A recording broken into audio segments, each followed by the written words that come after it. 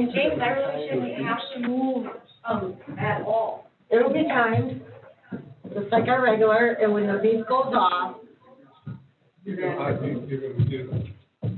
then we will say that your time is up, will be polite, you know, your time, if they're still speaking, your time is up. You'll say that or me?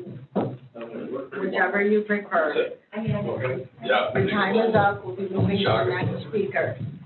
Reset and then you No, I'm trying to get both of yours. It's in there. Yeah, why is Brett not in the video? I don't need to be in there. It worked? It was fine yesterday. Oh, nice. Yeah, I should have found a different spot. There you go, Brad. But then you get. We got 2 minutes. Oh, how can you tell? Oh, up there. Oh.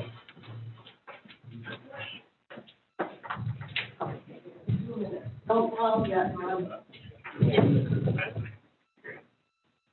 That'd be like a piece of paper, so. Expect that. I guess you're gonna bring us some standard. Huh? I guess you're gonna bring us some standard. Yeah, that's what you were saying yesterday. Really? Yeah, we get lunch. Get in on Monday. I'll make a motion, we get that forward. I could have brought it. Well, Monday's only got one agenda item. Yeah, they had 104 emails already, though. Oh, yeah.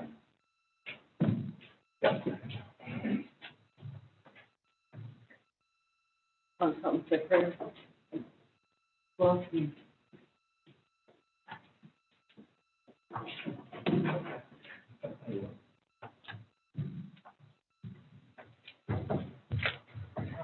Better. you need to. And put it on the.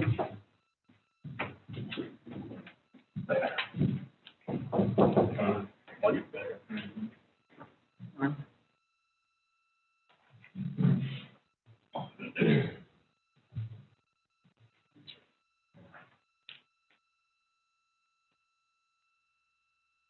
Stick to the main one.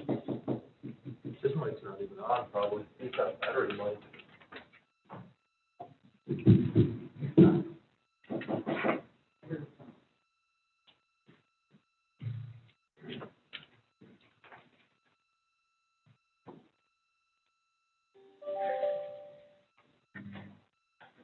Ready? Yeah.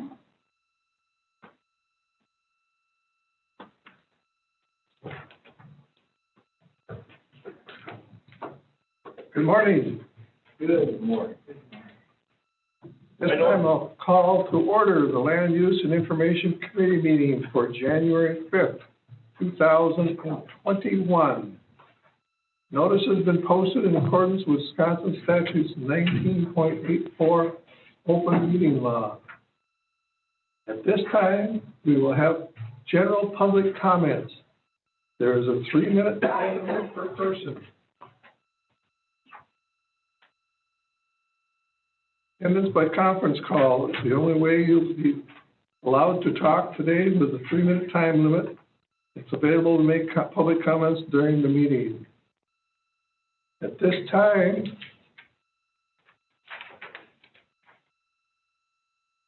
general public comments. I have Patrick Hansen. Are you there, Patrick? Yep, can you hear me okay?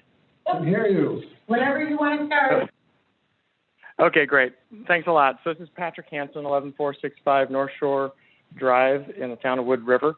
I'm speaking today representing not just myself, but also the concerned citizens of Big Wood Lake. And I think many of you on the committee are familiar with me and with our organization. We represent about 1,000 taxpayers, property owners, and residents of Burnett County. So I just want to say I know we've got several campground conditional use permits, new campgrounds, and expansion of campgrounds on the agenda for today.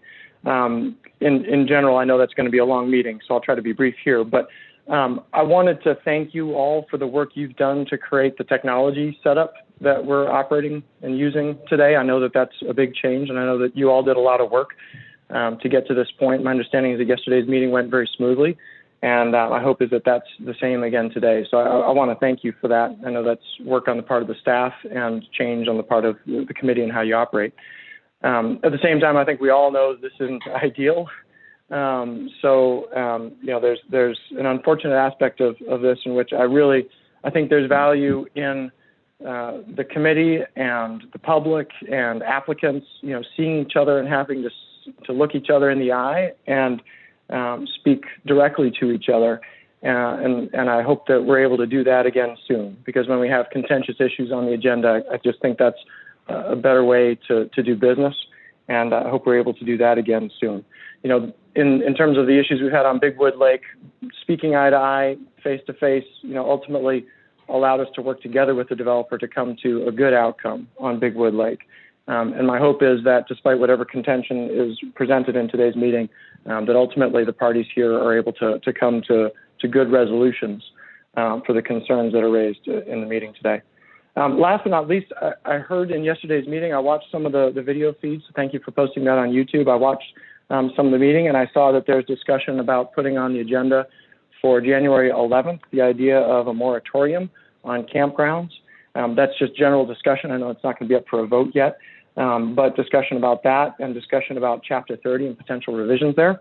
Those are topics very much of interest to me and to many of the folks that are here and participating in public comment today. So I want to encourage, I'm thankful that you're putting that on the agenda. I'm looking forward to that discussion topic next Monday. And I hope that out of that, you're able to invite public participation, not just in the meeting on the 11th, but in some form of an advisory committee or otherwise, to inform those revisions to Chapter 30 and to really make sure that the public is participating in those changes and whatever form of a moratorium, if we're able to achieve that. I think you'll have a lot of support here in this committee for that work. And you've got a lot of folks from the public who have either legal experience or just land use experience based on all the campground proposals that we've seen over the last couple of years, a lot of experience. So thank you for your time and thank you for your service. Okay. Next, for general public comments, we have Colonel Don Hamilton. Don, are you on? Good morning. Can anyone hear me? We can hear you, Don. Oh, well, good morning. Again, I'm Don Hamilton. I live at 7158 South Devils Lake Drive on Devils Lake. I, too, would like to thank the Land Services Department and your committee for doing everything you can to try to keep the wheels of government moving during this pandemic. I know this setup is definitely far from ideal, but I want you folks to know there are many people out there who sincerely appreciate your willingness to serve, and I would like to personally thank you for your service to the people of Burnett County. I also currently serve as the chair of the Town of Oakland's brand new Land Use Planning Committee. This new committee is the result of our Town of Oakland 2020 update to our comprehensive land use plan. This new committee will be reviewing all Oakland CUP and rezone requests for compliance against the Town of Oakland plan. And then we'll make a recommendation to the town board to approve or disapprove the CUP or rezone application. The town board will then make a formal communication to you folks based on the desired or undesired land uses found in our plan. Based on some of the conversations I heard yesterday, I would also like to applaud you folks for recognizing that now is the time to update and make changes to our land use ordinances. When you do that, I would like to have you consider including members of the public to help you update these ordinances. Specifically, Chapter 30, Article 2, zoning districts, notably 3085. Chapter 30, Article 5, regulation of special uses, conditional uses, especially 542 and 543. And finally, Chapter 30, Article 8, conditional use permits. I want you to know that I, like many others, are out there, and we're willing to help you in any way we can to improve our land use ordinances, and I hope you will include us in these very important discussions. So thank you for your time. I appreciate, again, your service to the county and to the people, and thank you very much. Thank you, Don.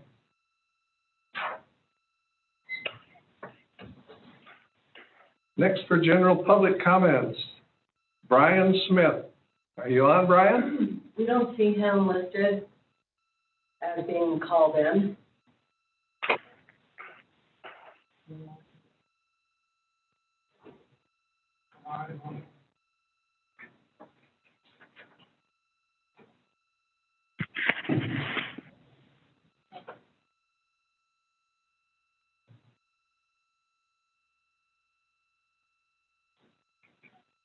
He's not on as a call-in.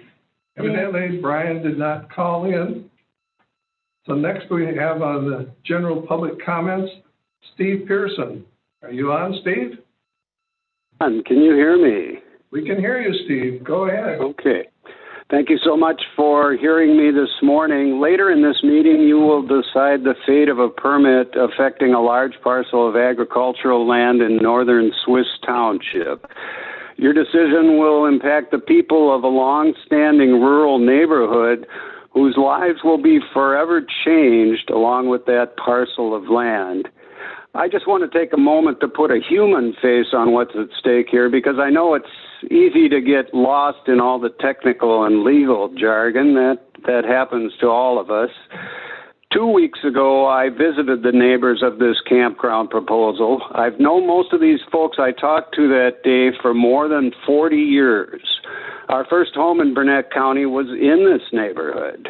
To a person, they vehemently opposed the changes being contemplated. David Olson, who has farmed the land there his entire adult life and whose family settled that part of Swiss Township 115 years ago, said it would ruin the neighborhood. David and his family were some of our first friends in that neighborhood.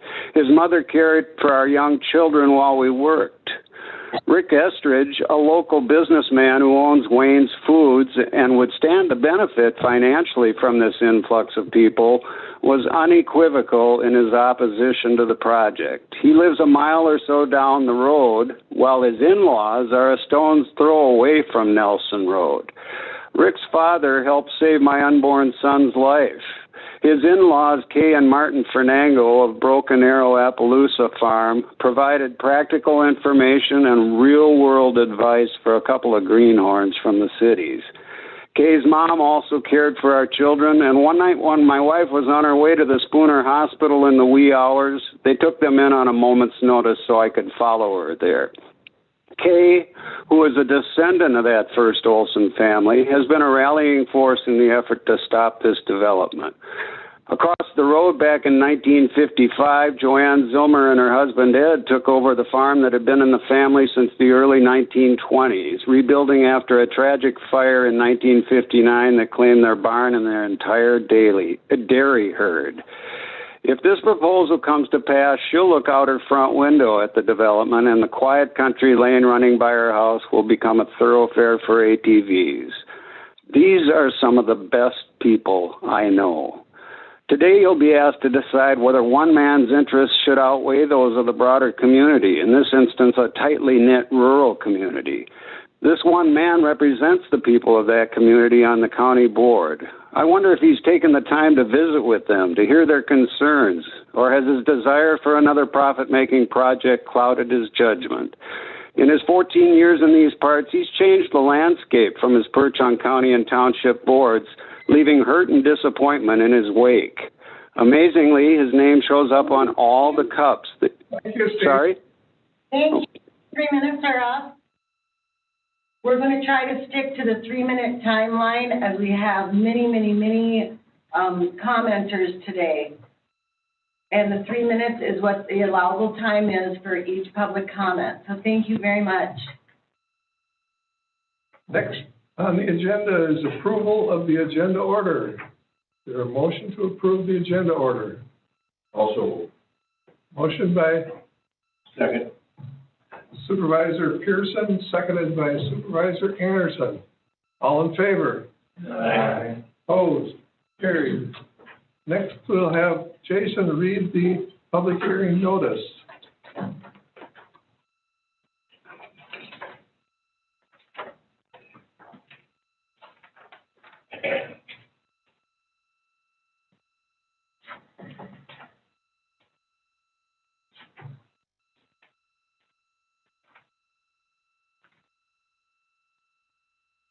Notice of public hearing, State of Wisconsin, County of Burnett, Tuesday, January 5th, 2021, at 9 a.m. at the Burnett County Government Center, Room 165, Town of Menan, Severn, Wisconsin, regarding the following.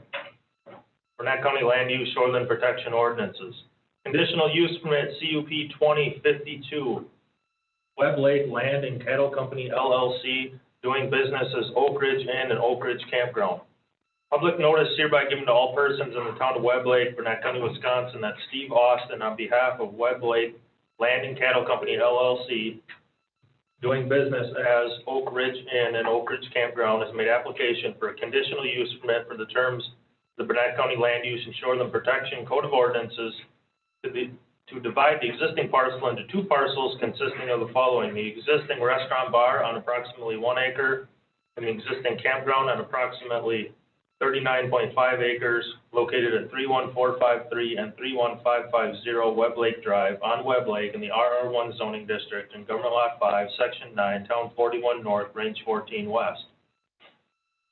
Conditional use permit CUP 2053, Webb Lake Land and Cattle Company LLC. Public notice hereby given to all persons in the town of Webb Lake, Burnett County, Wisconsin, that Steve Austin, on behalf of Webb Lake Land and Cattle Company LLC, has made application for a conditional use permit for the terms of the Burnett County Land Use Code of Ordinances to construct 5 storage rental buildings consisting of 50 units over the next 3 years, located on North Webb Lake Road in the RR1 zoning district in Government Lot 5, Section 9, Town 41 North, Range 14 West. Conditional use permit CUP 2054, North Camp Properties 4 LLC, doing business as Webb Lake Tavern and Webb Lake Campground. Public notice hereby given to all persons in the town of Webb Lake, Burnett County, Wisconsin, that Mike Hirschberger and Steve Austin, on behalf of North Camp Properties 4 LLC, doing business as Webb Lake Tavern and Webb Lake Campground, have made application for a conditional use for the terms of the Burnett County Land Use and Shoreland Protection Code of Ordinances to divide the existing parcel into 3 different parcels consisting of the following: the existing bar, lodge, restaurant on approximately 2 acres, the existing cabins and existing residence on approximately 2.7 acres, and the existing campground on approximately 58.6 acres. Also adding 30 additional seasonal campsites on the campground parcel. Also allowing for increased sizes of decks, patios, screen porches, sheds on these additional 30 campsites to match the sizes approved with CUP 1920. All changes to take place over the next 3 years. Located at 30925 Namakagon Trail on Webb Lake in the RR1 zoning district, parcel in Government Lot 6 and 7, Section 16, Town 41 North, Range 14 West. Conditional use permit CUP 2047 Johnson Enterprises. Public notice hereby given to all persons in the town of Swiss, Burnett County, Wisconsin, that Steve Austin, on behalf of North Camp Properties 1 LLC, has made application for a conditional use permit for the terms of the Burnett County Land Use and Shoreland Protection Code of Ordinances to construct a 180-unit campground, allow 1 storage shed up to 12 feet by 14 feet in size and 1 deck up to 12 feet and 14 feet in size per camping unit, split off the house and the barn onto a 10-acre parcel and have a restaurant, bar, event center on this 10-acre parcel. All changes to take place over the next 3 years, located at 31423 Nelson Road in the A2 zoning district. Parcels being the northeast quarter, the southwest quarter, southeast quarter, the northwest quarter, southwest quarter, the northwest quarter, and that part of the northeast quarter or the northwest quarter lying south of State Road 35, all in Section 7, Town 41 North, Range 15 West. Thank you, Jason. First on the public hearings is conditional use permit CUP 20-52. Webb Lake Land and Cattle Company LLC, DBA Oak Ridge Inn and Oak Ridge Campground, to divide the existing parcel into 2 parcels. Mr. Austin, are you on to explain the permit application? I am on. Can you hear me? We can hear you. Go ahead. And I've got Mark Krause here with me also, who has a way more detail on the surveying, et cetera. But the intent is to carve out the bar area so at some point in the future it could be sold if we wanted to, and then have the campground separately. Is there more to that, Mark? What we have shown is you should have a copy of the overall campground map that's been updated. with all the, mobile homes, existing RVs and other points out there. And it also shows the bar, restaurant area with the parking area and the boat, et cetera, shown. I guess that's all we really have to say or show, what you have right in front of you. If there's any specific questions, I'd be happy to answer those. Mark and Steve, do you have a background audio on, anything on a computer, or are you using a computer on the cell phone? We're just on the speakerphone, that's all we have. Okay, so both Mark's phone and your phone, Steve, have to, unmuted. Would it be possible for you guys to use your phones separately? And then. Okay, sure. Yep, gotcha. Yes. Okay, yep, we'll do it right there. Is that better? Let's try that. Yeah, in just one moment. Go ahead. Okay. That better? Much better. Thank you. You're welcome. Sorry about that. So the intent is to divide the bar restaurant off separate from the campground. So if any point in the future that we wanted to sell that and have it as a separate business, that it's already done.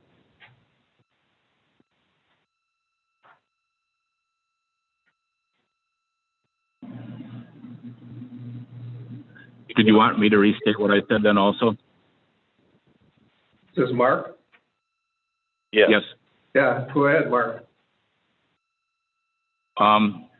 What we have updated is the campground map showing all the old original sites and the RVs, their decks, additional sheds, et cetera, parking areas, and so forth. It's been used to start replacing septics, et cetera. It's an overall map of the existing campground with the new part also highlighted. The bar area is shown with the proposed division of the lot with the restaurant, bar area, parking area, and shows all the existing roads, boat landing, et cetera, on there. If there's any other specific questions regarding that, you can ask me a question. Otherwise, the map basically speaks for what we're attempting to do there. Thank you. Does the committee have any questions or want clarification of something? Supervisor Conroy. Yeah, Supervisor Conroy. Mark, looking at the detail for the lot with the bar and restaurant, I see the tanks located, but I don't have any idea where that drain field is. Have you located that? Yes, it's where the S's and STs show right up the hill there, right at the end of where it says campground parcel. It's about 100 feet up the hill towards campground units 52 and 53. Okay.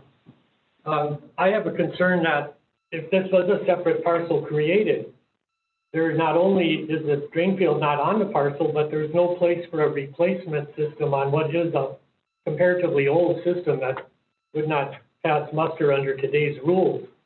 I think it needs a substantially bigger lot or some accommodation to make that issue not be a problem for a future user. I think the attempt originally was that there'd be any place for replacement. There'll be cross easements for any future replacement system, but we could easily add that area as a specific easement or part of the lot if that's so desired. Well, I think it's necessary to okay. On the road, I think we would want to add that, address that issue in our conditions should we approve it. So that's all I have for now. Okay. Any other questions or clarification by any of the supervisors? Supervisor Anderson, the way it looks, the boat landing and your gas pumps all stay with the bar and restaurant, is that correct?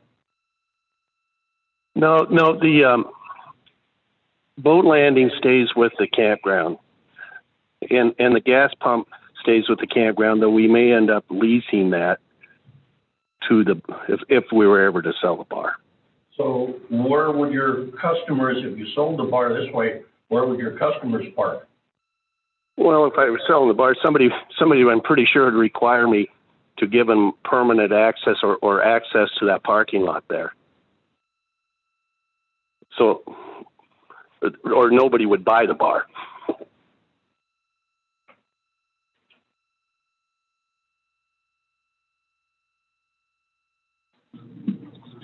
Good enough, Supervisor Anderson? Yes, the only thing is, if there's no parking at the bar, it's not gonna be much business. That's correct. So we would, if there was a valid offer for the bar, we would clearly state that they could use that parking lot. There'll be cross easements on the certified survey map that would provide easements both for ingress, egress to the boat landing and across the areas of the parking lot as conditions on the easement or conditions of the sale. And that would be dealt with legal documentation for cross documents that are needed for shared easements, shared usages of the parking area. Supervisor Conroy. I happen to have another observation that I just need to probably throw out here for discussion. This is a bit speculative because obviously you haven't sold the bar and restaurant, but that's going to use up about 240 feet of waterfront.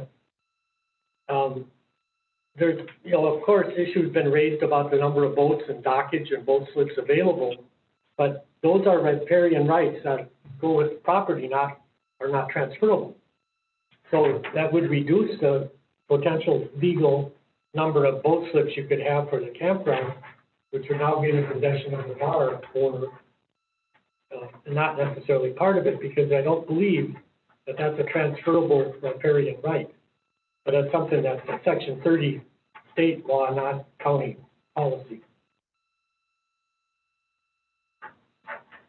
That's a good point, and if somebody were to purchase it, it would certainly be part of the equation. I'm just throwing it out there for. No, that I appreciate it, Craig. Because at this point we don't have a buyer. It's just it makes sense to have it divided off, but we clearly follow the DNR rules about how much you can have for boat slips per lakeshore. Okay, good. Just wanted to be sure we mentioned it. I think Craig's point was that the campground Supervisor Anderson? I think Craig's point was that those boat slips would go with the bar and would not be a part of the campground then, right? That's the way it would work, the way I understand it. But again, it's not our regulation. It's a state Section 30 water law that allocates boat slips for 2 for the first 50 feet and 1 slip for each 50 feet after that.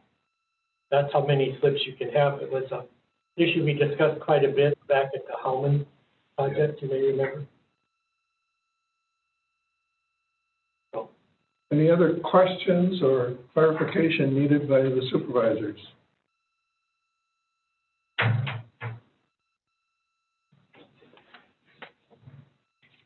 Hearing none, we will proceed.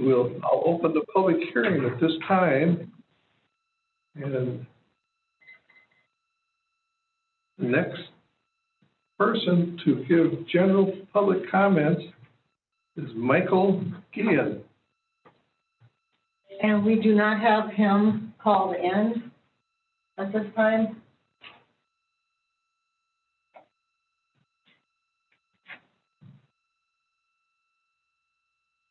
So if you want to move to the next one. Next one would be Mike Hempquist. Can you hear me? We can hear you, Mike. Go ahead, I am the Wet Lake Fire Chief, and we have not noticed any increase of call load up at Oak Ridge, and actually I think it would make it easier for the ambulance, first responders, and fire department to split that so they actually know where to go if we do get a call up in that area.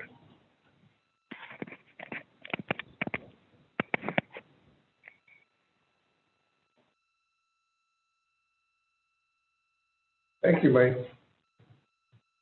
If I did not open the public hearing at this time, I will do it this time, Michael. The next for general comments We have no other general comments on this particular CUP.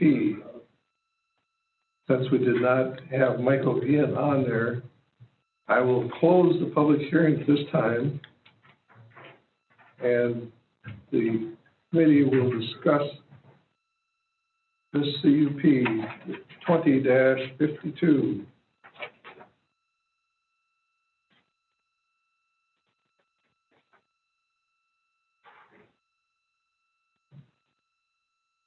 I will read it.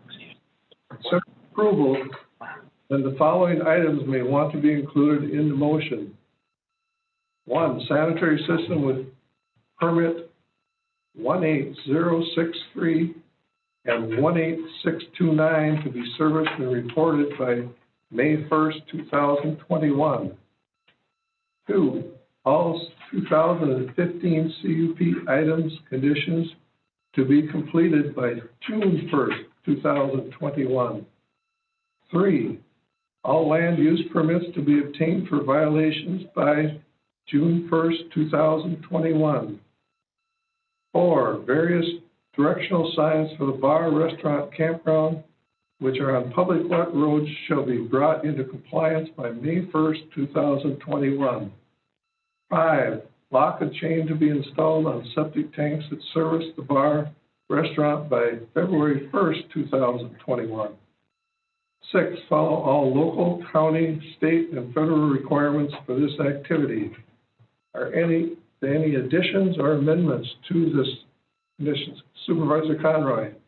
Supervisor Conroy, I'd like to offer an amendment, as I previously discussed, to renumber number 6 to number 7, and then insert a new number 6, which is that the existing drain field and a future area for replacement of that drain field shall be provided either by adding to the certified survey map or by document of perpetual easement to accommodate that issue. Thank you. Any other additions or amendments? Supervisor Ah. This is Supervisor Ah. I just have a question for Jason, probably. Do commercial properties have a parking space requirement? Yes, they do. I could look it up for you if you want to discuss any other topics first. Then I can get you what the number is. While Jason's looking that up, is there any other? Should be probably a second to that amendment motion. Pardon me? We should ask for a second to the amendment. We haven't had a motion yet anyway. Yeah, we didn't have a motion. No more. The motion I made to address the private sewage system issues. Okay. Motion by Supervisor Conroy. Is there a second? Second by Supervisor Ah. Do I have to go through the whole thing? I'm asking for approval. Yes, but first, you're going to discuss are you going to discuss the amendment? Any discussion of the amendment, or your motion was? Do you want me to restate my motion? Yes. Okay. The motion that I made was that I want to add a new number 6, renumber current 6 to 7, insert 6, which is that an area must be the area of the existing private sewage system's drain field and a sufficient area for a replacement for a future code compliant drain field must be added to the certified survey map by either enlarging the certified survey map area or providing a perpetual easement attached to the certified survey map for that purpose.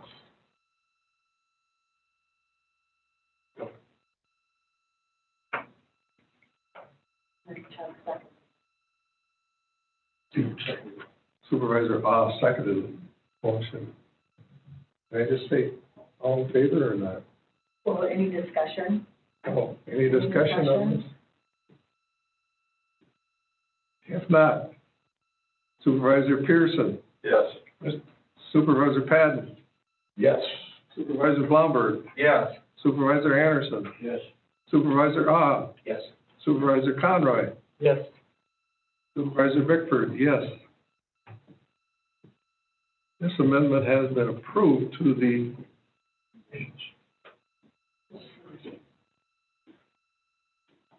question I have for Supervisor Conroy is, should also we have as a part of the,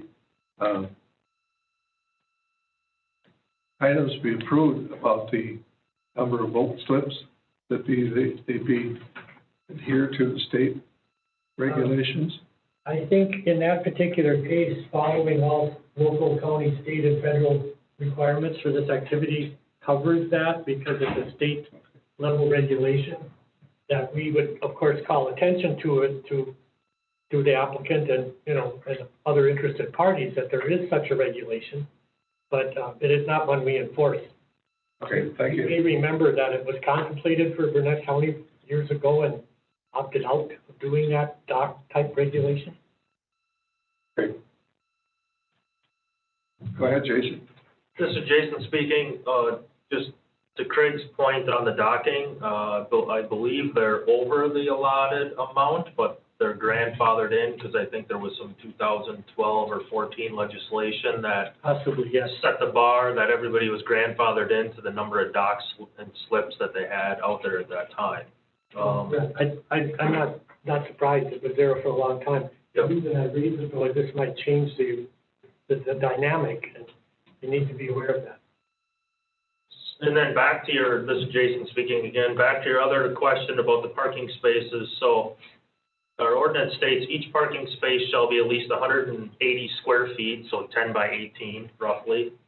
And our ordinance also says restaurants, taverns, and similar establishments shall be provided with at least one space for each 3 seats devoted to patron use. So it's based on number of seats that you have in your establishment. So if you had, it's one space for every 3 seats. So in theory, if you had 30 seats, you would need 10 parking spaces. How much parking? This is Supervisor Ogden. How many parking spaces are available on that place? It seems like that parking lot is really small. This is Jason speaking. With their comments during their presentation, they stated they would do easements across that parcel to give parking. Well, right, but what we're talking about is dividing it off as a restaurant. And I don't know how we can do that if it doesn't have enough parking for a restaurant.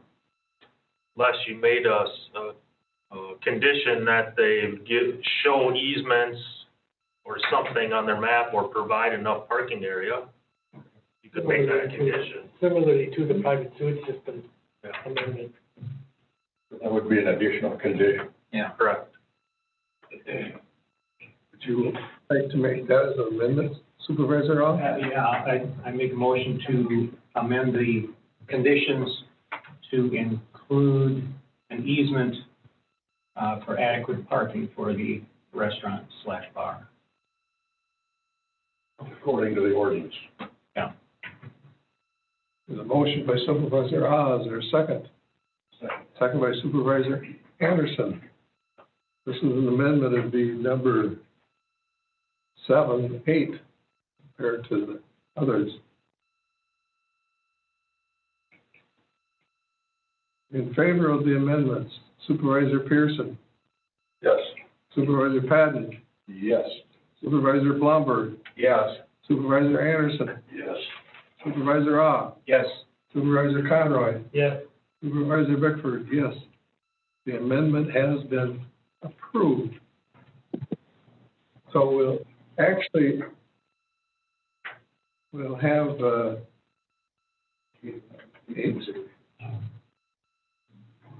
8 amendment, or 8 conditions. Right?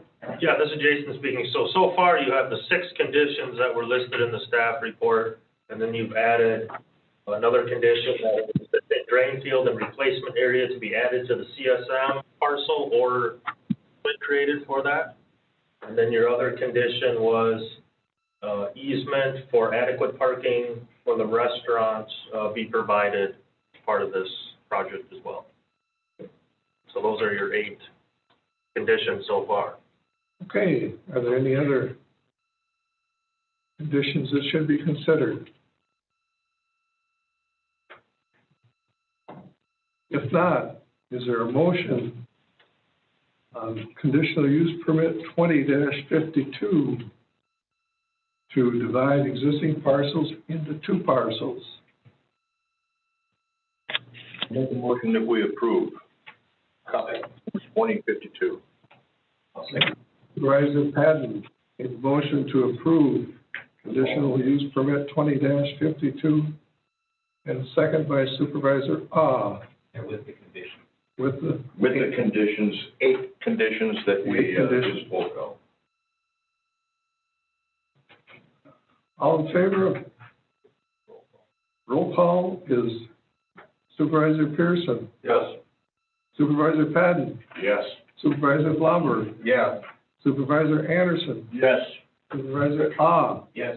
Supervisor Conroy, Yes. Supervisor Pickford, yes. Conditional use permit 20-52 to divide existing parcel into 2 parcels has been approved. Next, we will move on to conditional use permit CUP 20-53, Red Lake Land and Cattle Company LLC, construct 5 storage rental buildings. Mr. Austin, please explain the application. Yes, that land years ago was attached to Oak Ridge across the road, and the people that we bought Oak Ridge from kept that small strip. We purchased it back, and it looks, or appears to us, it's a great spot for storage to help keep the campground cleaner and to park boats, et cetera, over there, so they're not jammed up against trailers. So that's really the only use that we see fit over there. I think you could make an argument that you could put campers over there, but we don't want to do that. We're done expanding at Oak Ridge, but we would like to put up some storage units, and there seems to be a demand for that from the residents of the campground.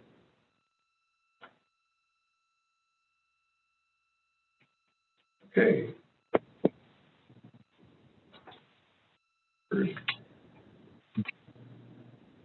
Did Mark have any more to say on this? Mark Krause?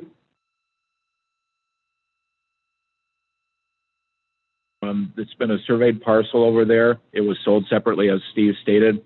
There are a couple different levels out there, so this is not all one flat piece of property. And so that's how come instead of larger units there, we decided to make them as a 10-unit unit instead, because there will be some elevation changes between there and to allow the drainage and so forth to go to the backside of the property, and also to allow for snow removal, et cetera. Okay. Do any of the supervisors have questions or clarification on the application? Supervisor Ah. On the maps, I don't see any indication of entrance or exit spots. I'm just wondering where Please repeat that. on the maps, I don't see any indication of where people get in or out of that property. At this point in time, there's still some fill being added out there, and it has not been decided where the entrances are. There are 2 existing entrances, openings in the trees with some brush and tree cover between the road and where these units would be. And we're trying to leave that as much there as possible at this time. And we, like I said, we haven't decided on the exact location of the entrances yet. A little bit will dictate on which units get built first. There would be at least 2 entrances, and of course, the whole front of the units would be driveway area or drivable area. So we'd basically have a U-shaped driveway with 1 entrance on basically near each end of the units that are shown.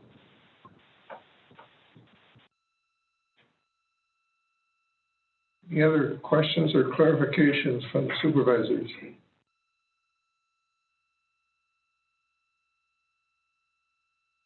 I have one question. Mr. Austin, has a DNR permit been applied for grading? I called the DNR and talked. I can't remember her name, and we will be getting that. Yes. So applied officially, no, but yes, we will be getting it. Jason pointed that out.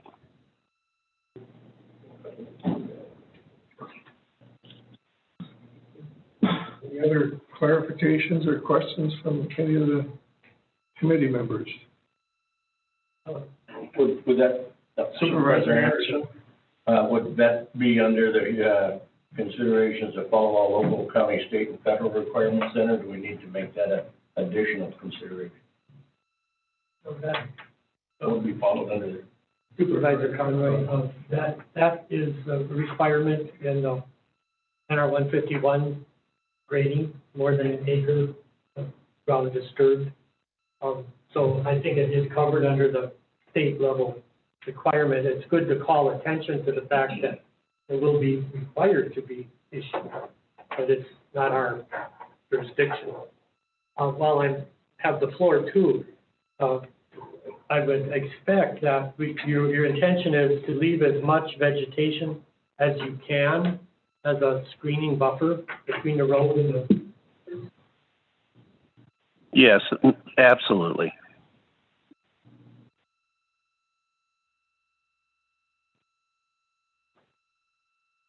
I think maybe it would be appropriate to add maintain screening to our conditions of approval if we so choose. So I'll offer that amendment. I haven't read them yet. So. Pardon? I haven't read them yet. So. Oh, you can read. I haven't opened the public hearing or. We'll do that instead. Yes, that's fine. Jason, is the land use office notified when one of these permits are issued? You're speaking about one of the DNR permits? Yeah, the DNR permit. I don't believe they contact or copy us on that email.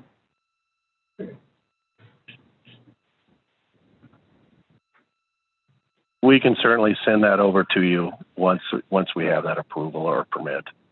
Okay, thank you. Are there any other clarifications that need to be met before I open the public hearing? If not at this time, I'll open the public hearing on CUP-53.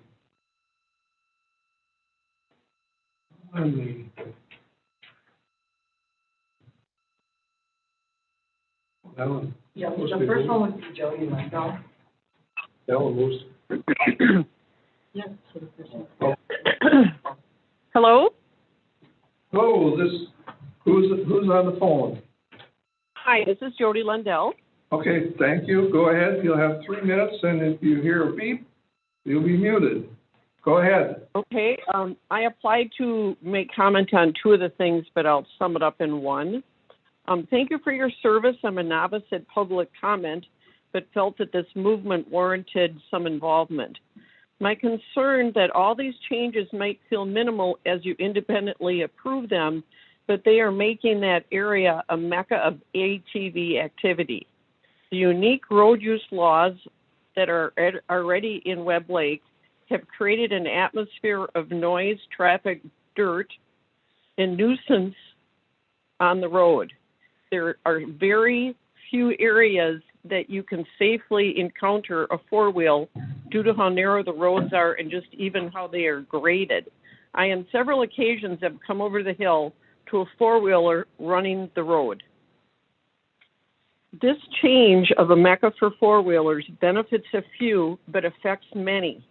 I and my family, along with many of the residents in that area, have had cabins for over 50 years, having this area developed in the 60s. These are generations of people that have made this their summer home. Longtime cabin owners provide more tax revenue than these campgrounds. The local area landowners do not want this. It is changing the chemistry of the whole area up there.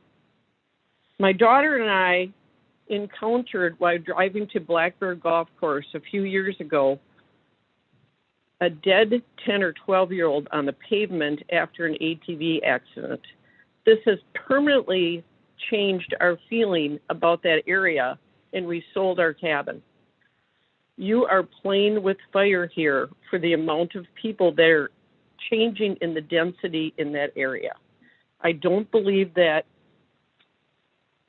the traffic problems have been addressed correctly, and we don't even have the law enforcement in that area to address any problems that there are. My son was sitting at the golf course at Voyager and got backed into by someone on the 4th of July weekend, and it took 4 hours for someone to file a police report.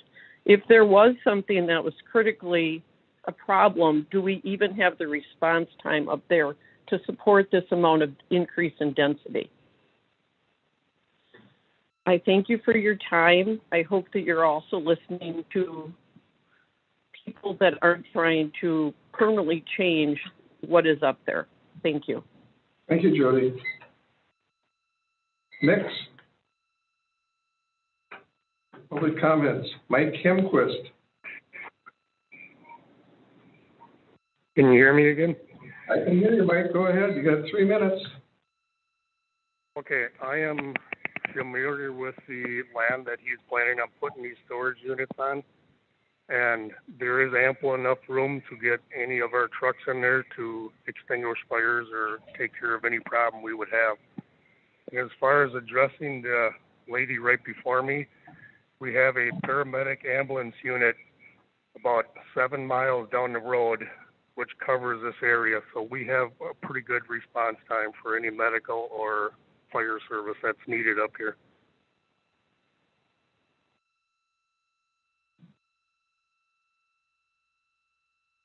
Is that all, Mike? Yes. Okay. Thank you for joining us today.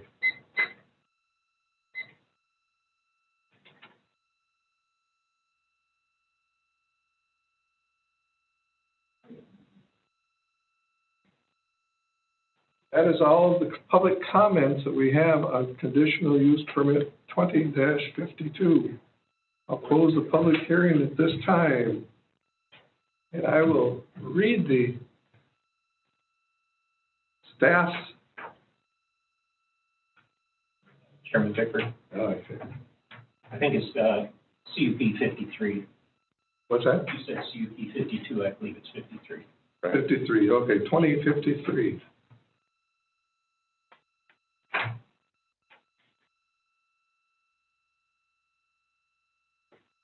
If considering approval, then the following items may want to be included in the motion. These are staff recommendations. 1, no outside storage allowed. 2, site address required prior to construction. And 3, follow all local, county, state, and federal requirements for this activity. Are there any additions or amendments to these 3 conditions? Supervisor Conroy. Supervisor Conroy. Hi, this is Steve Austin again. Can I say something? Go ahead. I would ask that we're allowed to, if you approve it, have some outdoor storage where you could set their boat trailers over there during the summer. It would make it easier in the campground. That's all. In this zoning district, we do not allow outside storage. Other than in commercial. It has to be commercial zoning.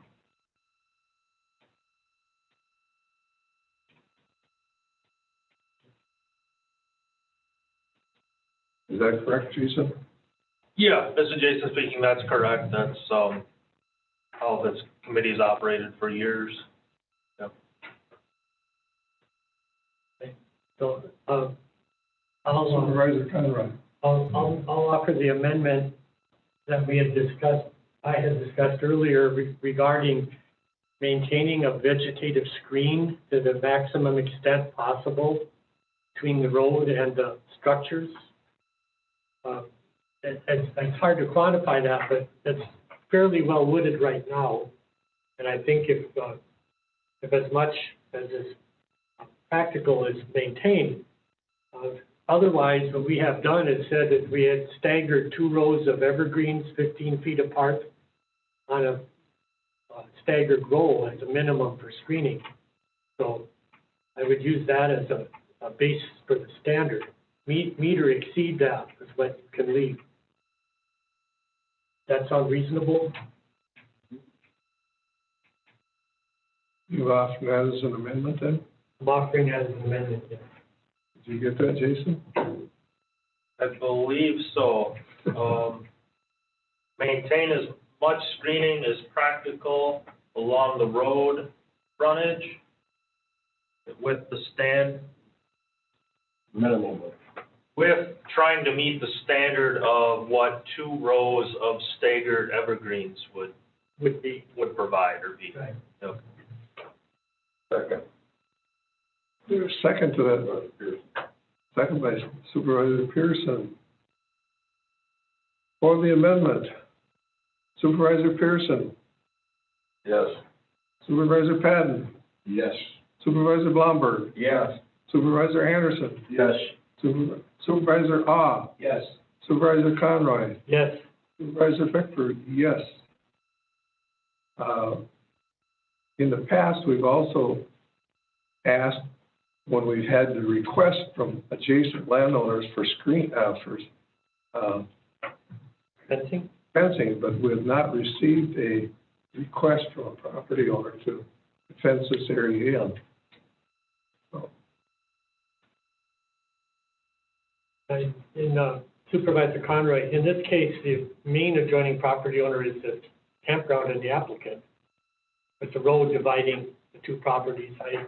I'm not sure that there's a real security need for fencing there. But certainly if they opted to fence it for security, we'd have no objection. the owner north of that would be Burnett County Forest, so. Supervisor Ah. What kind of lighting, if any, are you going to have for the property? Hear the question, Steve? I missed that one, I'm sorry. What kind, are you going to have lighting on the property? Outside lighting? That's a good question. If we do, it'll be very lighting, just some, Mark probably has a better term for it, but I don't want to have that all lit up right as a day. The campground faces that, so there might be some low beam lighting over there just to put some on it, but it'll be very non-invasive, or I don't even know if that's the right term. Yeah, I think they call it. Downward lighting is what he's looking at. I believe this is Mark from Wagner Surveying. Yeah, things called dark sky. So, I would like to, I make a motion that we add that the external lighting be, whichever is most appropriate, either down to neighbors. Yeah, non-invasive. I'd like to second that. Supervisor made an amendment to provide dark night lighting, Dark sky lighting. and seconded by Supervisor Blomberg. For this amendment, Supervisor Pearson, Yes. Supervisor Patton, Yes. Supervisor Blomberg, Yes. Supervisor Anderson, Yes. Supervisor Ah, Yes. Supervisor Conroy, Yes. Supervisor Bickford, yes. I would assume then, Steve, that there'll be an electrical line put in there, because I don't believe there's electric on that property. Yeah, it will be able to take some from across the road and tunnel it under, so that we have some basic electricity, yes. Okay, thank you. You heard the 3 staff conditions and the 2 amended conditions. Are there any other amended conditions to be provided? Supervisor Anderson. Anderson here, comment from Mike earlier about the emergency vehicles and all getting in case there's a fire in the storage sheds or something. Are the driveways going to, is that under our local ordinances that they have to be so wide to accommodate? Yeah, this is Jason speaking. Yeah, there's an ordinance provision that says what's driveway widths, clearances, turn radiuses, and all that have to be. Don't have it. That is a condition. Correct. Did you hear the question, Steve? I did. Okay. And we will certainly follow that. Okay. Okay, you've heard the conditions and the amended conditions. Is there a motion on CUP 20-53? To provide 5 storage units. I move to approve. Motion by Supervisor to approve. To include the 5 conditions stated. Including the 5 conditions. Is there a second? I'll second that motion. Second by Supervisor Patton. We have a motion and a second. In favor, Supervisor Pearson. Yes. Supervisor Patton. Yes. Supervisor Blomberg. Yeah.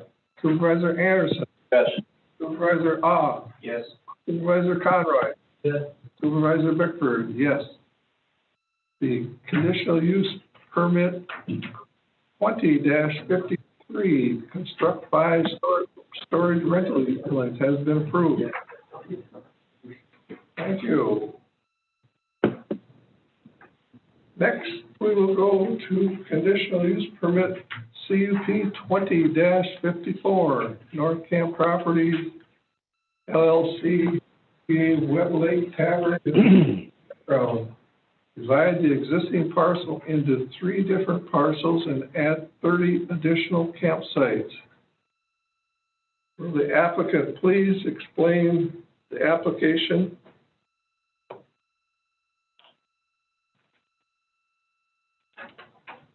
I'm sorry, I cut out there.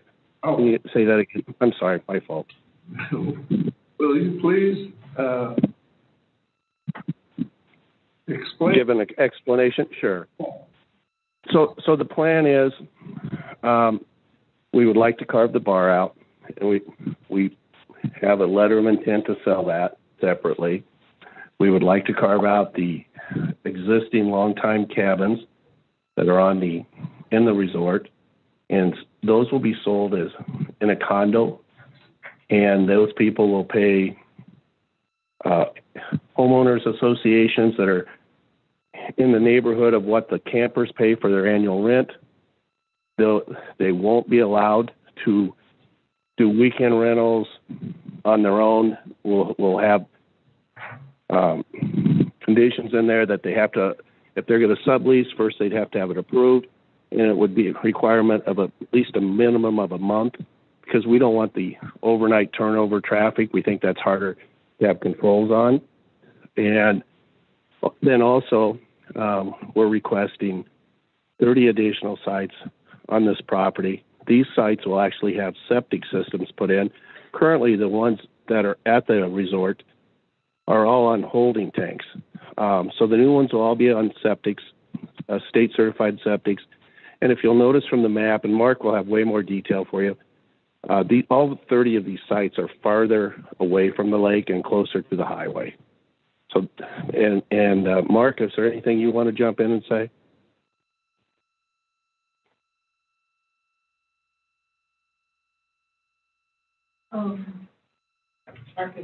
Mark, phone is hung up from the line, so, Mark's phone is hung up from the line. oh, now it's back. Hang on. Okay. Is it open? Go ahead, Mark.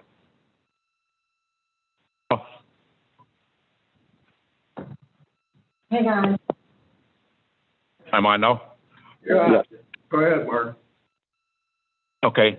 The new campsites would be along the existing road that's on the internal northwest side of the existing campground. And so would utilize the existing road with minimal tree cutting for the sites, and all the drainage would go to the lower area in the middle of the property there. no drainage would go towards the lake.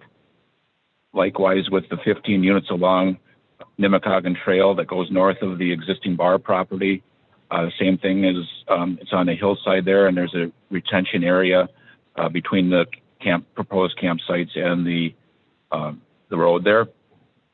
And as Steve stated, it's all much further away from the lake. Regarding the certified survey map for the properties, we would be basically including all the septic system and parking area of the existing bar with the entrance there. There would remain a shared entrance for the main campground, which goes in through the property, as well as driving through the existing cabin CSM, which would have the condominiums on it, or would the cabins be turned into the condominiums, and there would be shared and cross easements for those, as well as the boat launch and the other parking areas, et cetera there. The cabins, all the septics for the existing cabins are on the proposed new CSM for the condominium, and there's ample room for replacement in that area, especially between the existing residential house site and the cabins towards the lake. If there's any specific questions on there, I'd be happy to answer them.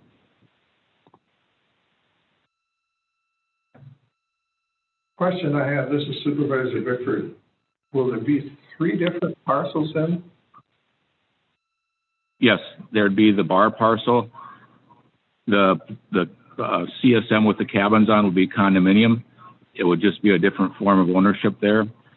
They would still have the easement rights, et cetera. And then the campground would be the 3rd parcel. And that would be just for separating out the entities, and the existing uses would stay the same. The residential house then will also be part of the one with the bar? Yes. No, the residence will be part of the condominium flat, or the CSM that's part of the condominium.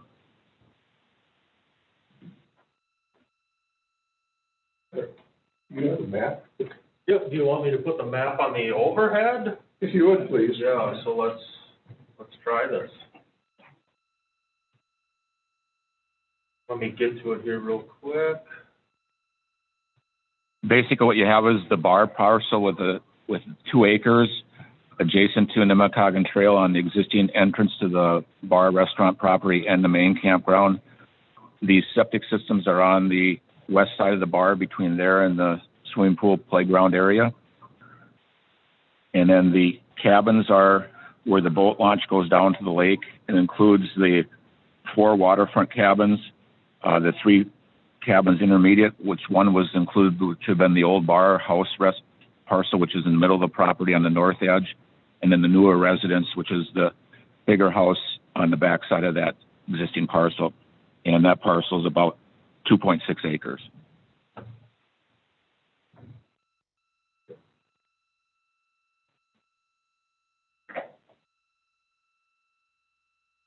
Still a little bit small on the screen up there, but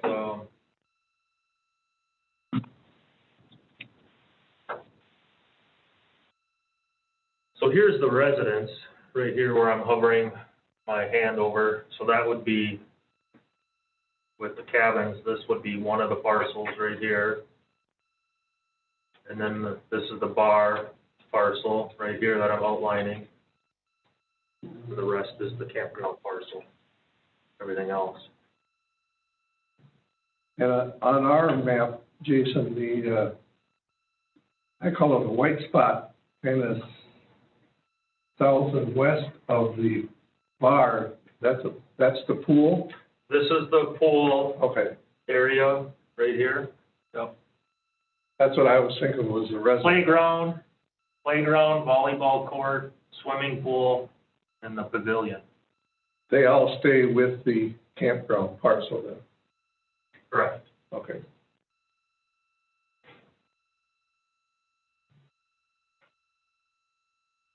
Supervisor Can you help me understand the condominium aspect that you're talking about and the ownership, et cetera?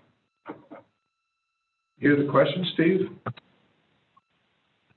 This is Mark speaking. Condominium is a form of ownership. The individual units will be sold, and the land underneath the units and et cetera, and the septics and stuff will all be held in common. And that's why it's called a condominium. It's a common ownership. So they commonly will share the lakeshore, the roads, and the parking areas will be delineated or defined, as well as the units themselves. And they basically purchase the units and not the land. There'll be 1/8 ownership in the land for each of the individual units. So the partnership that it currently owns the land would no longer own it? Or would they manage it? They would still manage it, I believe, and they would still have to have cross easements because the roads are intertwined. Basically, there would be no notice and difference of that, other than the fact that they would no longer be renting the units to the individuals. These individuals would have their own ownership of that, and so the ownership would change from the campground owners to the individual owners on those parts, and most of the rest of the issues would stay the same as far as shared usages, et cetera. It'd still be a resort community because it's shared ownership, and so it would stay pretty much the same other than ownership. They would also be under the same rules for noise, time to the quiet hours, no discharge of firearms or fireworks. So it's the same campground. The same campground rules would apply to those condo units. Yeah, that's what I was wondering, if you had the power, so that would just be in the condo sale agreement kind of thing? Yeah, it would be very restrictive, yes, because it's important that they follow the same rules as the campground or they ruin that experience. I don't recall seeing a set of rules in the request. I don't know that we sent that out, but we're always happy to give it. But our standard contracts talk about no discharge of firearms, no public nuisance. No, there's a lot of rules. No excess cars, et cetera.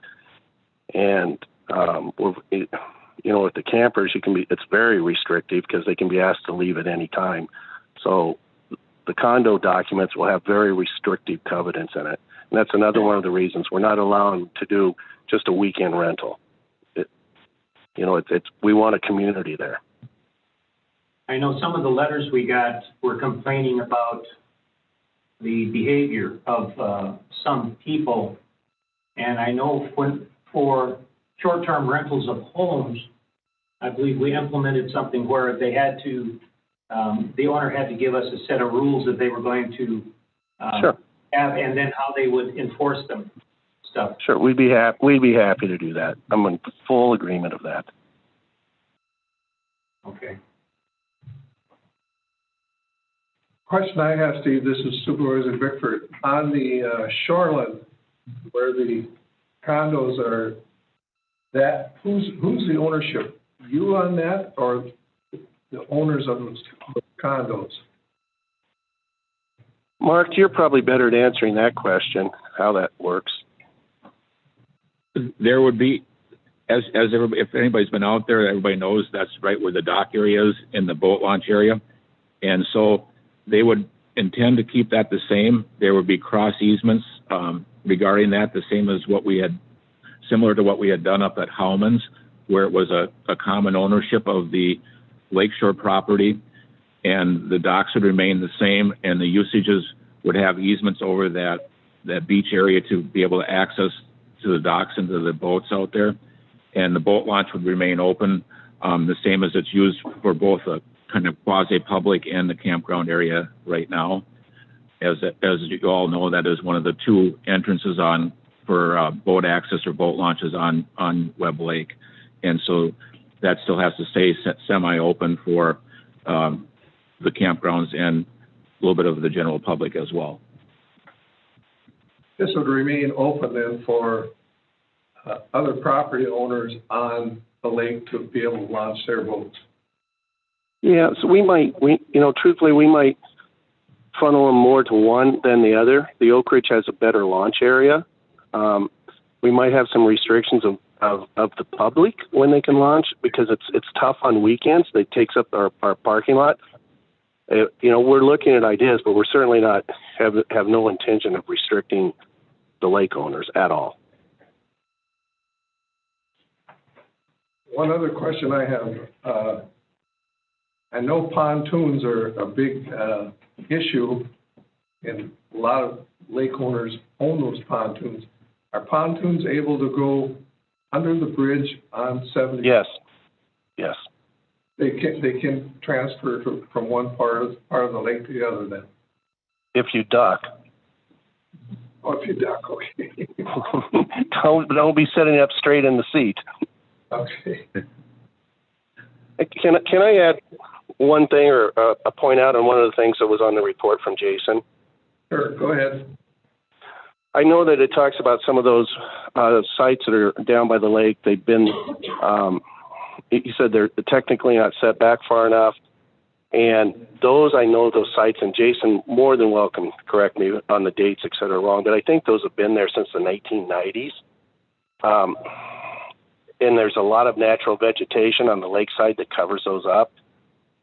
You know, it would be, I don't think there's a way to move those down there, but you know, if the county said, wanted to work something where as those people leave that we got to be moved out of there, I understand. But those have been, some of those, I think they've been there since those sites since the 1990s. They have some beautiful park model homes down in there. So I just wanted to bring that up. This is in the camp? In the campground section, yeah. Before I forgot, Jason may want to explain that in more detail. Yeah, so this is Jason speaking. I got them shown up here on the map. That's these sites down here. They have been there since the 1990s. They don't meet the 75-foot lake setback, the 40-foot wetland setback. Since they are more than 10 years old, the county, as the zone administrator, cannot go after them and force them to be moved at this point. Now, that's where the committee, since this is a conditional use permit, you can always put conditions on them. Same thing, we have these couple units up here. This one here, which doesn't meet the 50-foot side setback that's required in campgrounds. And then the same thing here, there's a couple units that don't quite meet the 50-foot setback. Same thing, they've been there for a long time, so they're grandfathered in. That's why zoning isn't going to make them be moved. But with part of the conditional use permit, the committee can make that a condition.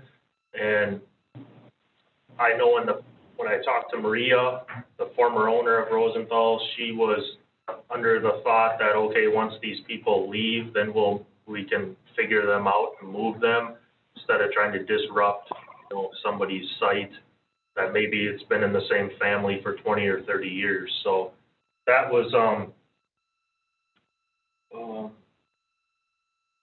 I originally had, the October 31st, 2022 date in there, but if the committee wants to change that to say something like as the current owner, current leasee moves on, then those sites be brought into compliance. And we would be okay with that. Supervisor Anderson here. When on the public boat launch, that's going to be part of this other parcel that's not going to be owned by the campground or the restaurant, can the people that are involved in that shut that launch off and make it a private launch only to them? You meaning the condo owners? If they so desire, say... No, we would have it written. We'll have it written in the contracts that that's all use for the community, and that they can't do that. So that won't be allowed because it'd be a bad deal for the resorts. Could they put a toll on it? They could, but no, it's and again, I really think over time, I've even talked with some of the Webb Lake Association. They would like to see the Oak Ridge ramp used more than the what I still call the Rosenthal's ramp. It's this one over here is mucky. You sink in, it's not as nice of a launch. The Oak Ridge is sand bottom, it's cleaner, it's wider, and there's so there may be more use of the Oak Ridge and less of the one here, is kind of the thought process that we're thinking about.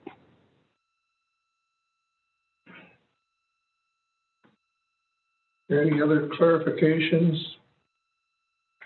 needed by the committee? Supervisor Conroy. Yeah, I have some questions regarding, again, as you'd expect, the private sewage system arrangements. This is a complicated system, as you've all noticed when reading through your packet. But if Jason scrolls up there, you'll see that the beds for the drain field are just to the east of the swimming pool, more or less, right in there. That's the system that was installed back in the day when the original new bar and restaurant was built. And early in the transition of the state requiring high-strength waste to be treated differently than domestic waste, and the state did not require a ATU, they required testing. And it went on for years, and the system is still functioning. See a report by soil scientists who used to work for the Department of Safety and Professional Services.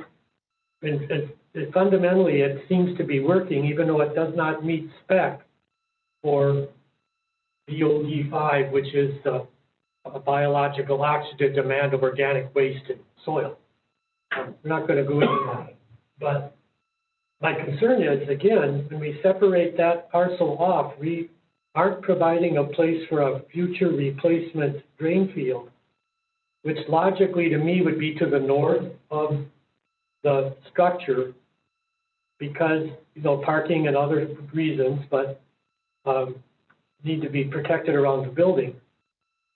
The point is that under the current rules, you can avoid the need for an aerobic treatment unit by having a larger drain field so that your loading rate falls within the 220 milligrams per liter of BOD5 required by the code. Again, I think there needs to be accommodation made for a future replacement drain field because an would perhaps work there if that was done instead, but it isn't necessarily guaranteed because that system has been in service since 2003, I think. So we're 17 years old on that now, and we may hope that an ATU would do a remedial restoration of a drain field, but we can't guarantee that. So I think that's one other thing that has to be contemplated, and I'd want to see some accommodation to provide a little more room. So when the time comes when you read things, I'll offer an amendment to that, I think, as well. Any comments from Steve or Mark? This is Mark speaking. We can accommodate that the same as what we talked about in Oak Ridge, having a permanent replacement area on the campground property that can be written in their documentations, similar to common property where you are allowed to put a septic system if needed on the adjoining property, and we can definitely accommodate that within 50 feet of the boundary of the existing certified survey map without any issues, I believe. Soil conditions are pretty predictable there, and I don't think you have an issue. I think that needs to be done. Yeah, it's just a matter of size and location, I believe, Craig, as you might well know. So. Correct. I also have on the list as an applicant, Michael Hirschberger. Is he on? Does he wish to make any comments? Michael Hirschberger is on. Okay, do you wish to make and I'm in support, and I'm in agreement with what Mark and Steve are talking. Okay. Okay, thank you. Are there any other questions or comments wish to be addressed? If not, I will open the public hearing at this time. And the first person on the public hearing portion is Kathleen Whitcomb. Hi, can you hear me? We can hear you, Kath. You have 3 minutes. Go ahead. Okay, thank you. I do not want 30 more campsites opened at the Webb Lake Campground. That's my biggest concern. People leasing the campsites on Webb Lake outnumber the individual property owners. Property owners pay taxes. We support the infrastructure, the schools, and the services of Burnett County. People who lease campsites do not. Committee members, please do not regard this as just a Webb Lake problem. Just because it's not happening in your own backyard, do not disregard taxpayers' concerns.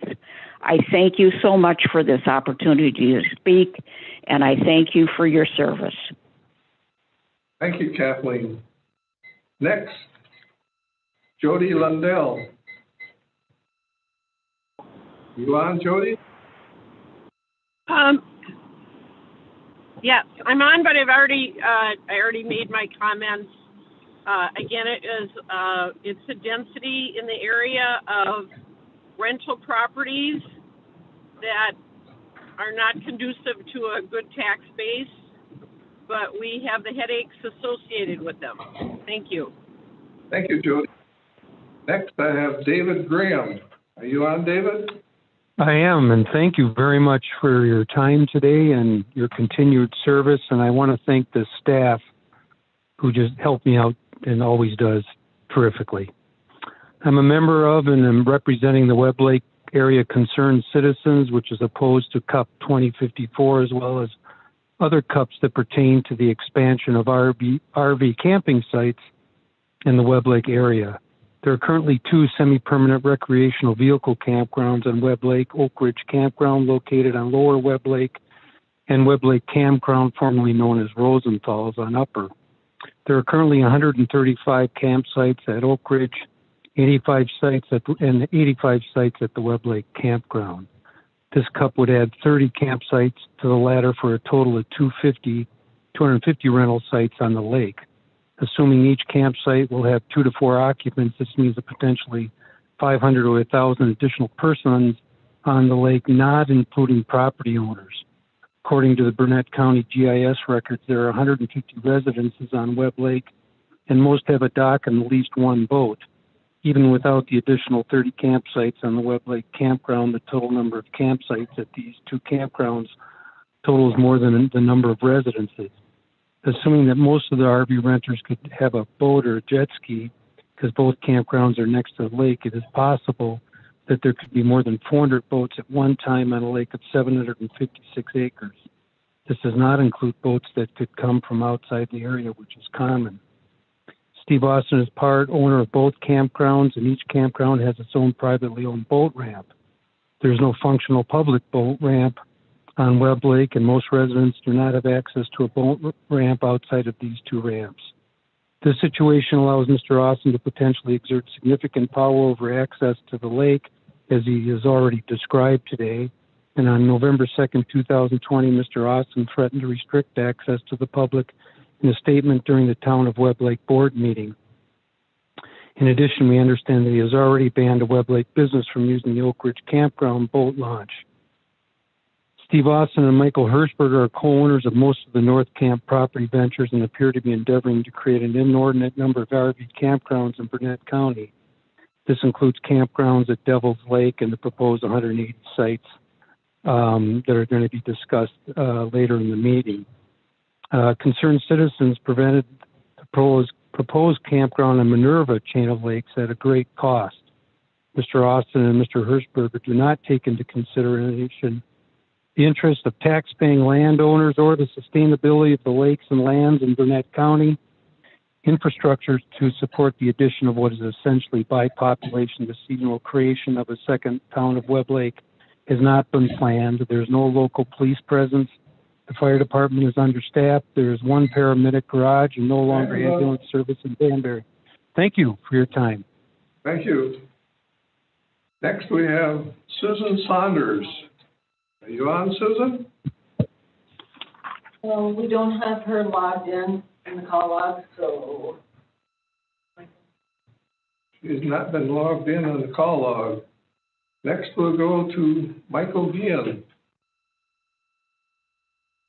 Hello, my name is Michael Galen, and I live in the town of Webb Lake. I am just calling to reiterate what a number of people have said about the additional campsites. I don't have any issues with splitting the parcels off, but for the same reasons everyone has talked about, I oppose the extra 30 additional sites. Thanks for your time. Thank you, Michael. Next, we have Barry Kurkowski. Good morning. Can you hear me? Can hear you. Go ahead. You have 3 minutes. Thank you, sir. My name is Barry Kucharski. I've been a summer and also a year-round resident of Webb Lake for 65 years. My family has been paying taxes in Burnett County for 100 years. My grandfather built the Webb Lake Hotel in 1921. I served as the president of the Big Bear Lake Association for 10 years and was instrumental in starting the Big Bear Nature Trail in the town of Webb Lake. If these sites are allowed, the cost of our road maintenance, fire protection, police, first responders for the county and ambulance services would be increased and absorbed by the taxpayers, most of whom are not represented at this meeting. We are very concerned about the exploitation of the town and the county in the past few years through the overuse of the trails, roads, and lakes. The town defunded the Webb Lake Police Department and has made many of the town and county road age legal for ATV use. The town is in need of and advertising for additional volunteer firefighters. The Burnett County Sheriff, Tracy Finch, sent out a letter to us on March 20th, voicing her concerns about the pandemic and asking for citizens' assistance to help protect the citizens of the county because they were understaffed. The town population swells to thousands on the weekends or on certain holidays, and the roads become very heavily traveled and dangerous. Adding more facilities without addressing these issues in the infrastructure is irresponsible. These are not campgrounds. According to state statute number 710.15, neither of the existing facilities or the new sites being proposed are campgrounds. They are indeed manufactured home communities, only licensed by the state. I had this confirmed last evening from Jack Votruba, a member of HUD and UDC consultant for the Department of Safety and Professional Services for the state of Wisconsin. In his email, and I quote, yesterday, I've sent you all, by the way, a copy of my stuff yesterday. I hope you all got it. I don't know. And he said, per Wisconsin statute, SPS 326.08, any plat of land with 3 or more manufactured homes must be licensed as a manufactured home community. That has to be done through application fees with the state of Wisconsin, not through a town or a county.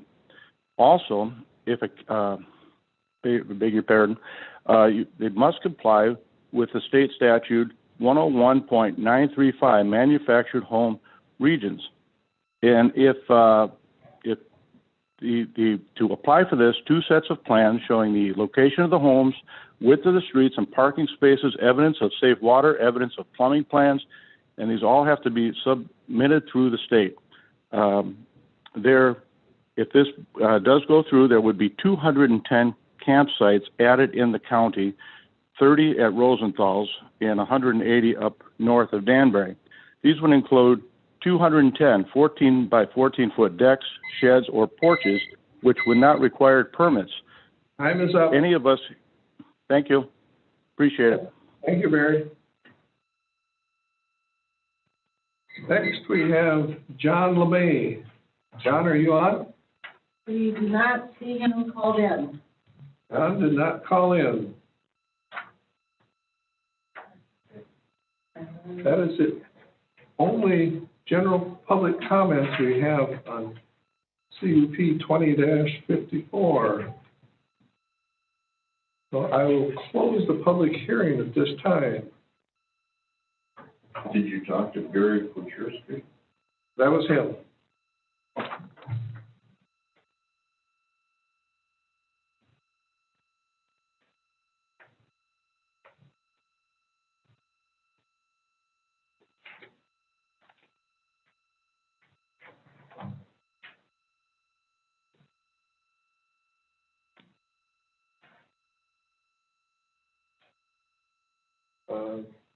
Jason, on the concerns that have to be resolved, you wish to go through them?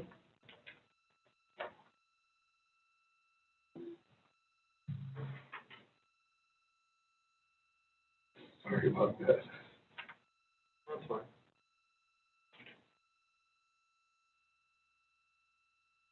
Yeah, so in the staff report, there's a few items listed, staff concerns.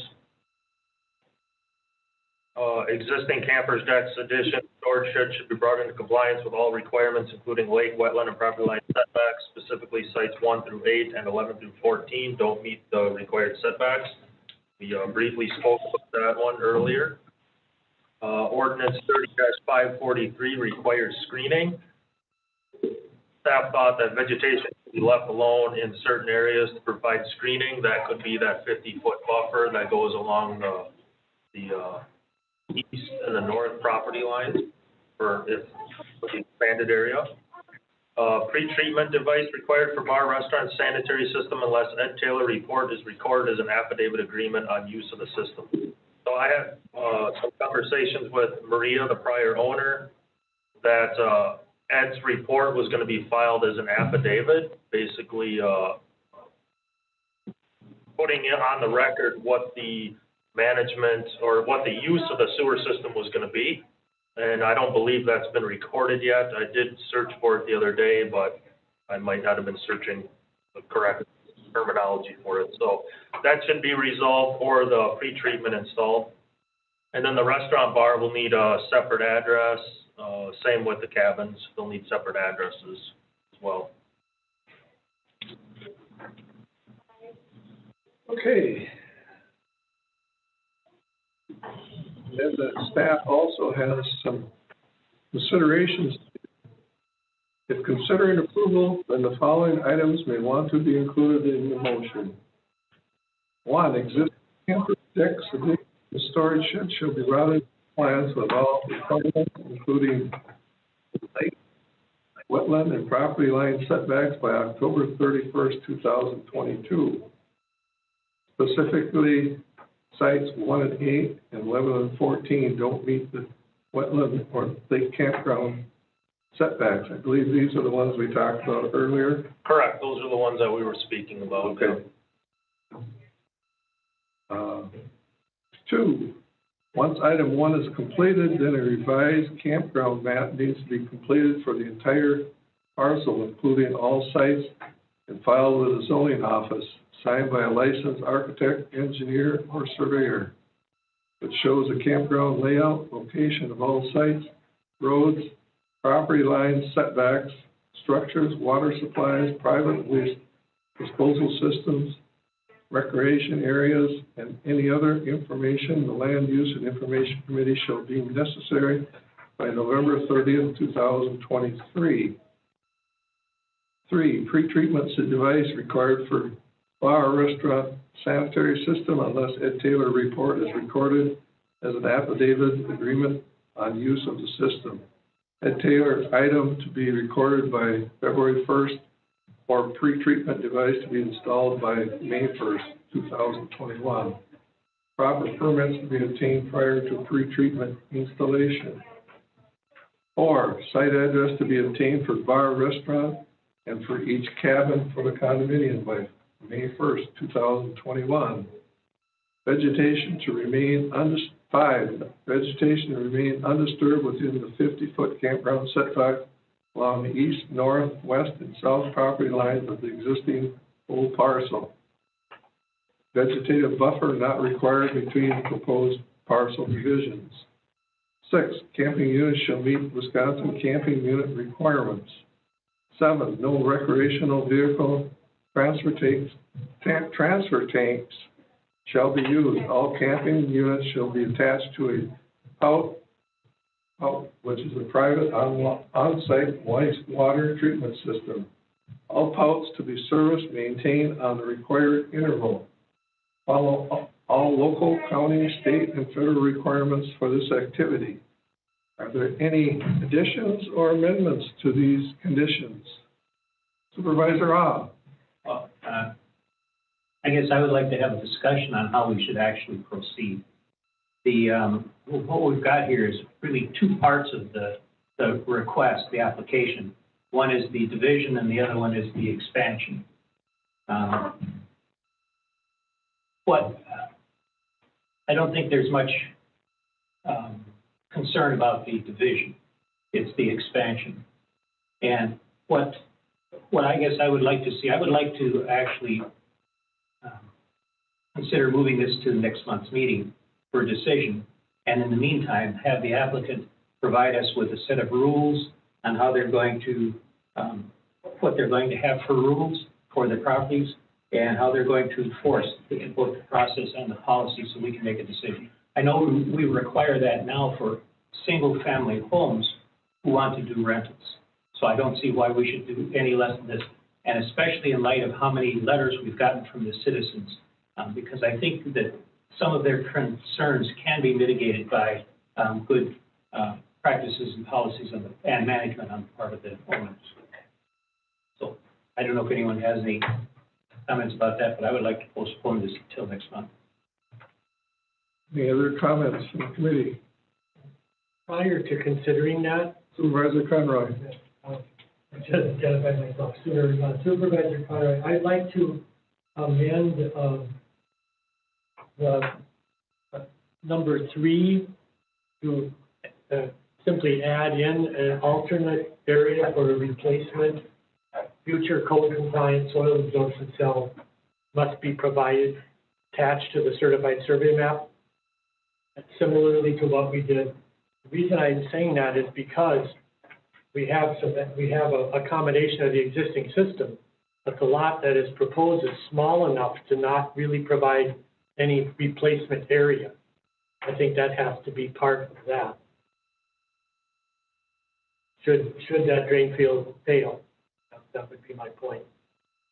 And I think we can argue that almost all drain fields eventually fail. Could you get that in there, Jason?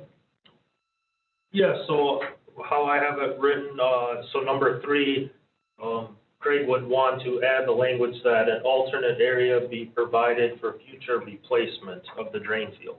I'd say code compliant would I add, and the reason I say that, Jason, is it's possible to make it large enough to not need an ATU based on what's called mass loading.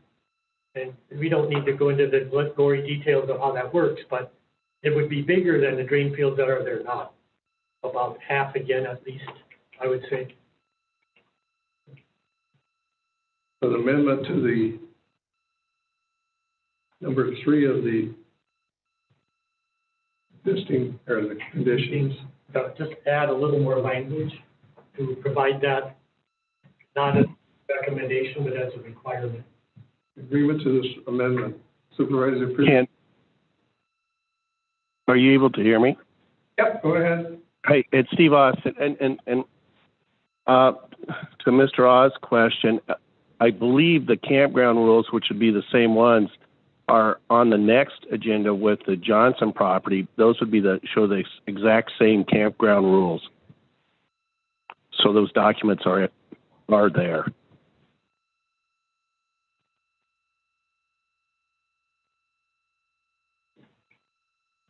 On the amendment that Craig proposed, I don't think you had a second on that yet, did you? is there a second? Second. Supervisor Pearson. Okay, now we'll have roll call. Supervisor Pearson. Yes. Supervisor Patton. Yes. Supervisor Blomberg. Yes. Supervisor Anderson. Yes. Supervisor Ah. Yes. Supervisor Conroy. Yes. Supervisor Bickford, yes. The amendment has been approved. Are there any other amendments or I have corrections? a question I'd like to ask pertaining to number 7.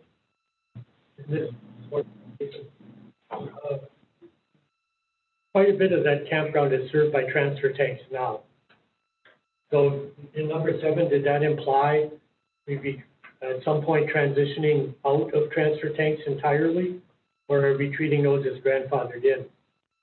Yeah, I should have been more clear on that. I would treat those as grandfathered in. I should have added the language on the expanded area that they all be connected to a pouch. I would like to think that the operators of the campground would wish to get rid of those transfer tanks on their own initiative, because they are kind of a poor solution in my opinion, and we all have reasons to think that. But they were legal when they were put in. A lot of folks at the state level thought that was a circumvention of the holding tank rules and objected to their own agency's action. But it is what it is. So I don't object to them being there, but I don't really like them.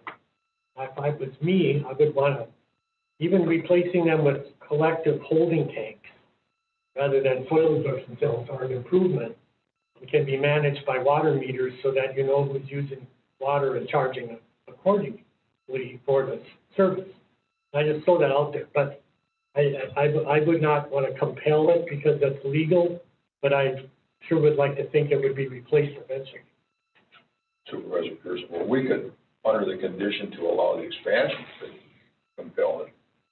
The expansion would be required to have private sewage systems. But as a condition of allowing the expansion, we should say that everything. Certainly a possibility.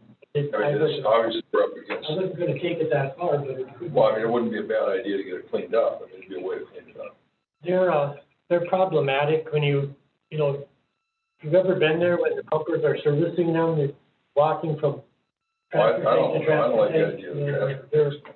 They're not a good solution, but that's another matter. And I don't think it'd be a bad idea if we would, call for the elimination of these encroaching 1 through 8 and 1 through 14 over time, but eventually just eliminate them from the number. So then an increase would be then not 30 but 16. Yeah, I would.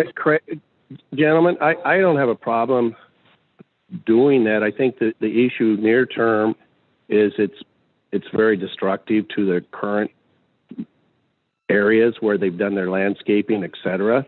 To pull stuff up, move stuff around, dig.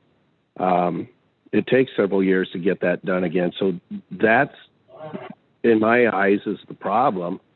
I agree with you. That's why we spend the money and put in these more expensive systems when the less expensive systems is clearly a holding tank, but we've always went the other route. But to take the ones that are there, it would be very unsettling to the people that are there. So that's all I would say. I think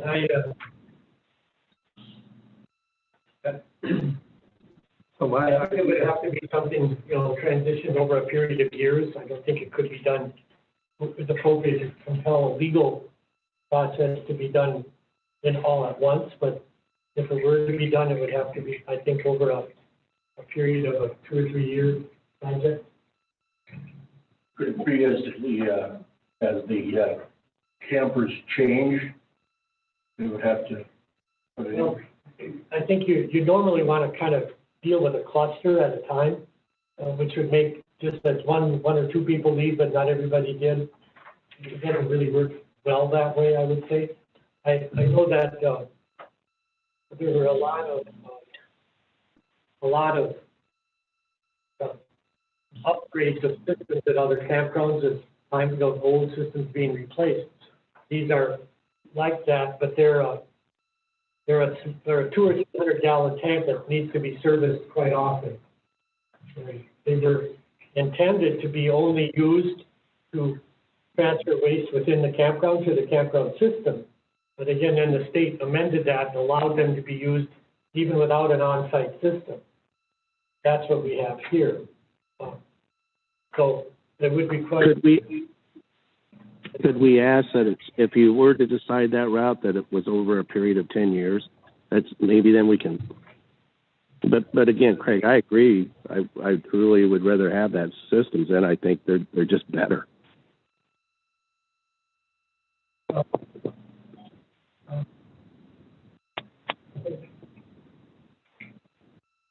What I'm pondering is Mr. Oz' question about postponing. And I've been looking through the packet for CUP 47, and I can't find a set of rules. Can you help me, Jason, say where they are?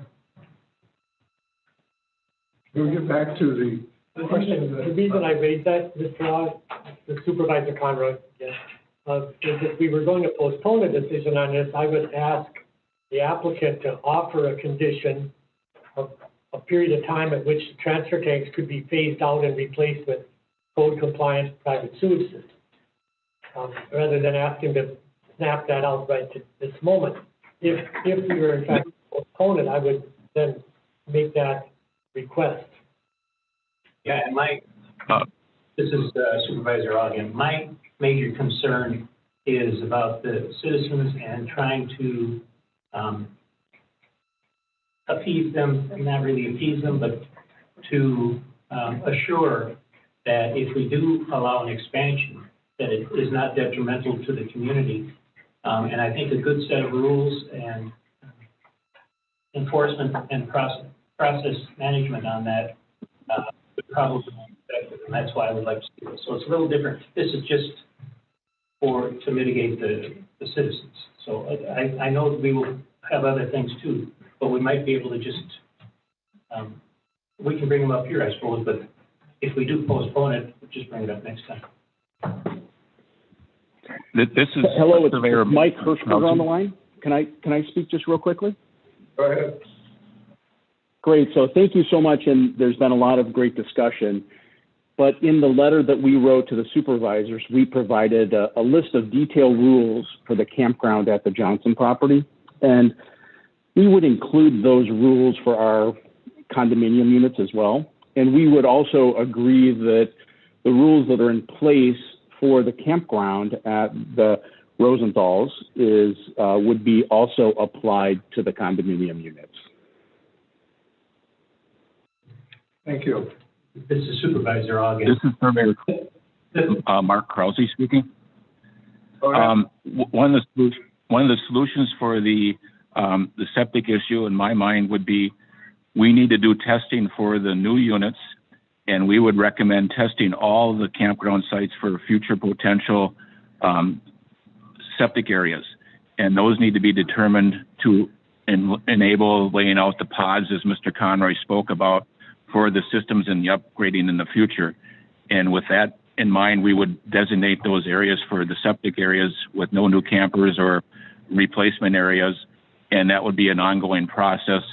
And that could be done with the first work this spring as far as designating areas.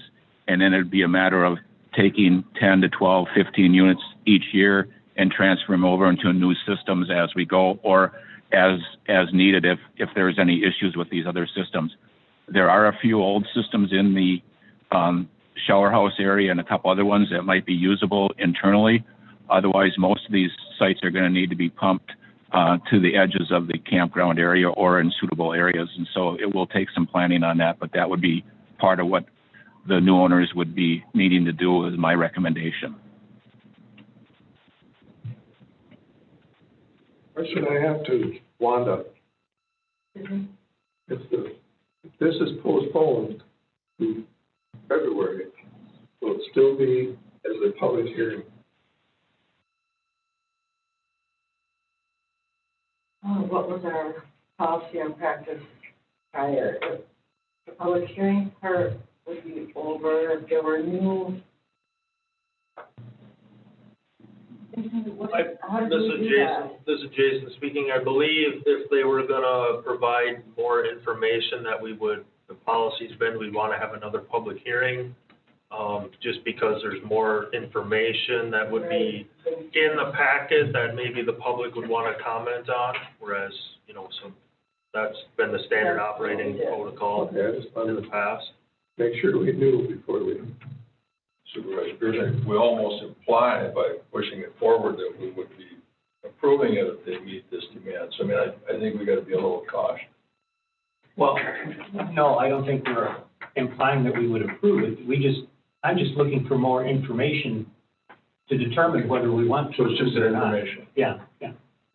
Another question I would have of the 12 units that are in question, setback problems, I would assume all 12 of those aren't on sewer. And so if they would be eliminated, there'd be 12 less units that would require sewering. Supervisor Conroy, I believe those are on transfer tanks. Can that be confirmed? That the 8 units to the south edge are served by transfer tanks right now? Question to Steve, did you hear that? I did. That's a good question. Mark, do you know? I don't know. I believe so. I believe all the original tanks are the same out there. And Jason may have the records of that if anybody does, I believe. No, I'm Supervisor Conroy. I'm confident Jason does not. That was the whole problem. Transfer tank. They were little 300-gallon fiberglass or polymer tanks that are little miniature holding tanks with no permit requirement to put them in. That's one of the issues. That in the area between that wetland and the lake and that crowded location, that's the only thing I can imagine that there is there, other than some kind of a failing buried drum. And I'm confident Roland never allowed that. Long story short, that area down there would be kind of a motive to replace those units in that non-conforming area simply because there's not room for much of anything down there. They would almost have to be removed. I mean, they're. But those are the ones that Jason called out as not complying with lake or wetland setback. And while they could predate the requirement of a wetland setback, they would not predate the requirement of lakeshore setback. So I think we could target them as to be brought into compliance. I'm not as concerned about the ones encroaching into the 50-foot setback, but the waterfront and wetland one and the lack of ability to have any kind of an adequate system down there would be a problem.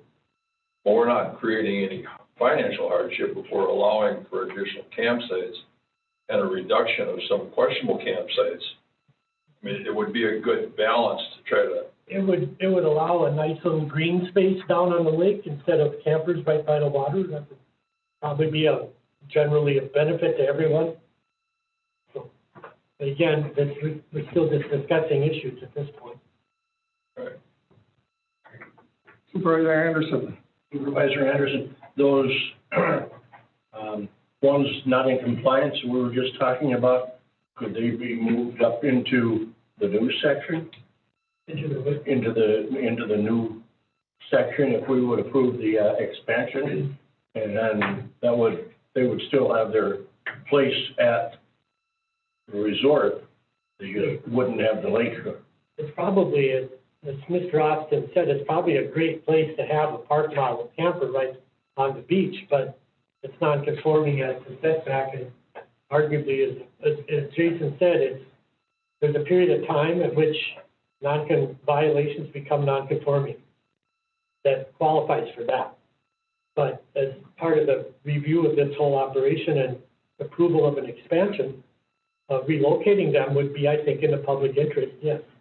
And they could be relocated up there whether or not we approved an expansion, or if we approved a somewhat lesser expansion after relocating them up there. Lots of options that we have. What we should probably do is separate the subdivisions from the expansion as the time comes to vote on these, rather than a package deal. It would probably be better to do that.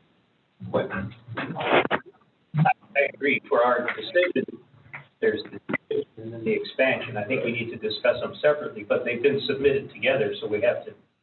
I think we can decide on. We can pass one and deny the other one, right? We've done it before. Yeah. So. Supervisor Conrad.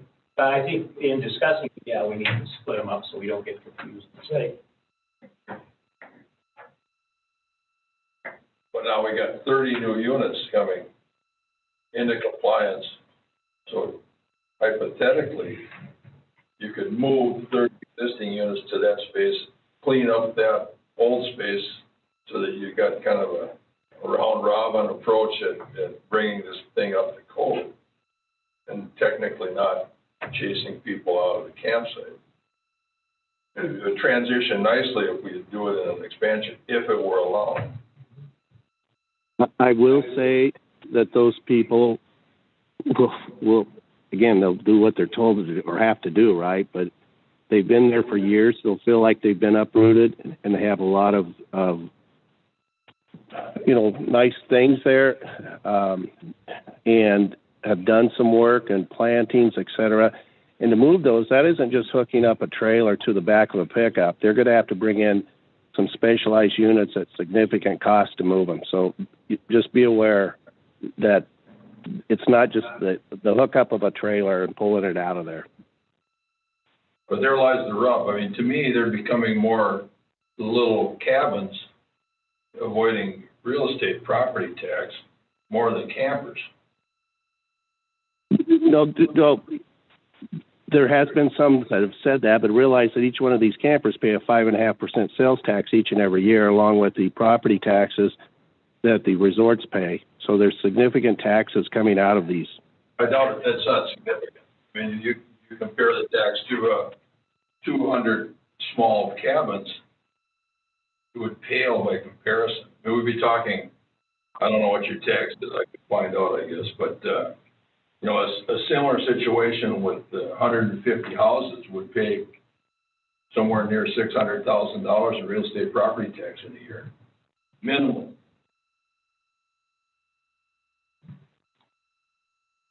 I think we're in a stalemate. I'm waiting to hear from Jason on whether to make my motion or not. I did find the conditions, they're not part of the packet, because they were received after the packet was put together, but they were emailed to all of you guys on December 31st, so out of the various 150 probably emails you were sent, it's in there. But that was with CUP. I could tell you. 47, right? Yeah, so you would have to look. We're not dealing with that at the present time. So. Correct, but Mr. Aw was asking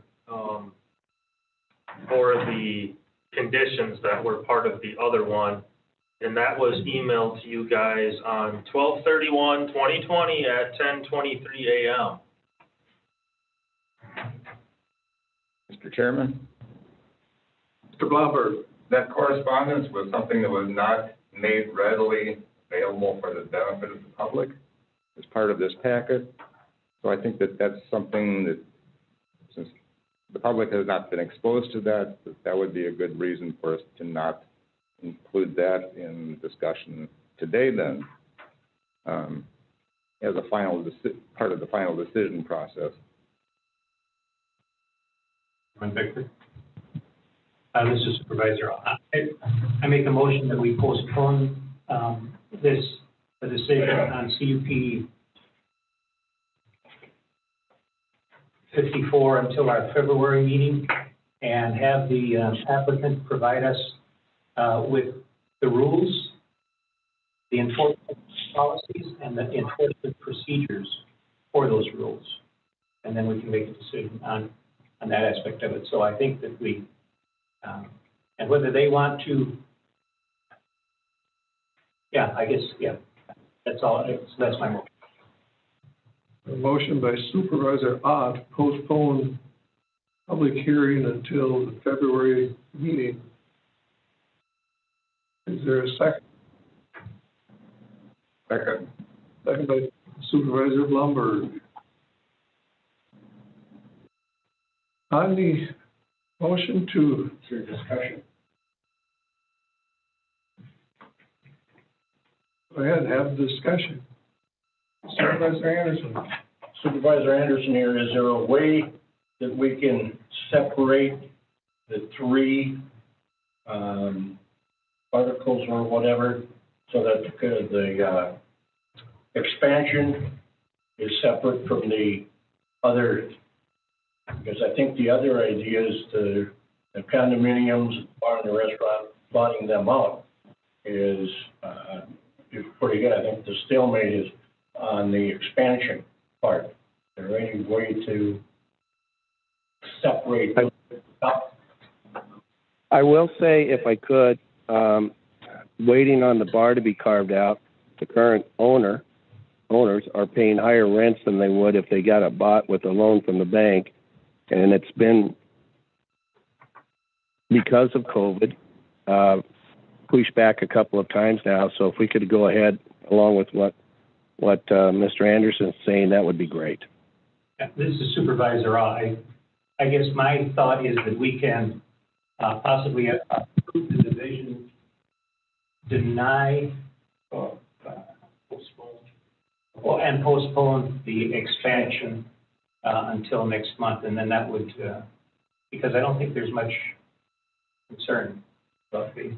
This is Jason speaking, but I guess the only issue that I think was raised about the division was Craig's point of wanting sufficient area for a sewer system for the bar parcel.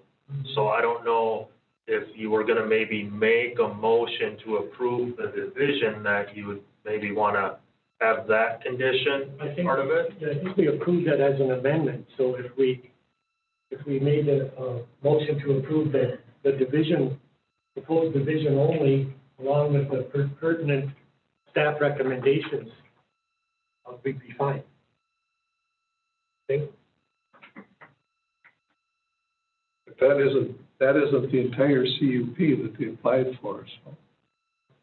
But I think we're separating the two components of the CUP, the two parcel divisions from the expansion, and then only taking action on that part and continuing the debate on the expansion to the next public hearing, February.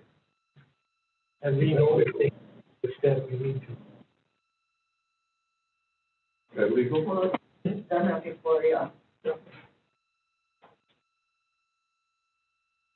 Now, I believe you have a motion and a second already to. We need to amend that motion. Have you stated the motion yet, Mark? Well, you had a discussion about it. Received a motion and a second place Supervisor Blomberg, and then they wanted to discuss it. Supervisor Anderson, I'd like to amend that motion that we only postpone the expansion part and still vote on the other parts. We have a motion to amend the motion to postpone the expansion portion of the CUP and the division portion of the CUP. I would second that amendment.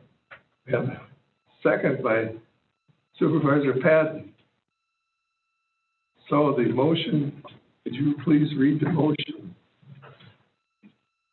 So we're all gonna look at Tanya now. No, so as I understand it, the motion, the original motion was to postpone the request until February. The amendment now is to just postpone the expansion until February and to take action on the expansion, the division today. But with the stipulation that the applicant is to provide the rules, the enforcement process, and the enforcement procedure documents.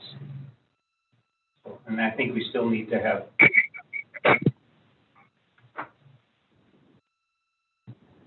That was your amended motion to the original motion, and then you're still not voting on the actual parcel division with this motion. So I think if you went through with this proceeding right now, then you could further discuss any issues you have with the parcel division before you went on to that vote.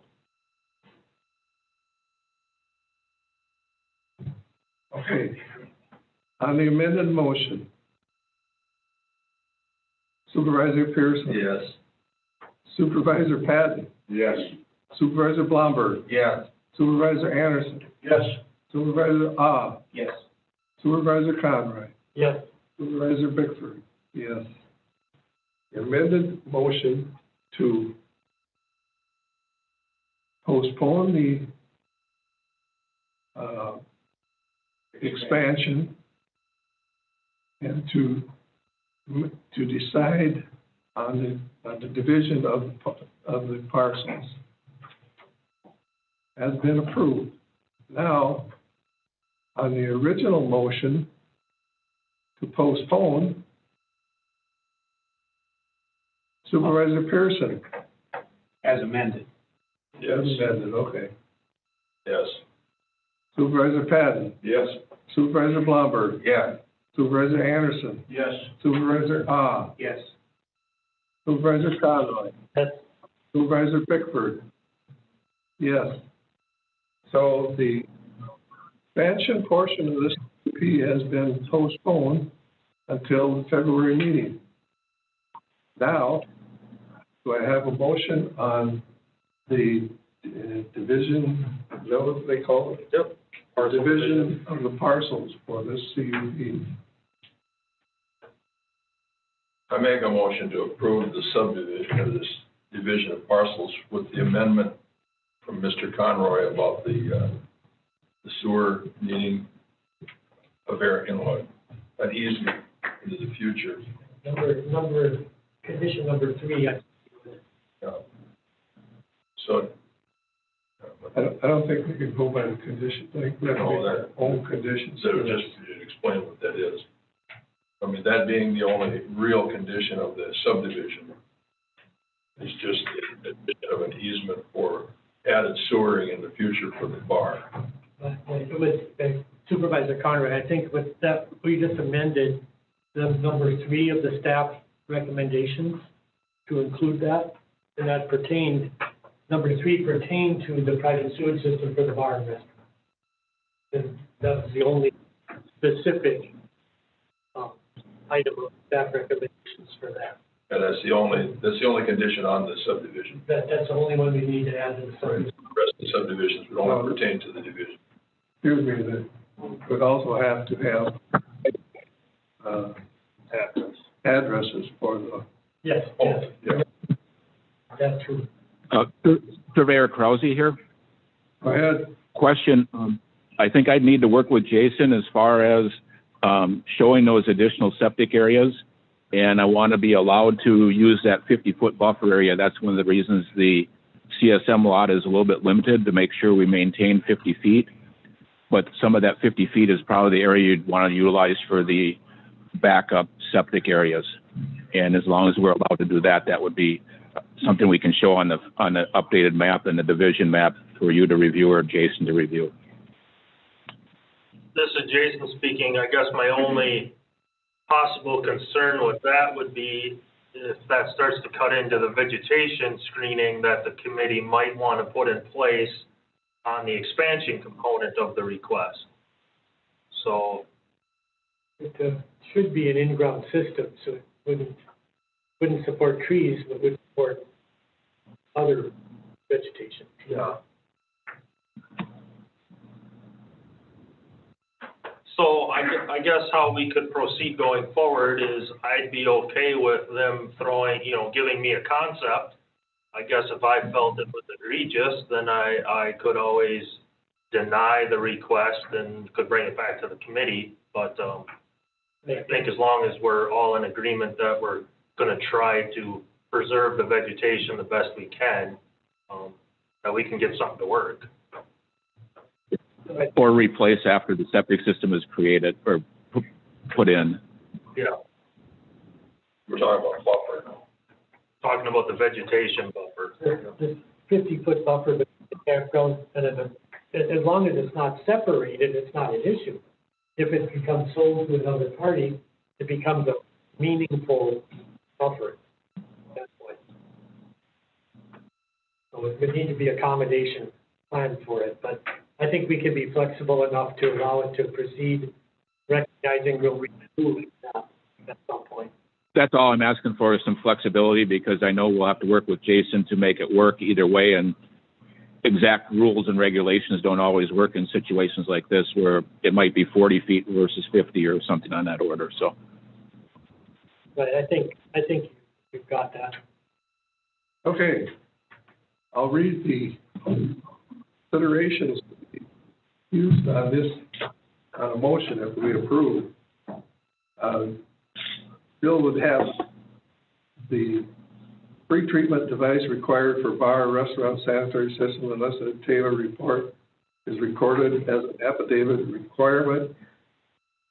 agreement on the use of this system. Ed Taylor item will be recorded by February 1st, 2021, or pre-treatment device to be installed by May 1st, 2021. Proper permits to be obtained prior to pre-treatment installation. The other one would be site address to be obtained for a bar, restaurant, and for each cabin by May 1st, 2021. Are there any additions to the? And this is Jason speaking. Then you would have the one amendment that was made by Supervisor Conroy to number 3, where it would add the language that an alternate area provided for future code compliant replacement system be provided for the restaurant. Okay, with that amendment. Yep. Which has already been approved. So. Number 3 as amended. Okay, we have. Mr. Chairman? Yes. This is Supervisor Blomberg. We also need to include the standard follow all local, county, state, and federal requirements for this activity as part of the staff concerns. The condition. Okay, we can add that one. So now you have 3 conditions. Yes. Well, don't we have 9? Pardon me? But with the addition of the all local, county, state, federal requirements, because number 3 was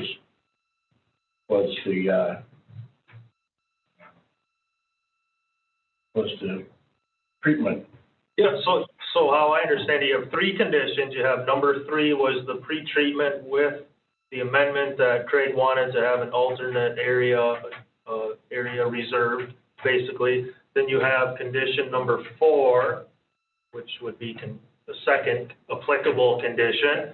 Site address to be obtained for the bar restaurant for each cabin by 5/1/2021.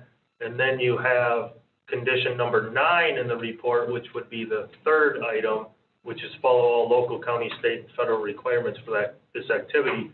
Conditions 1, 2, 5, 6, and 7, and 8 wouldn't be applicable to the splitting of the parcel. Those are conditions that will be addressed once the expansion comes back to the committee.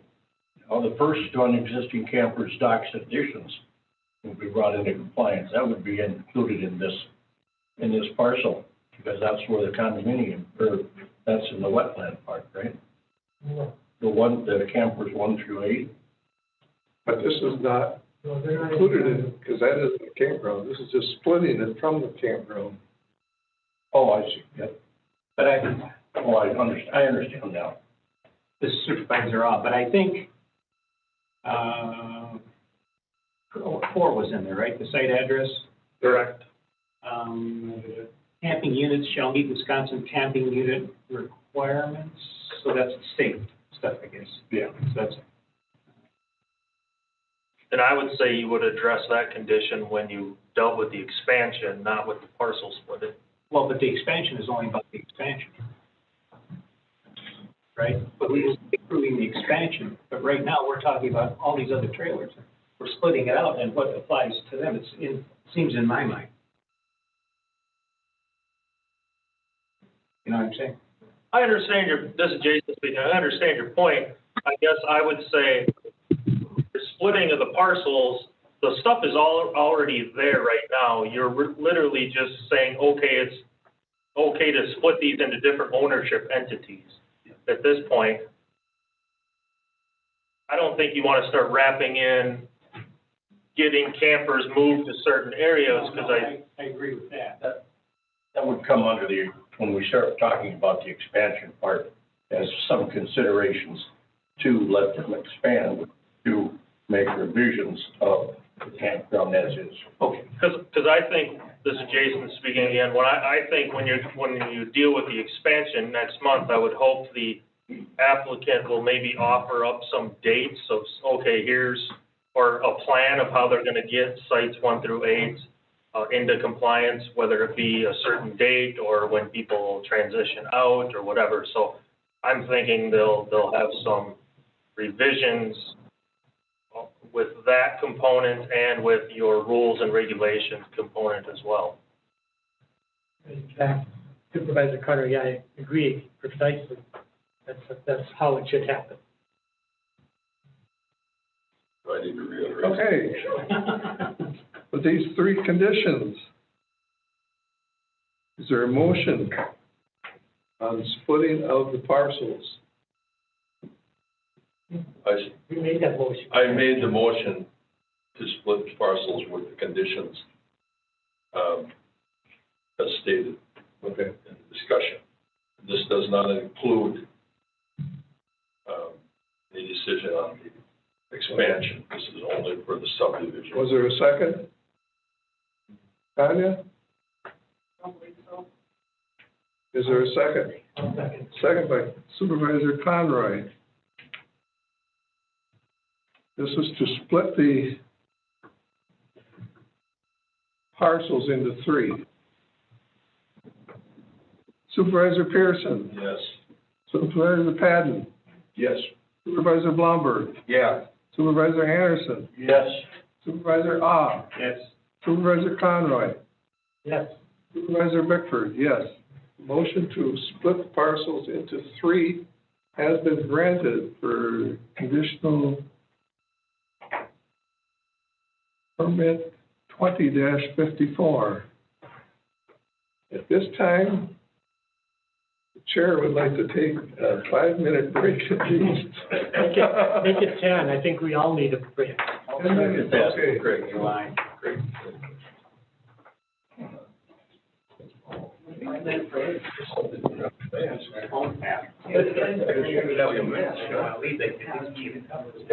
And we had Annie go get the sandwiches, now we all stay. Whenever, and how do you want to work that? Go potty first.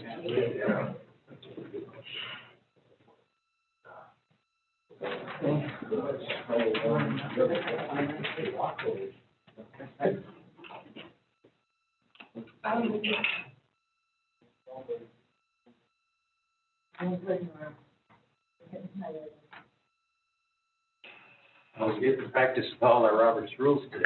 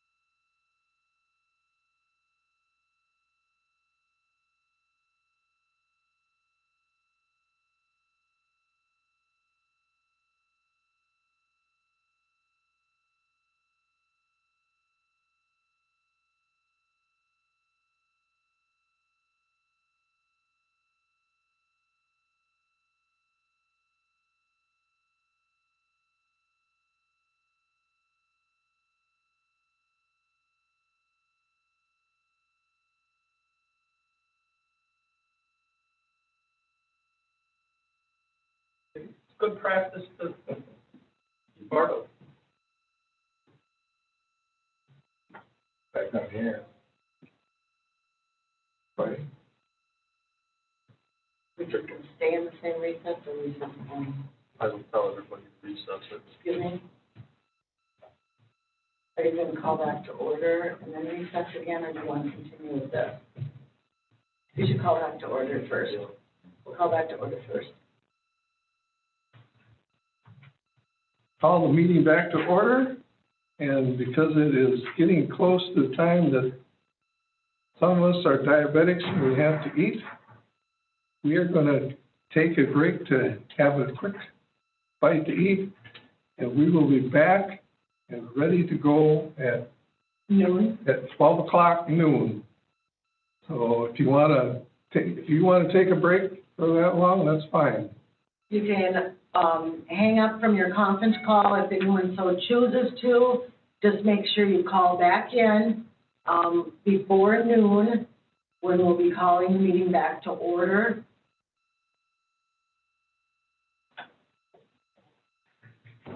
So, Norm, if you want to go ahead and proceed with, recessing until noon. We're gonna recess the meeting until 12 o'clock noon at this time. Thank you for having concerns for us. Maybe they did. No, they're hanging up. You gotta turn the audio off.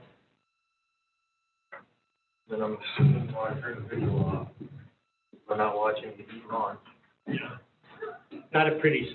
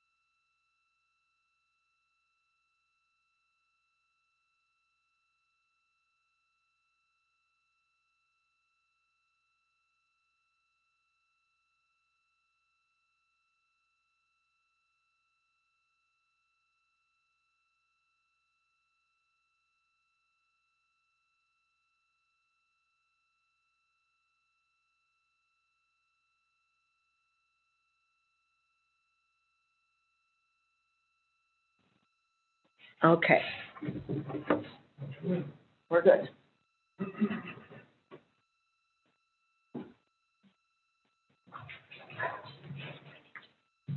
Are we ready? Yes.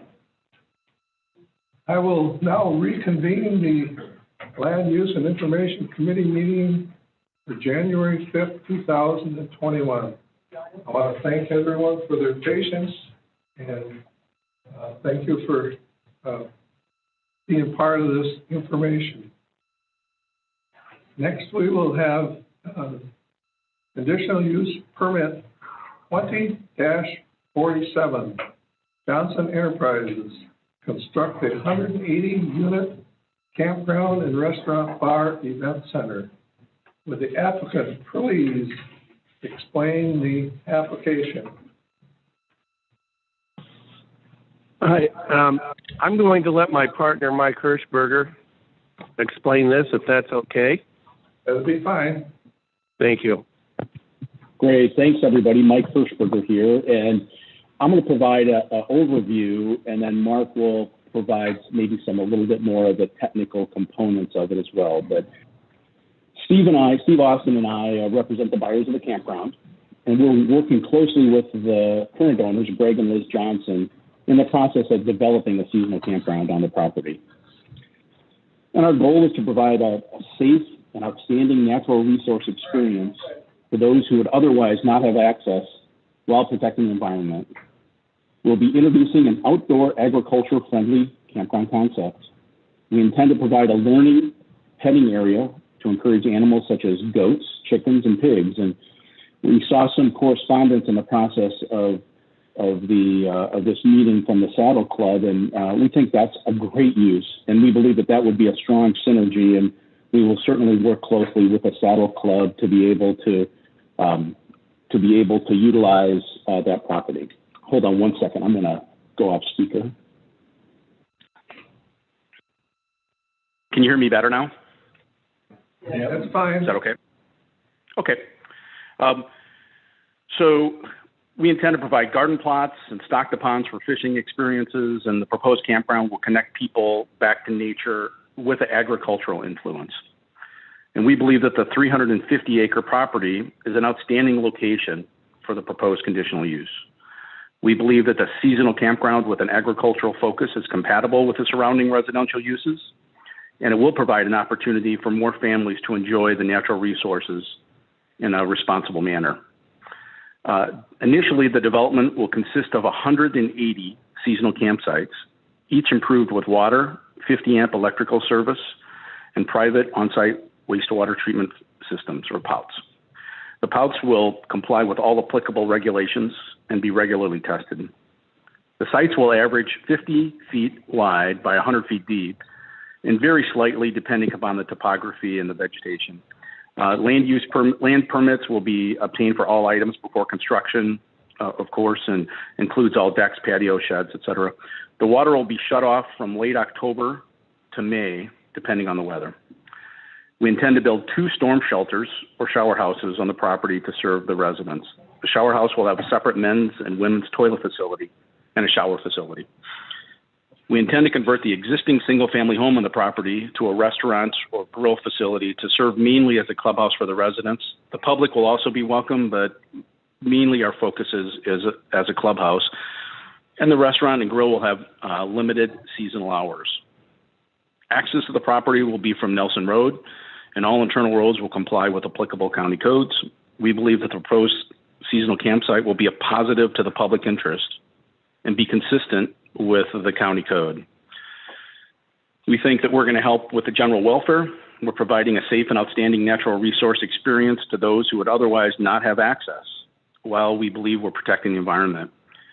Campers will be subject to a series of detailed rules and regulations, and I'll highlight those in a second. Those campers who violate the rules will be asked to leave. And that's a big deal that allows us really a condition. So our campers are conditionally there so long as they comply with the rules and regulations. And we will have an on-site management to enforce that. The 350-acre property will be sensitively developed to retain the rural character of the location. And we're providing significant setbacks from the neighboring properties. We're going to do our best to minimize all vegetation disruption, and the noise hour rule will be established at the campgrounds and the restaurant grill. So we're going to, and I'll talk about those in a second, but we're going to pay close attention to the timing of that. Each of the sites will be sewered, and all campers will be subject to a series of detailed rules, as I said.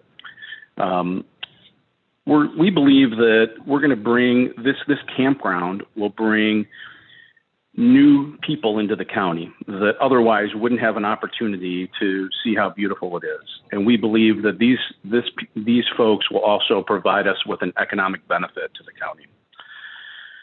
Some of the rules that we're looking at is that there'll be a speed limit. We set the speed limit pretty low at 5 miles an hour. There's no unlicensed or unused vehicles on the property. The trailers have to be kept in good repair, and the lots have to be clean, so the residents are responsible for their own sites. There's no commercial operations without permission. Quiet time we're proposing is 10 p.m. till 10 a.m. Anybody who's disrespectful will be asked to leave. There's no fireworks. Certainly no firearms will be discharged on the property. Pets have to be on a chain, and the campers are responsible for the behavior of their guests. There's no decks or sheds without a permit and our permission, and there's no storage or dumping of hazardous materials allowed. The campsites are for the immediate family, the camper and their immediate family as well. So we believe that the proposed use is a good use. We believe that we've met the criteria, and we believe that this development should be approved. And I'll turn the mic over to Mark. Hello, Mark Krause, Wagner Surveying. Jason, do you have the photo and overlay for the concept plan available for the committee to see or on overhead?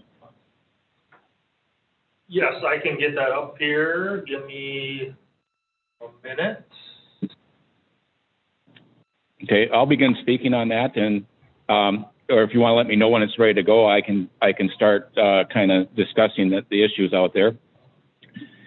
We basically have 3 very wooded areas that the campground will be developed in. There's the north area, the west area, and then the area that wraps around the existing house and barn area. Along Highway 35, there is not very much vegetation, so we would propose planting additional trees there, both for sound barrier and for visibility issues. We're looking at 3 to 5 rows of pine trees planted along there for protection, both for visibility, noise, etc.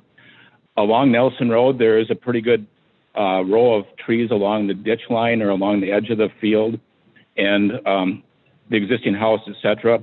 Those will be filled in as needed for additional vegetative cover. If you do have a copy of the photo of the layout on the screen now, you can see where the pine trees are there and the wooded areas we're talking about. Mike misspoke a little bit on the size of the lots. That was from a prior division, and actually the ones that we're proposing out here are 80 by 120, which is almost 10,000 square feet, which is comparable to the buildable area required in a residential lot. So these lots are almost 10,000 square feet.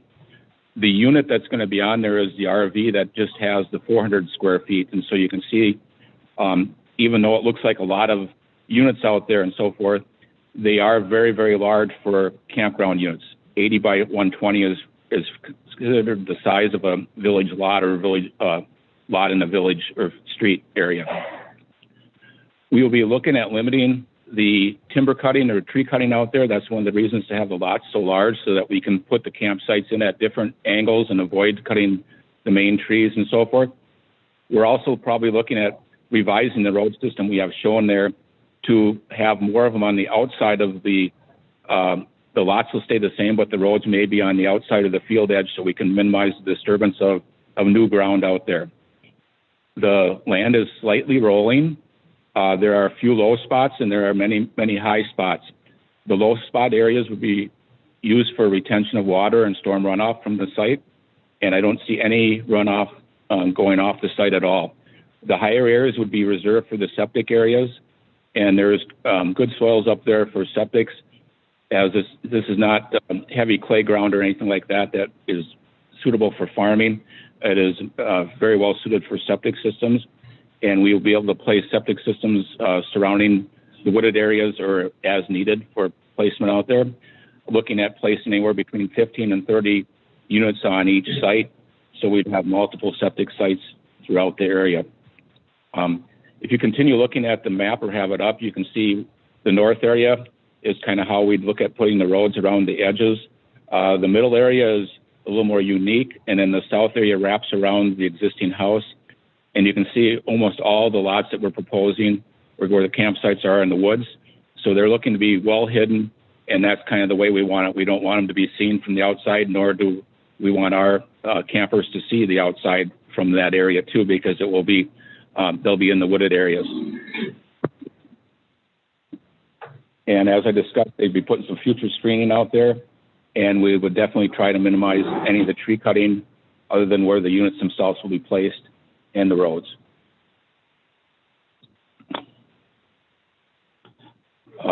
The septic systems will all be tested. They have not been tested or looked at yet. We do not see any issues with that, and likewise with the drainage and stormwater runoff, as we have ample room to create retention areas if needed or as needed. And I guess that's about all I have, unless the committee has some other questions for me as far as specifics as site locations, et cetera.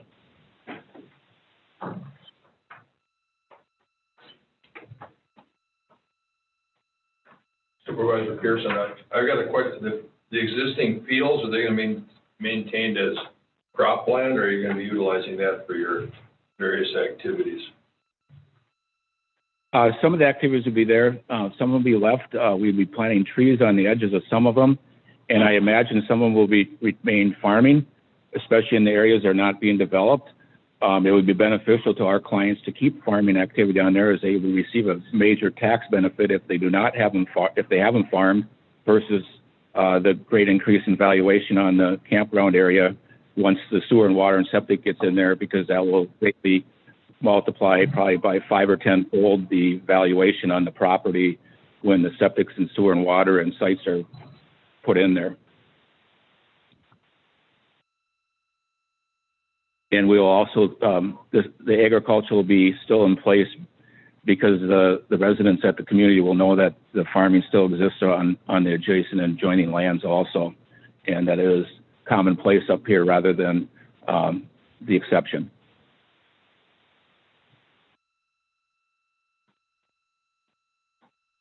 Any other questions or clarification that committee members would like to hear? Supervisor Conrad, not yet. I have a kind of a simple question. Said it would be allowed for pets. Are these pets licensed in Wisconsin?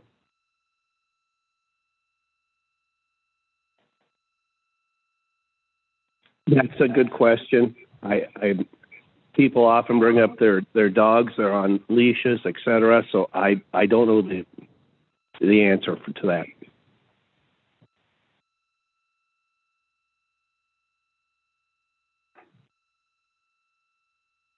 Another question I have is a DNR permit got applied for what do they call it, soil removal? For grading? Yeah, for grading. We have not done that yet, no, but we would certainly do that.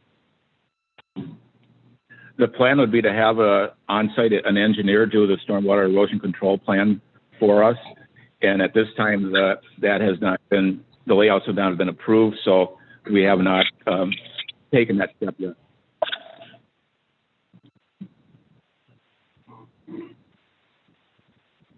This is Norm Pickford. Another question I have is, you said you'd be planting 3 rows of trees.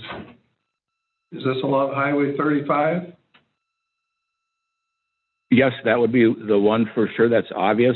Probably also filling in along part of Nelson Road where there's thin areas where there's only 1 or 2 rows of trees because of the field behind it. So we would look at filling that 50-foot buffer with trees basically all the way around the perimeter of the property where and as needed. At what height are these trees? I guess a little bit depends on what they find. I don't know how many they can transplant. We can add additional young growth planting, but we can definitely add 2 or 3 rows of more mature ones. But that would be up to Steve and them to see what they can get from the local landscape people, I guess.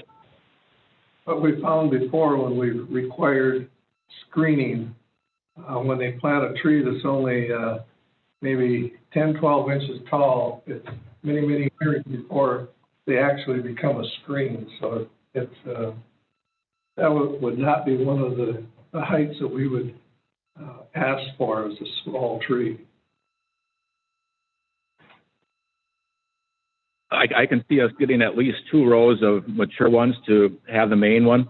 There are a few scattered trees in the ditch lines or whatever out there already, and a few along the old driveway out there. So there are a couple of natural fence row trees, so to speak, but they definitely need to be expanded or increased.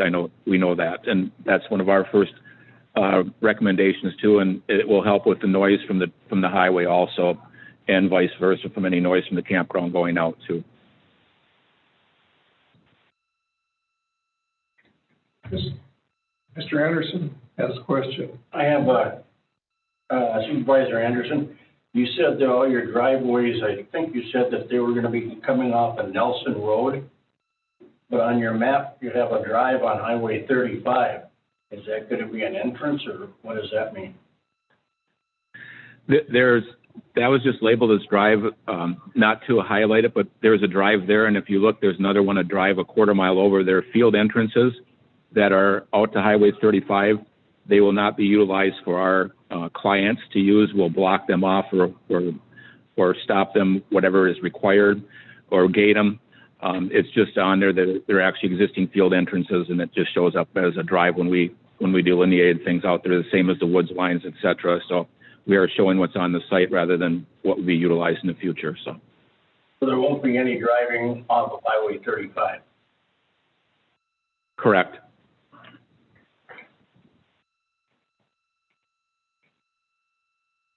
This is Norm Pickford. What is the thought on improving Nelson Road?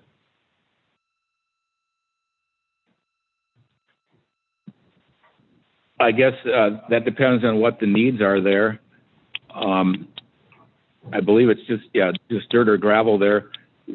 If the increased traffic and so forth requires additional use, that would be part of the potential user fee and some of the other funding apparatuses that might be available to the town through the proposed possible campground assessment fee or site assessment fee. As far as improving the road, I'm guessing the tax base will go up there tremendously too, so that will help fund some of the potential costs.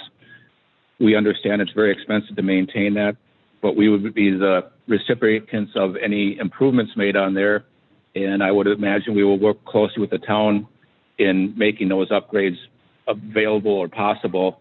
But being a public road, I don't know how much funding comes directly from us or how that mechanism would work, or it'd have to be a mutual agreement of some sort.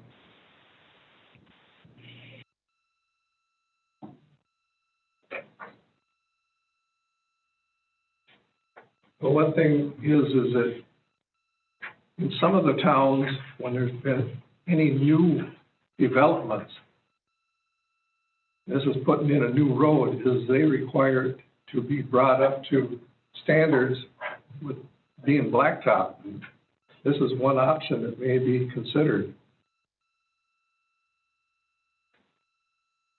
Yeah, and as I said, we don't have jurisdiction to do that at this time. If that's something that they'd want to request, we'd consider it, but that would be as part of the discussion or part of the, I guess we can't make that decision without knowing what the request is.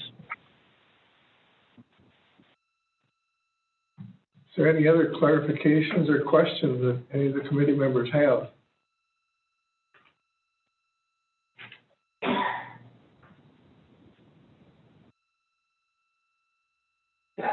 Jason, is there anything that the land use staff has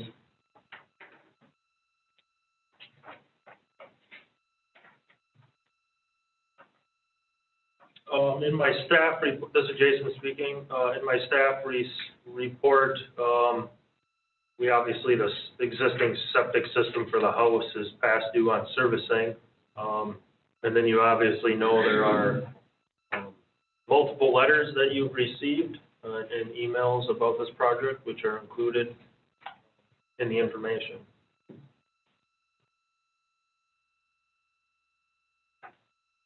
Anything further that the applicants wish to say at this time?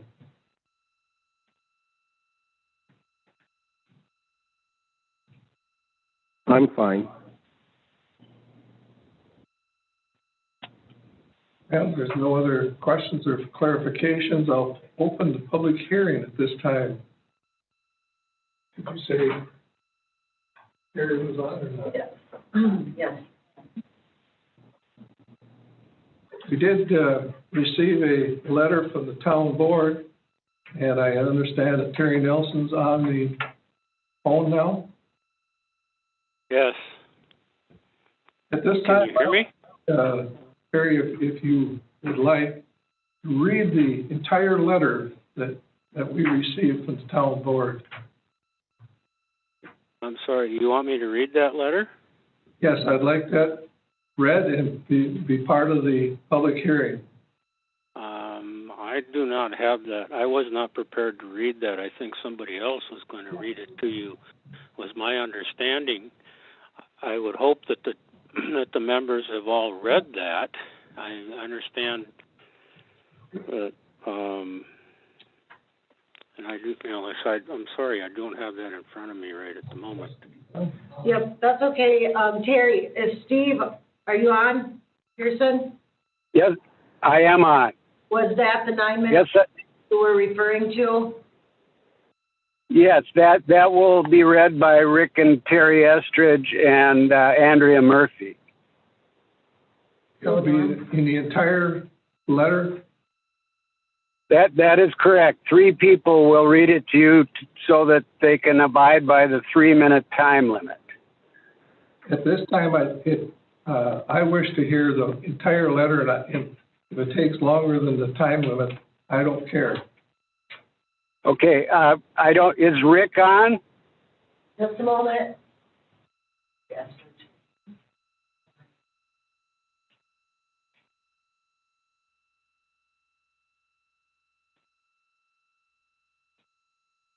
Supervisor Conway, Jason has a letter, but Jason could read it into the record as well.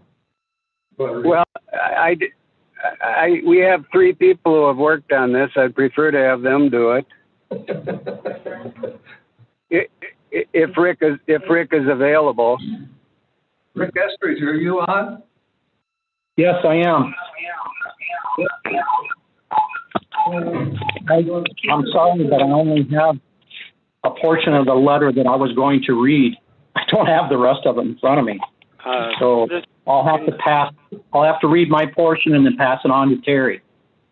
Okay, Steve? Yes. Is that okay? That's the way we had planned it. Okay, just a moment, please. Just a moment. If that's acceptable. Terry and Andrea are ready, right? Yes. Yep. Okay, we're ready. We're ready to go then. Okay, just a moment. If that's acceptable to Chairman Bickford, he will unmute the 3 persons in order to read the entire letter, if that's acceptable.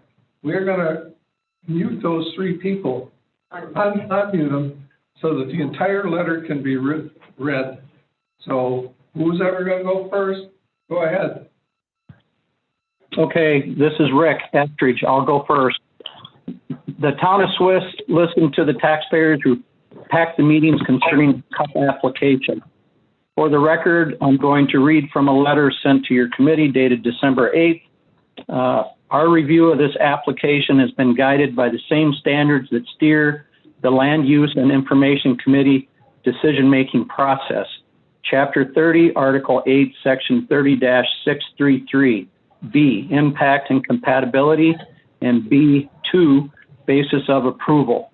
To consider the impact and compatibility that a new commercial district will have on the ag open space areas in northern Swiss Township as a basis to approve or deny. We looked at the Town of Swiss land use plan to determine the effects that a high-density commercial operation will have on the health, general welfare, safety, and economic prosperity of the Town of Swiss, its residents, and the neighboring lands and waters. We compared the application to the Burnett County and Town of Swiss land use plans. The Town of Swiss has a comprehensive plan since 2007, and our plan shares many of the same land use goals and recommendations contained in the Burnett County plan. For this application, we analyzed whether the proposed commercial use is compatible with the recommendations and goals contained in our comprehensive plan to determine its impact on neighbors and nearby lands and water. The application does not comply with the plan to preserve the unique rural character of the township and is requesting a high-density commercial use in a rural area that is mainly zoned ag open space. Density and intensity are the two biggest factors involved in preserving our rural character. Development that has the potential to house 600 people on one relatively small parcel is in complete conflict with rural and Northwoods character. Does not comply with the plan to minimize land use conflicts by avoiding high-density development in rural areas. Most residents in Swiss Township want restrictions on the location of new high-density commercial operations.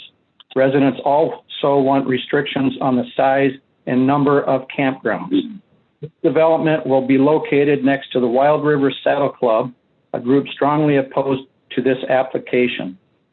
Does not comply with the plan to protect the intricate and complex hydrologic system in Swiss Township. The proposed development is near 3 lakes, 2 of which have a public access. There are grave concerns about how the additional pressure from increased recreational activity on these small lakes will negatively impact water quality, wildlife, and property owners on the lakes. That's my portion. Next is Terry Estridge. Terry Estridge here.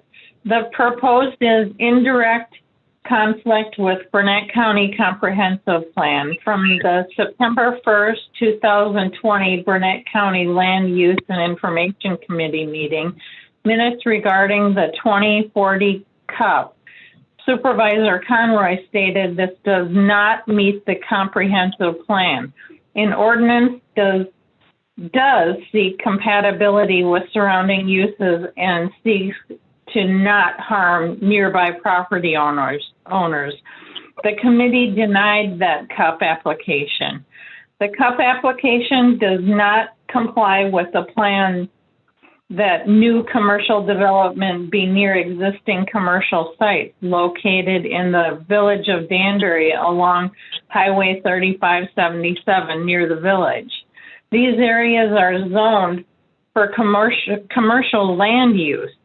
Creating a new high-density commercial district in the middle of agriculture land in northern Swiss Township does not support the smart growth areas strategy of the township.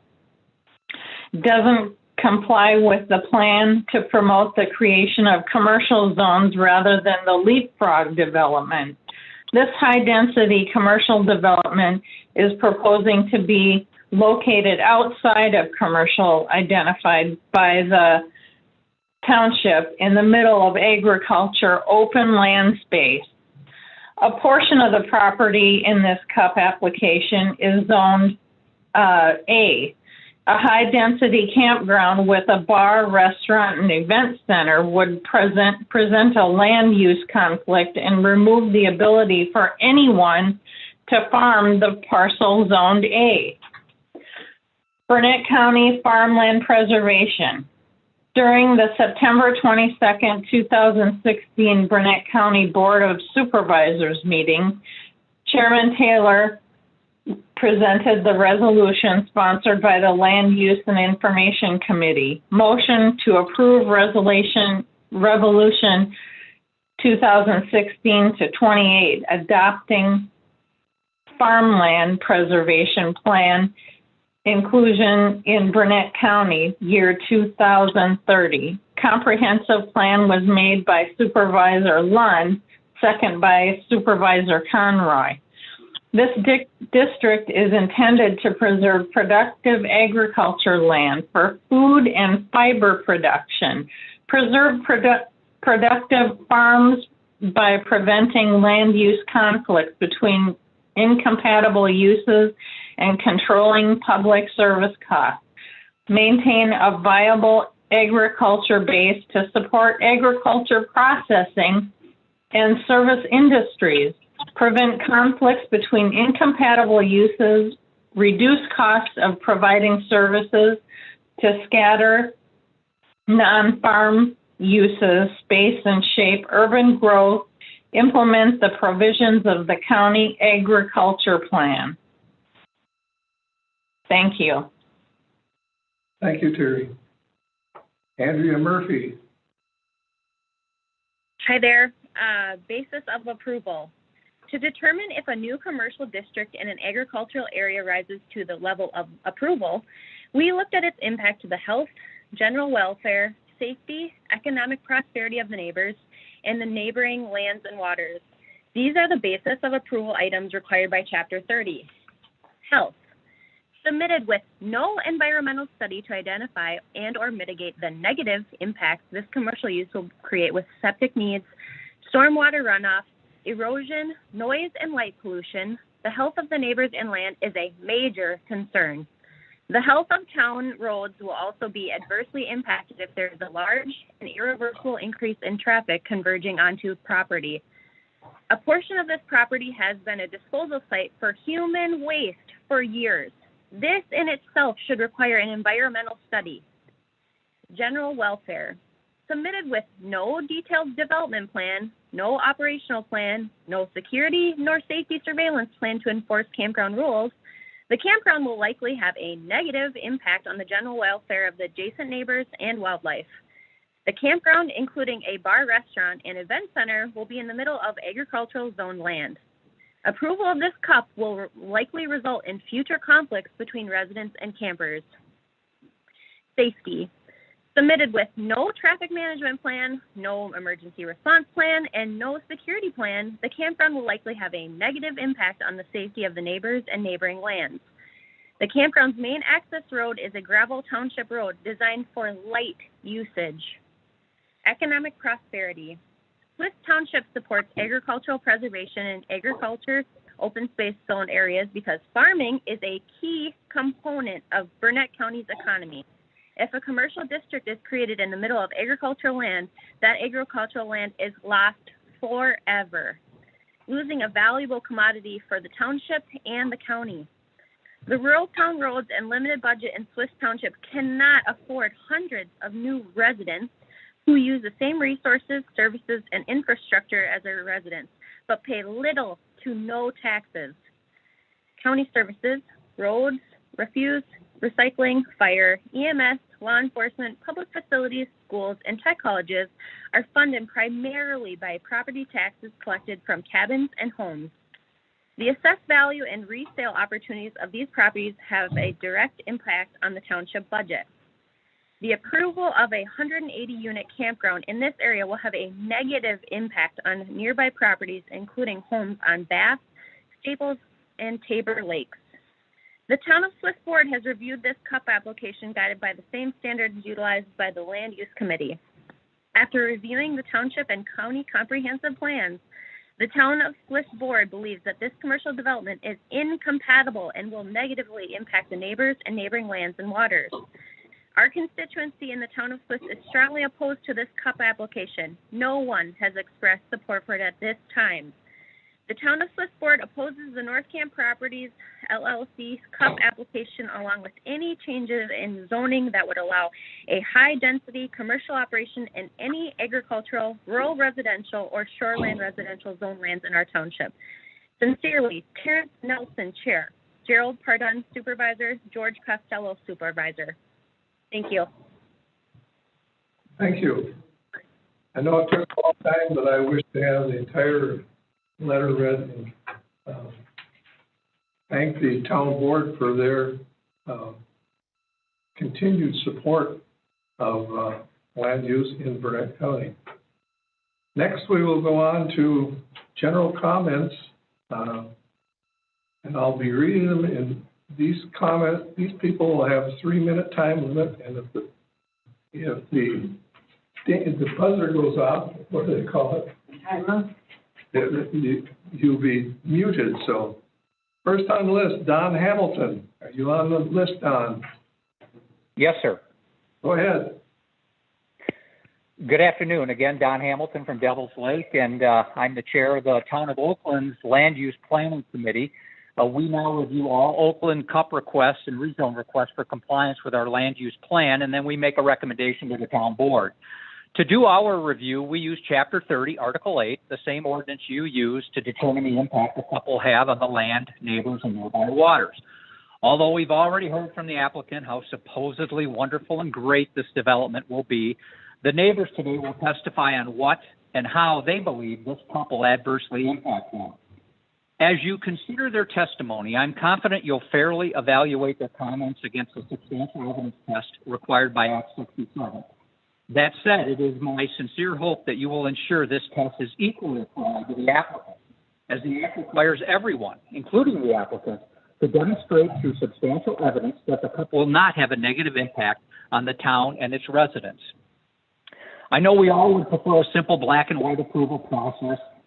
Land use decisions are complex, and they usually have as many subjective factors as they do objective.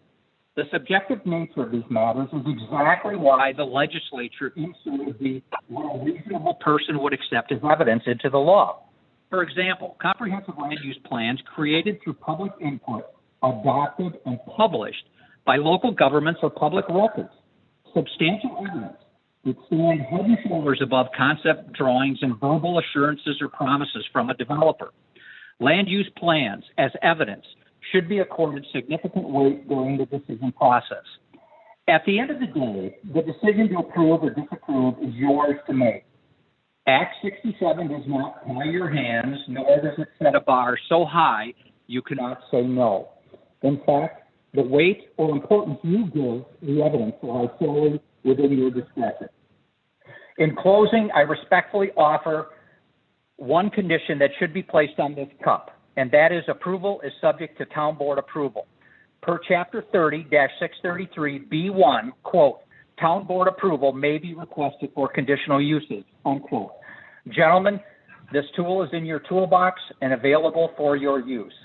And it's reasonable because just 5 days ago, the style, scope, and complexity of this CUP has significantly changed, and the town board, including the public, deserves an opportunity to review it.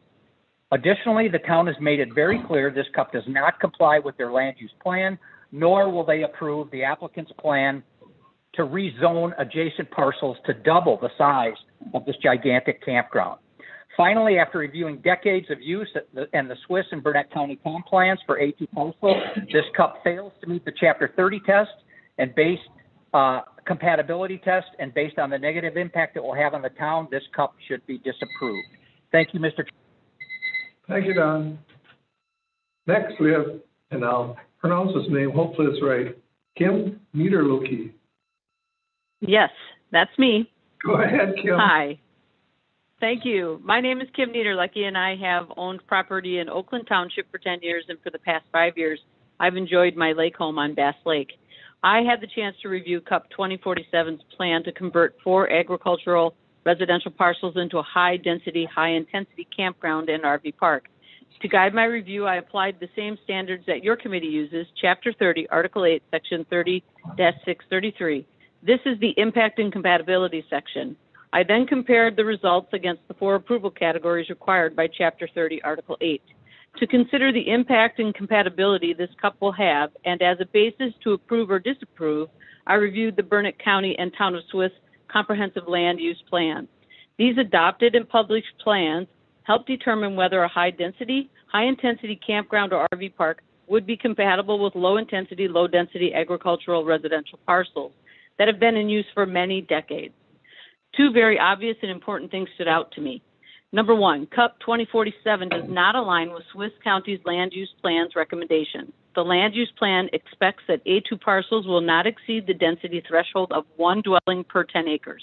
180 modern RVs and camper dwellings with full electric, sewer, and water with large permanent decks and garages sandwiched into roughly 120 acres is a 400 to 600 person community designed for long-term residential living.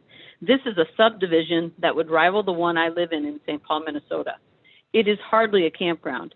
A campground is defined in the Burnett County Ordinance as, quote, having campsites designed and used for temporary overnight sleeping accommodations, unquote. The proposed CUP's 8-month season is significantly longer than even the IRS's residency requirement of 6 months.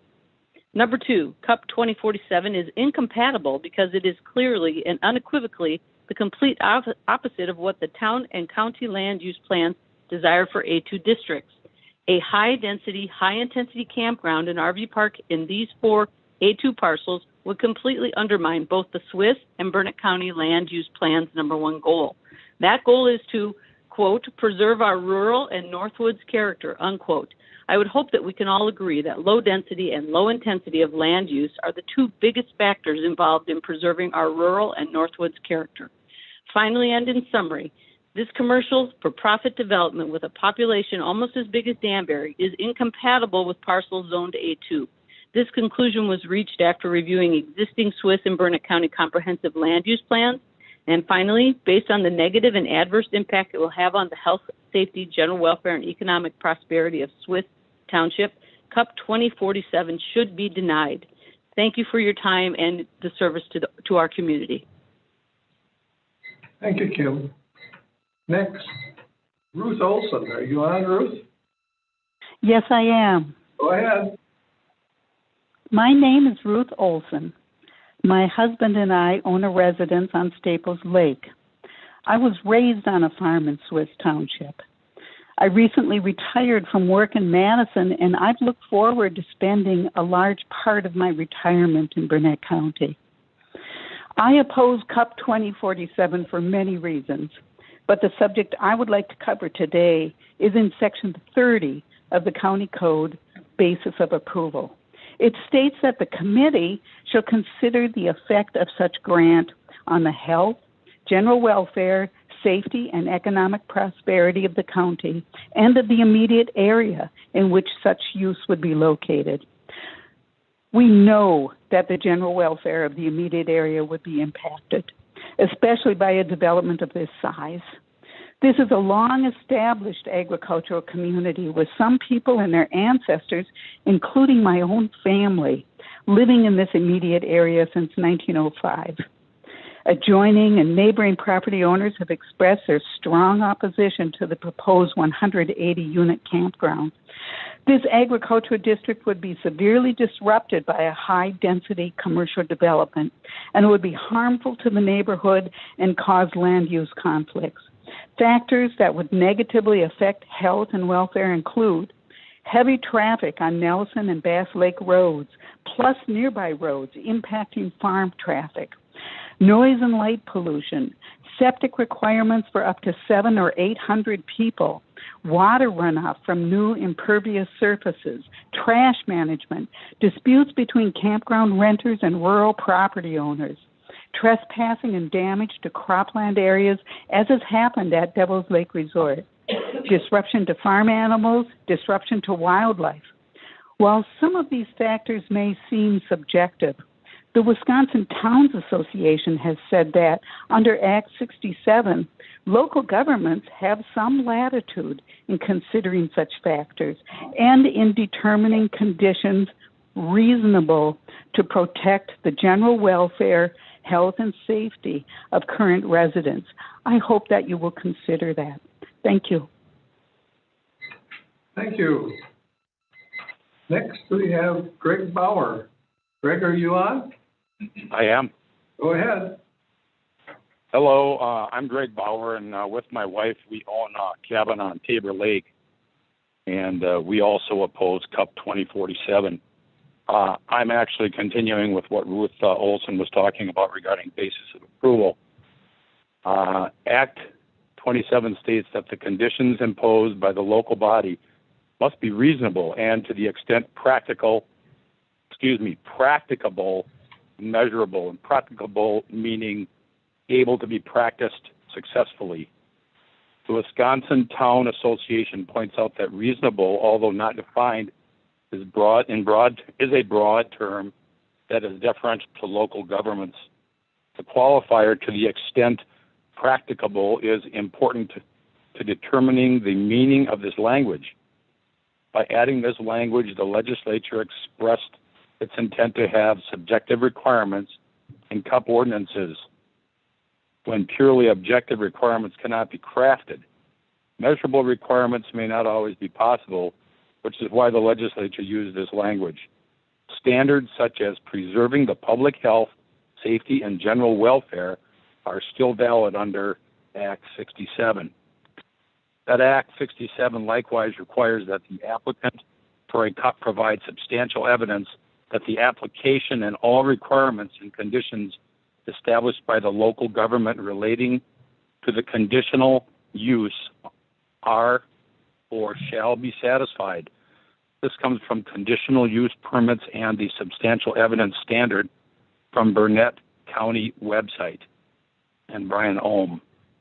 Contrary to this standard of substantial evidence, CUP 2047 is vague and doesn't address water quality assurances, need for road construction and maintenance, adequate waste disposal, adding a petting zoo and horseback riding results in animal waste. In other words, many details and conditions need to be added to be sure that this plan is successfully spelled out. I'd also like to say that I strongly believe in free enterprise and owning a business, but not at the expense of other people and property around you where their homes, businesses, and ways of life are negatively impacted. Thank you very much. Thank you, Greg. Next, Kay Ferningo. Are you on? Yes, I am. Go ahead. Thank you. I'm Catherine Fernango, born, raised, and still farming in Swiss Township. Martin and I farm just across the road from the proposed campground.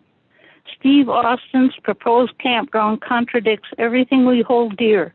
Quiet neighborhood, scenery, a close-knit community to live in to raise our families.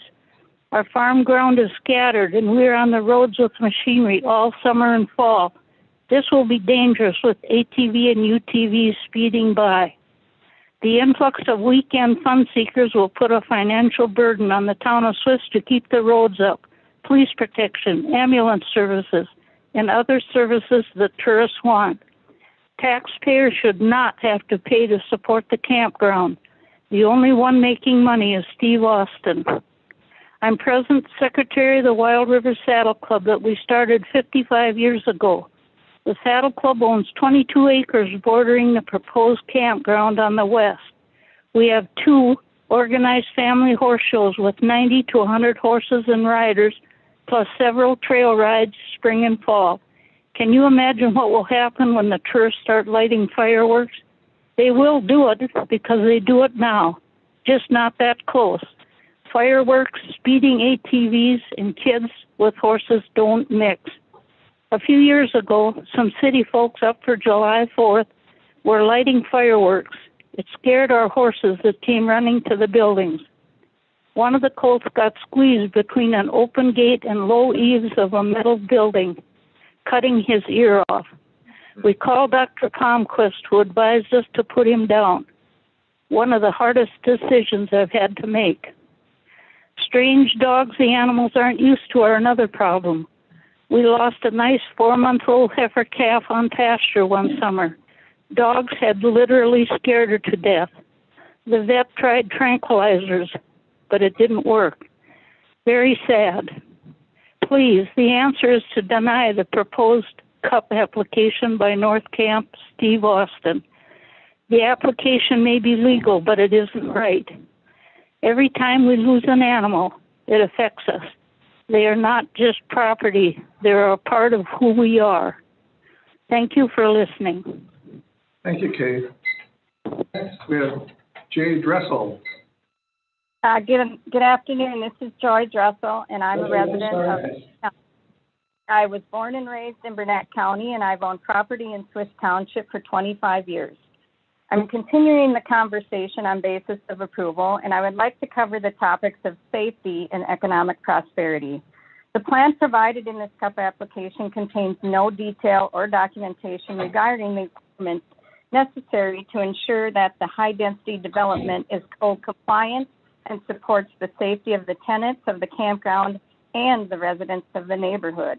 Questions we have include, will the infrastructure accommodate EMS vehicles and fire trucks?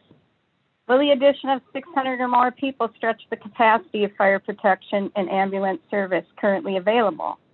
For example, in 2019, it took an ambulance 45 minutes to arrive to a residence on Tabor Lake. The outcome was worst case scenario. So will additional resources and volunteers be required to keep the campers safe? What is the plan to maintain the neighbors' sense of security? What is the plan for security of the campground so it doesn't attract thieves to the area? Who will enforce the campground rules, and will somebody be present 24/7? From the concept plan, it appears the main entrance will be on Nelson Road. This is inadequate. It is a 20-foot wide gravel road, which would be accessed from Old 35, another inadequate roadway. Is there going to be a bar? There was no mention of a bar in the event center once Austin shifted to the Ag Concept campground in the 1229 letter to the county. There has been talk of closing some township roads to ATV traffic due to the damage they create on gravel roads because there's no money in the township budget to fix them. This property does not have direct access to any ATV trails. So what do you think will happen with the ATVs in the campground? Will they all trailer them to a trailhead? Is there parking for vehicles and trailers at nearby trailheads? And finally, economic prosperity. Agriculture is an important component of Burnett County's economy, so much so that the county adopted the Farmland Preservation Plan in 2016. This was to ensure the sustainability of a limited amount of farmland in the county, basically to prevent exactly what is happening here with this CUP application. 160 acres of farmland gone forever. There are so many things wrong with this application, including the fact that Supervisor Austin is here today fighting the people that he represents in his county board position, a clear conflict of interest. Please deny this CUP application. Thank you. Thank you, Joy. Next, Patrick Hansen. Yep, can you hear me? Yep, go ahead. Great. So I'm Patrick Hansen, 11465 North Shore Drive in the town of Wood River. I've submitted 2 letters in opposition to this CUP on behalf of myself and concerned citizens of Big Wood Lake. I'll add to those letters with my comments today, specifically talking about the CUP application itself. The Burnett County Municipal Code of Ordinances, Section 30-634, states that, quote, in addition to the information required under Article 9 of this chapter and for a land use permit, the County Land Use and Information Committee may require the applicant to submit other pertinent data and information necessary to properly evaluate the request, unquote. To properly evaluate a CUP, the county application itself states that, quote, a plot plan drawing is required, unquote, and applicants are told to, quote, make sure all items below are shown, unquote. Finally, as Attorney Nick Vivian points out in his letter to the county, which you may or may not have in your hands because I know it came in either late yesterday or early this morning, the application form itself states that, quote, partial or incomplete applications will be returned to the applicant. Only complete applications with all required submittals and required fees will be included on the hearing agenda, unquote. I want to encourage county staff to exercise their authority under statute and under this application as it's formed to return applications like CUP 20-47 that are incomplete to spare us all the agony of long hearings where the public has done more to prepare for today than the applicant himself. This same applicant recently submitted a similarly inadequate CUP application for another large campground in Washburn County on Spooner Lake. The Washburn County Zoning Committee unanimously denied the applicant's CUP on December 15, 2020, because it did not meet the standard defined in Act 67. Wisconsin Statute 59.695EB2, the state statute regulating CUPs, mandates that, quote, the applicant must demonstrate that the application and all requirements and conditions established by the county relating to the conditional use are or shall be satisfied, both of which must be supported by substantial evidence, unquote. The state law defines substantial evidence as follows, quote, substantial evidence means facts and information, unquote. Just saying in a letter or here in a hearing that you intend to comply with state and county ordinances is not the same as showing the public substantial evidence of your intent to do so in the form of detailed drawings and detailed plans. I said this in my letter, I'll say it again here because it needs to be heard. North Camp Properties is operated by County Supervisor Steve Austin. It would do considerable harm to the credibility and reputation of this committee to approve a CUP application from a fellow supervisor without requiring him to meet the minimum county and state requirements for a CUP. This is especially the case given the size, scope, and potential impact of this proposed project. Thank you. Thank you. Next, Dan Murphy. Are you on? Yeah, I'm here, Norm. Go ahead. Can you hear me? Go ahead. Yeah, I'm Dan Murphy. I'm a resident in Oakland Township on County Road C. I'm asking you, the committee, to deny CUP application 20-47. I'd like to address specific kinds of substantial evidence that the applicant did not submit with their application, but that I believe should be required before even considering something like this. First, the application should include a complete and detailed campground map. Land Services staff in their report for this CUP dated December 30th, 2020, recommended that a complete campground map may be requested as a condition of approval of this CUP. However, in a development of this scale, this information should be submitted prior to this hearing here today in accordance with the county's own CUP application requirements and not as a condition of approval. Second, the application should include an environmental impact study. This study should be completed before any project is started. This study would address impacts on environmental and public health, especially as it pertains to the Saddle Club and surrounding properties, roads, fire protection, health care, wetland protection, pollution, and light pollution. This study should be a baseline study so that if the CUP is granted, the impact can be reviewed periodically, ideally every 5 years, as a basis for continuation of the campground or to change the CUP or to limit operations or limit expansion. Third, this application should include a traffic study.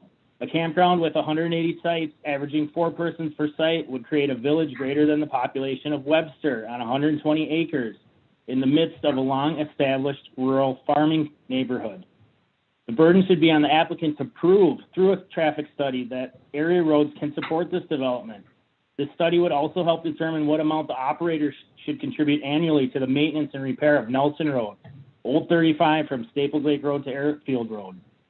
This would include estimating the potential impact of those roads by ATV and UTV misuse originating from this property. Town taxpayers should not and cannot subsidize this impact to local roads. And last but not least, the applicant must submit additional information and provide clarification according to the explicitly stated requirements of the county's application form, as Patrick Hansen previously highlighted. Thank you. Thank you, Dan. Next, Catherine Bruce. Hi, If I pronounce that name right. I'm Catherine Troyce, and I'm calling from Minneapolis, but we have a place on Tabor Lake. Go ahead. And, all right. I also oppose the CUP 20-47. And the reasons for this are many. I'd like to highlight specific items that are missing here and must be provided by the applicant to meet the county's own minimum application requirements. The following items must be addressed or provided to complete the application per the county's own application requirements and provide the LUIC, Town of Swiss, neighbors, and the public with accurate information to review a proposal of this magnitude. There's a discrepancy in the proposed number of campsites listed in the application and those drawn by Wagner Surveying on the submitted conceptual plans. According to the application, The plot plan drawing should show dimensions, locations, and setbacks of all existing and proposed structures, including all decks, porches, walkways, etc. The applicant notes that a restaurant, bar, and event center is proposed. However, the restaurant, bar, and event center are not drawn on either of the plans submitted with the application. And no structures accessory to the campground operations, like storm shelters, offices, etc., are noted or shown. According to the application, the applicant's plot plan should show property lines, road right-of-ways, road center lines, including distances to property lines, road right-of-ways, road center lines for all existing and proposed structures on the parcel, unquote. Neither the conceptual plan submitted shows how the campground access road will intersect with Nelson Road. Further, none of this information has been provided for the proposed restaurant, bar, and event center. The applicant notes they will split house and barn area 10 acres for restaurant, bar, and event center, unquote. According to the applicant's conceptual plans, this area is noted as 10.4362 acres. This discrepancy should be resolved. To review an application that contains multiple campsites with an average area of 9,600 square feet or 0.22 acres, the accuracy should be employed throughout. According to the application, the applicant's plot plan drawing should show, quote, sanitary system, drain field, and well with distances to property lines, OHWM, wetlands, floodplains, existing and proposed buildings. The applicant has provided no sanitary, drain field, or well information in writing or in their proposed plan. Time is up. Next, we'll have Cynthia Hanson. Are you on, Cynthia? Yes. Go ahead. So I would like to continue with the comments from Catherine, but first I'll say that together with my husband Patrick, we own property in the town of Wood River and have appeared before this committee asking the committee to consider the environmental impact of campground properties such as these. And listening to this call on the phone and reviewing the map that's been submitted, I really don't think that the public is provided with sufficient information to ascertain the vision the applicant clearly has. So to continue, according to the application, the applicant's plot plan drawing should show floodplain and wetland boundaries and distances to them from all existing and proposed structures. The staff report that has been submitted notes, and I quote, according to the Wisconsin DNR wetland map, there are some wetlands on the parcel described as the NE-SW, unquote. These wetlands are potentially within 200 feet of proposed campsites in this parcel, and excepting the pond are not shown on either of the submitted conceptual plans. The applicant's letter to the town of Swift, dated October 13th, notes that ATV traffic can be diverted off the local roads and that access could be from the county forest, which abuts the property at the southeast corner, but no proposed ATV trails or trail connections that connect to the county forest are shown or provided in the applicant's plot plan. The applicant's letter to the town of Swift, dated October 13th, notes that this large property could or have many amenities: archery, fat tire bike trails, fishing, outdoor pool, community gardens, access to canoeing and tubing, and horseback riding. The applicant's letter to the LUIC and Land Services, dated December 30th, states that the applicants intend to provide a learning petting area for children and encourage animals such as goats, chickens, and pigs to provide garden plots and stock the ponds for fishing experience. No proposed buildings and structures that would support any of these amenities are shown in the applicant's plot plan drawing per the requirements of the CUP application. nor are any areas for any of these activities designated in the applicant's conceptual plan. The applicant's letter to the LUIC and Land Services dated December 30th states that the campsites will average 50 feet wide by 100 feet deep or 5,000 square feet. The two conceptual plans submitted by the applicant state that the campsites will average 80 by 20. These discrepancies should be... You're muted. Next, John Roche. Hello, can you hear me, sir? Yes, I can hear you. Go ahead, John. Hi, I'm John Roach, property owner of 5191 State Road 70, Webster, and I oppose CUP 2047. I would like to highlight a few key points and continue on. The applicant's letter to the LUIC and Land Services dated December 30th states that the campsites should average 50 feet wide by 100 feet deep or 5,000 square feet.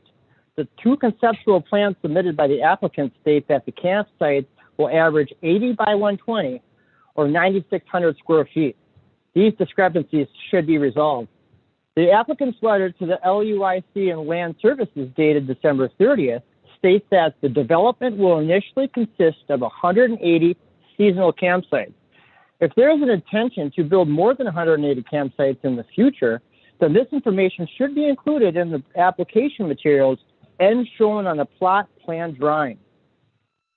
It is particularly disturbing that the application proposes 180 seasonal RV sites while providing no details on potable wells, sanitation systems, and erosion control measures. This application should be denied, not tabled or adjourned, because it fails to state a determinable request and fails to include any significant parts of the required application. I do want to make a couple other key phrases here. The permittee should keep the zoning office apprised of the actual equity owners, including shareholders of any corporate owner of the campground. If there is to be a change of ownership of the campground, including change to corporate ownership, the prospective owner should apply for an amendment to the CUP. The permittee shall compensate the town with an annual payment in lieu of taxes based on the town assessors, reasoned calculations of values of movable properties, RVs, and park models located at the campground. The campground would make the payment. The purpose of this condition is to ease the inequity between the campground residents who rent and use their RV and park model all year and persons who own local real estate and pay their taxes. The campground property shall be open for a reasonable inspection by state and local officials, including zonal officials without a warrant. This is reasonable because the rumored buyer has made statements to the effect that it wanted to be a bar and is a premises because that's a bad business. Campground long-term renters shall be prohibited from subleasing. Condo lot owners may only lease by CUP. This measure is designed to reduce noise violations by rules by new people who don't know them. Permits shall assure the roadside litter on Nelson Road or Highway 35 between Tower Road to the south and Staples Road to the north is policed. Permittee shall use state-of-art light fixtures designed to minimize light pollution. The permittee shall... Next, Brian Smith. You on, Brian? I'm here. Go ahead. I'm Brian Smith, and I'm speaking on behalf of my wife, Sue Smith, who co-owns a cabin and land at 31466 Staples Lake Road that has been in the family for 70 years. I oppose CUP 20-47 and ask you to deny this CUP. If you do choose to approve this CUP or a subsequently revised version of this project, I'd like to talk about the conditions that I would like to see this committee apply to the CUP. First, we should consider the purpose of the zoning ordinance. The preface to the land use chapter of the Burnett County Code of Ordinances sets forth its purpose. Section 30-3, quote, the provisions of this chapter shall be held to be minimum requirements adopted for the promotion and protection of the public health, morals, safety, or the general welfare. Whenever the requirements of this chapter are in contrast with the requirements of any other lawfully adopted regulations, ordinances, or private covenants, the most restrictive, or that imposing the higher standards, shall govern, unquote. The County Land Use and Information Committee is tasked with considering the effect of such granting of a CUP on the health, general welfare, safety, and economic prosperity of the county and of the immediate area. This universally opposed plan is directly contradictory to the general welfare of the community there and the broader community of Swiss Township. If this committee nevertheless decides to approve this CUP or a similar subsequently revised proposal, any approval should be contingent on the following conditions being met. The owners shall not allow campers to use holding tanks in addition to tanks manufactured into their RVs, and further shall dispose of sewage generated in the campground on site with a facility certified to handle effluent of the actual types of users as supported by the opinion of a professional engineer. The reason this is important is because the rumored permittee has had problems with this sort of thing. The CUP shall be reviewed about each 5-year anniversary, compliance and evaluation of the campground and related activities and their effect on the adjacent properties. If evidence shows degradation of water quality and other environmental welfare, safety, or other degradations attributable to the campground, the CUP shall be appropriately modified. Conditions attached to this permit may be modified or added to as operation of the campground warrants, as shown by substantial evidence. This is reasonable because property owners in the area, including the campground, should not be tied to less than optimal rules. The CUP should be attached to the campground permittee and does not go with the land. This condition is needed because it allows the county and the neighbors some control in avoiding a bad operator, which could result from a sale of the campground. Burnett County's experience with at least one campground owner provides a cautionary experience, which we need to avoid in the future. Muted. Next is Patricia Tui Green. Hi, this is Patricia Tui Green. Thank you for listening. I'm speaking on Section 30-117. The conditional use states that the Land Use Information Committee shall consider such factors as need for the proposed location in an agricultural area. I propose that there is no need for a campground in this location. In fact, a campground development of 180 sites would be disruptive to the local area and create a hazard for the local and working farmers. There are multiple other campsites nearby. Burnett County Forest Land allows camping, RV camping at Eagles Lake, Luther Park, Pardon, Jack Pine, DeForest, Oak Ridge, Rosenthal's, and Voyager all provide campground areas. There's no need to make a new huge campground development on agricultural land. The proposed campground is not compatible with the adjacent lands. At this time, nearby land use is primarily agricultural and residential. There are 2 multi-generational working farms, and it is not uncommon for the local farmers to move large, slow-moving equipment on roads to reach fields or to move cattle and horses to new grazing areas. This large development and large population will come with UTVs, ATVs, cars, and whatnot, and they don't understand the need to sit by and wait and slow down and be aware of the farmer so they can complete the task at hand. It's integral to the way they do their work. There is also a long-established saddle club near the property as to this proposed campground. The Saddle Club has several scheduled events involving young children and riders of various experience levels. Loud noises can cause the horse to startle, and this is a dangerous situation for horse and rider alike. The likelihood of excessive noise and startling these animals from a 180-unit development next door, and it's a sundry people and machinery, will create an unnecessary risk for the Saddle Club. I'm done. Thank you. Next, David Green. Yeah, good afternoon. My name is David Green. I'm a resident of Swiss Township for 40 years now. You live on Staples Lake? I live on Staples Lake. I'd like to read a little thing. Section 30-117, items 7 and 8. The need for public services created by proposed site. The proposal doesn't address the increased need for public services there's no detailed plan in place that considers maintaining law and order and paying for that added cost. Also, access and use of emergency vehicles and that related increased cost. Additionally, electric power will be needed, waste management and septic inspection, sewage removal, road maintenance.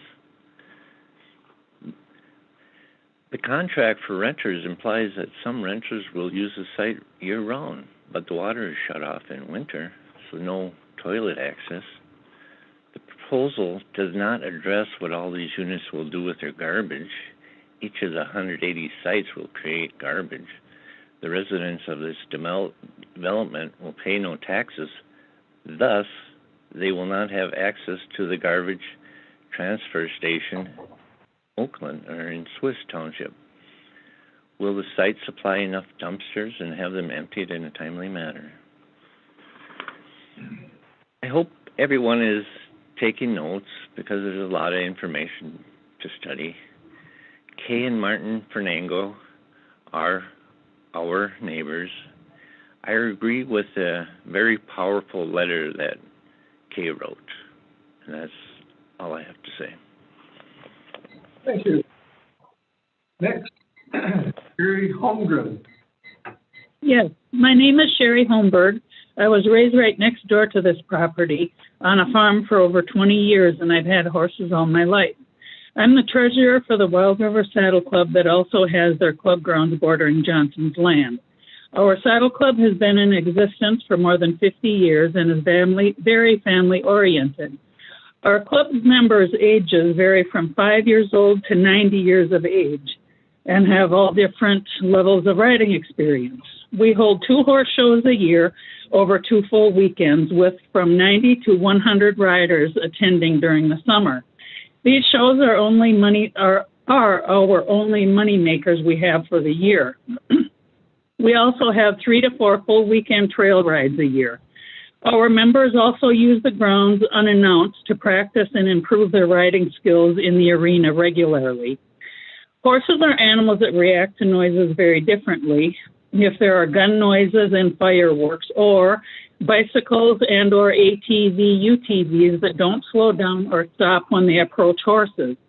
We try our best and can hear them coming down the trail, but depending on where you are on the trail, like after a corner, and depending on how many riders we have, it's very hard to get everyone out of the way and off to the side of the trail. They have come upon us very fast, and it's easy to become unseated and end up on the gravel, hopefully with no broken bones, and hopefully no other horses that are riding with you step on you. This can all be very unsafe and a recipe for disaster for us as horseback riders. The potential for 700 people in this campground is going to be worse than a city and is not going to be like a normal campground. We realize that all campground people are not trouble, but it is very likely that there will be more problems with this amount of people. If our law enforcement or ambulance has to be called, will they be able to respond in a reasonable amount of time? And if not, what are we to do?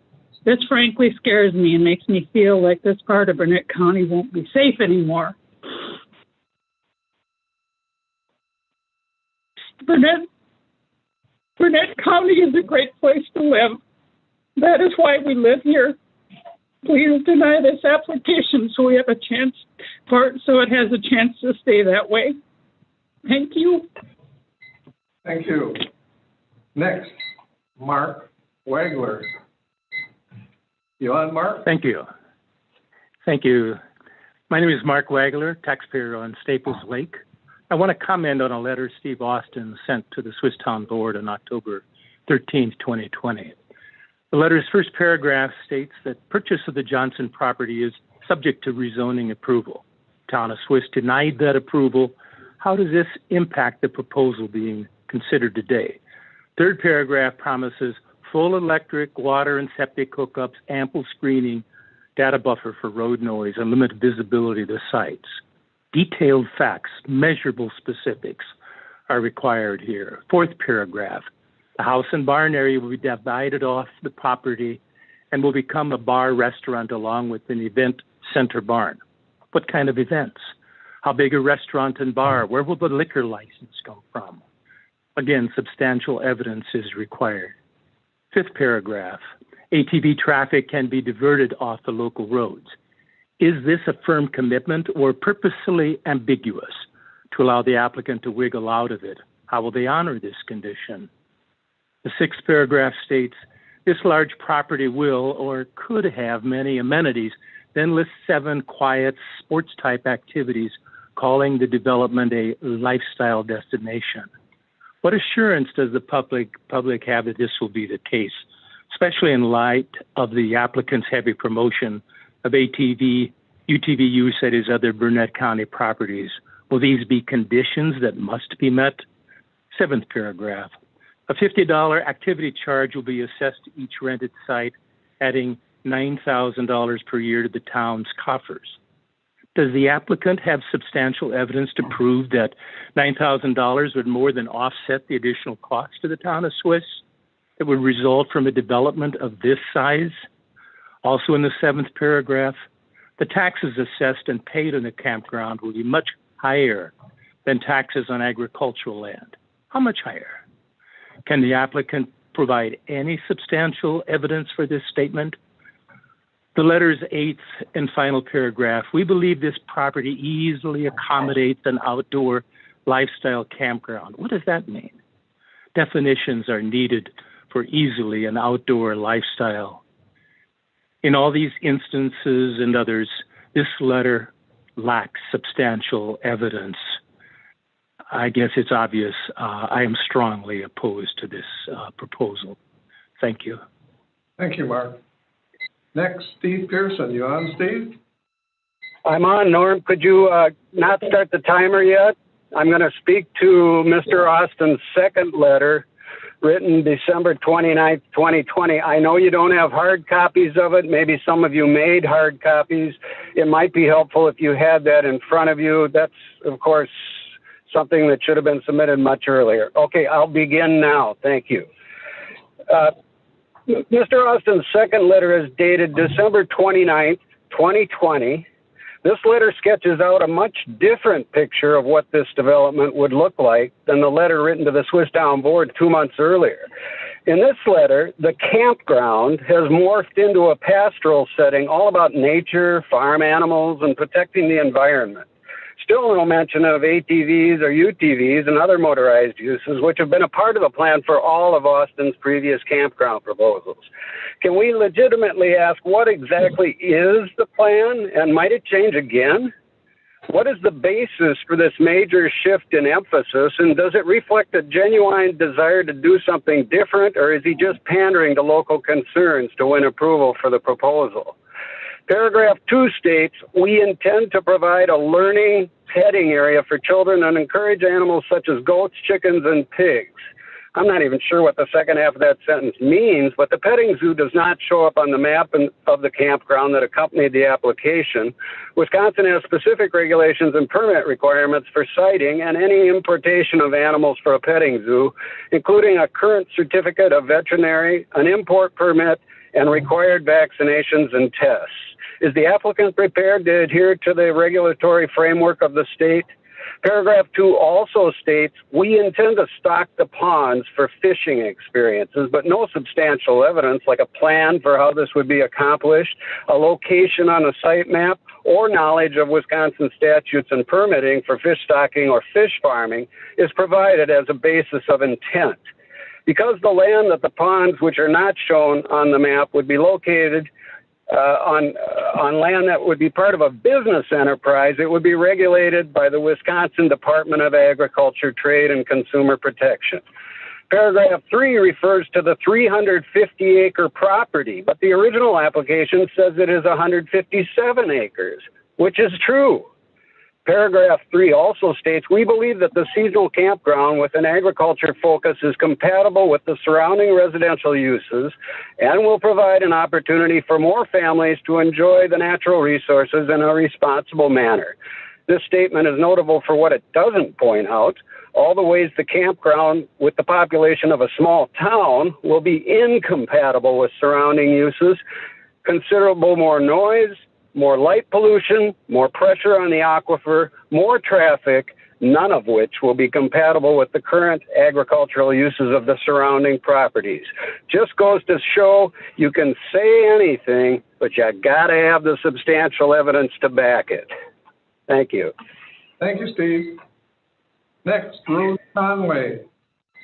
Hello, can you hear me? Go ahead, Rose. Oh, my name is Rose Conway, and I'm a taxpayer on Tabor Lake, and I, too, am against this CUP. I'm going to continue on with Steve's letter that he referenced with paragraph 4 states, this development will initially consist of 180 campsites. The implication here is that there will be more to follow. The applicant needs to be upfront and honest about what his ultimate goal is. Paragraph 5 states the sites will average 50 feet wide by 100 feet deep. This is inconsistent with the lot sizes as listed in the application, which show 80 feet by 120 feet. Paragraph 7 states, we also intend to convert the existing single-family home on the property to a restaurant grill facility to serve mainly as a clubhouse for the residents. Conspicuously absent is any mention of the bar or the event center that was in the original application. Are those no longer part of the plan, or was that an omission, intentional? Austin's letter also addresses each of the 4 areas from Section 60-333 that make up the basis of approval criteria for a conditional use permit. General welfare. The applicant's letter states we are providing a safe and outstanding natural resource experience to those who would otherwise not have access while protecting the environment. Proof in the form of substantial evidence is needed to show that potential campers otherwise would not have access to a safe and outstanding natural resource experience. It is self-evident that there are numerous ways to have that kind of experience without being a resident of a high-density campground. How is that the development would protect the environment? By its very nature, it would degrade the environment, adding large areas of impermeable surfaces, which increases runoff, concentrating resource use and contributing heavily to the waste stream. Substantial evidence of these claims is also needed. Health. The letter states we will have on-site professional management. What constitutes professional management? More details needed. Safety. The letter states we will provide a safe, controlled environment. How will this be accomplished? Substantial evidence is needed here. Under safety, the letter also says we intend to provide a learning petting area for children and encourage animals such as goats, chickens, and pigs. We intend to provide garden plots and stock the ponds for fishing experiences. This proposed campground will connect people back to nature with an agricultural influence. These words are lifted from the main body of the letter and don't in any way enhance the safety of the customers or the neighborhood. Economic prosperity. There is no mention here of how the campground will siphon off township and county resources by virtue of the fact that campers do not pay property taxes. The only folks certain to experience economic prosperity from this step are the applicants. Thank you. Next, Karen Preuss. Hello, I'm here. Go ahead. You can hear me? Yep. I'm Corinne Preuss, taxpayer at 30717 Tabor Lake Drive. I'm summarizing what we've just said here. In summary, the discrepancies between the first and second letters indicate a lack of a cohesive plan on the part of the applicant. That the letters pander to different constituency further reinforces that. And the timing of the second letter, submitted just days before this hearing, looks to be an end run around the opposition to this plan, as well as a kind of say anything desperation to win approval. The campground rules the applicant submitted at the 11th hour provide no provisions for how they will actually enforce the campground rules. What is the enforcement provision, and will the county be doing any follow-up to see that rules are enforced as promised? Mr. Austin is the supervisor in the district where this development would be cited. His ambiguity about what exactly he intends to do is not serving those who he purports to represent. We ask the committee to reject this proposal out of hand or send it back to the drawing board as it lacks the substantial evidence and honest intent it needs for approval. That's the end of my summary of the Austin letters. I have some time left. I understand there were about 100 connections to the YouTube live feed of this meeting, so that's at least 100 people watching, if not more. The room would be bursting at the seams were this meeting being held in person. I knew nothing about this campground issue prior to October of last year. I had seen an email about something called Holman's or something, and I was too busy tracking down a porcupine that was ringing my trees to really pay attention. These proposed campgrounds are really getting people's attention. Now I'm talking to neighbors, finding all kinds of concerned citizens' websites and Facebook pages. People can't quite believe what's going on. They too will forget about the porcupines and focus on what they regard as a threat. Supervisor Austin, you say this is in the public interest. The public I am speaking to does not agree with you. Lastly, I would like to thank the committee members and extend congratulations to the new members of the committee. Thank you for stepping up to serve. Thank you, Karen. Next, Nick Vivian. Thank you, Mr. Chairman. Can you hear me? Yep, go ahead, Nick. Great. Thank you so much. I appreciate the committee's time in hearing all of the public testimony.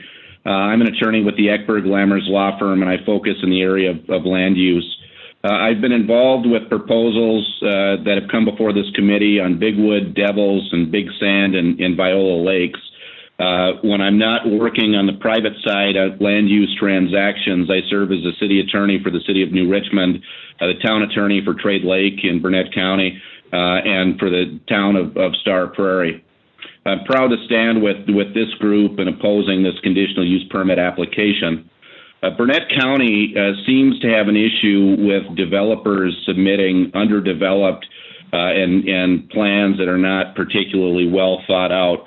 And we've seen time and time again concept plans come from the same team in making these proposals. This application should fail and should be denied for a number of different reasons. The first of which is the inadequacy of the application. And you've heard individual after individual comment about the lack of information. And if you take a simple look at your conditional use permit application form, there are lots of different aspects that aren't included. In short, the application is just facially incomplete. In addition, this concept of a bar restaurant not even being located on the concept plan should be fatal as well. Secondarily, the zoning of the property just doesn't allow for this campground and bar restaurant.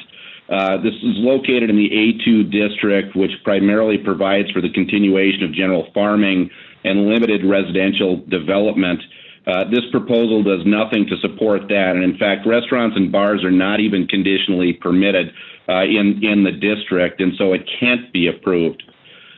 Third, I thought the town of Swiss did an absolutely marvelous job in responding to Jason Town's request for additional information, where it outlined the substantial evidence and the direct findings, which I urge this committee to adopt in rejecting this particular application. And your ordinance, section 30-633, indicates on conditional use permit applications that a town board approval may be requested for conditional uses. I suggest that you rely on the expertise and the understanding of the town board of the town of Swiss in rejecting this proposal. And finally, it all comes back to substantial evidence. I've heard Committee Member Conroy talk about it a number of times. There's simply no substantial evidence to support the approval of this application, and I strongly ask the committee to consider an outright rejection and denial of the request. Thank you. Next, David Olson, are you on the line?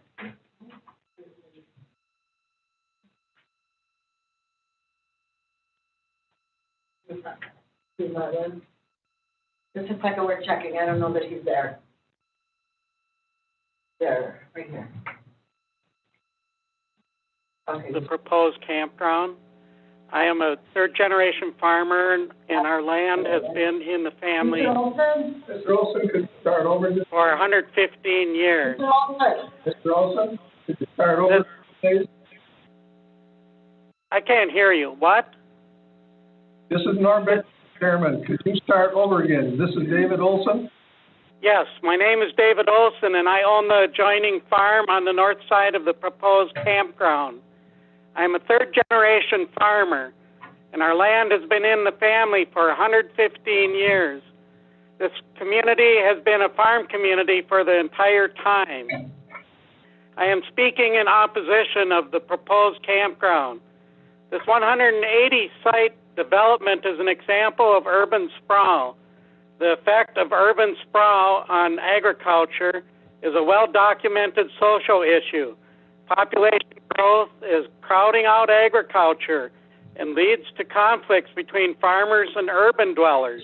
For the dwellers, the number one complaint is about odor. Odors are often seasonal and not always noticeable prior to development. But given the right circumstances, it can be overbearing. I might add that human waste has been spread on Johnson's Fields for more than 20 years and is quite fragrant. Another complaint by urban dwellers regards sharing the road with large, heavy equipment. Meeting or passing a large machine on a road can be hazardous and sometimes fatal. From the farmer's viewpoint, the main complaints are trespassing and vandalism. I cannot imagine having hundreds of campers next door without a percentage of them getting onto my property. Where they see an open playground of grass, I see an expensive and valuable crop of hay. Where they might see a nice place for a peaceful walk, I would see an aggressive bull. There is no doubt in my mind that this campground will cost me a lot of money. Also, I must say, farms are kid magnets. Kids are drawn to working farms. The hazards on the farm are numerous and can prove fatal to children. And where do you think the kids are going to go when their parents are sitting at the bar drinking? The farm across the road. So I ask you to deny this conditional use request and to help us protect the integrity of our farming community.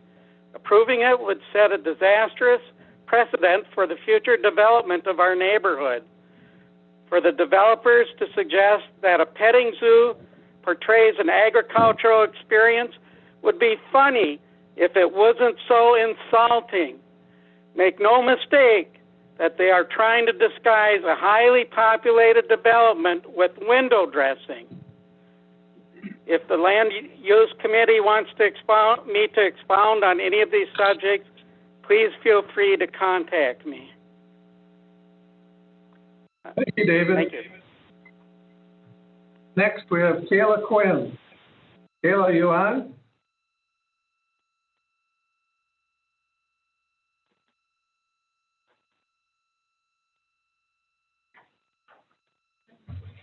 Yeah, Kayla. Kayla Quinn? She's online. Are you online, Kayla?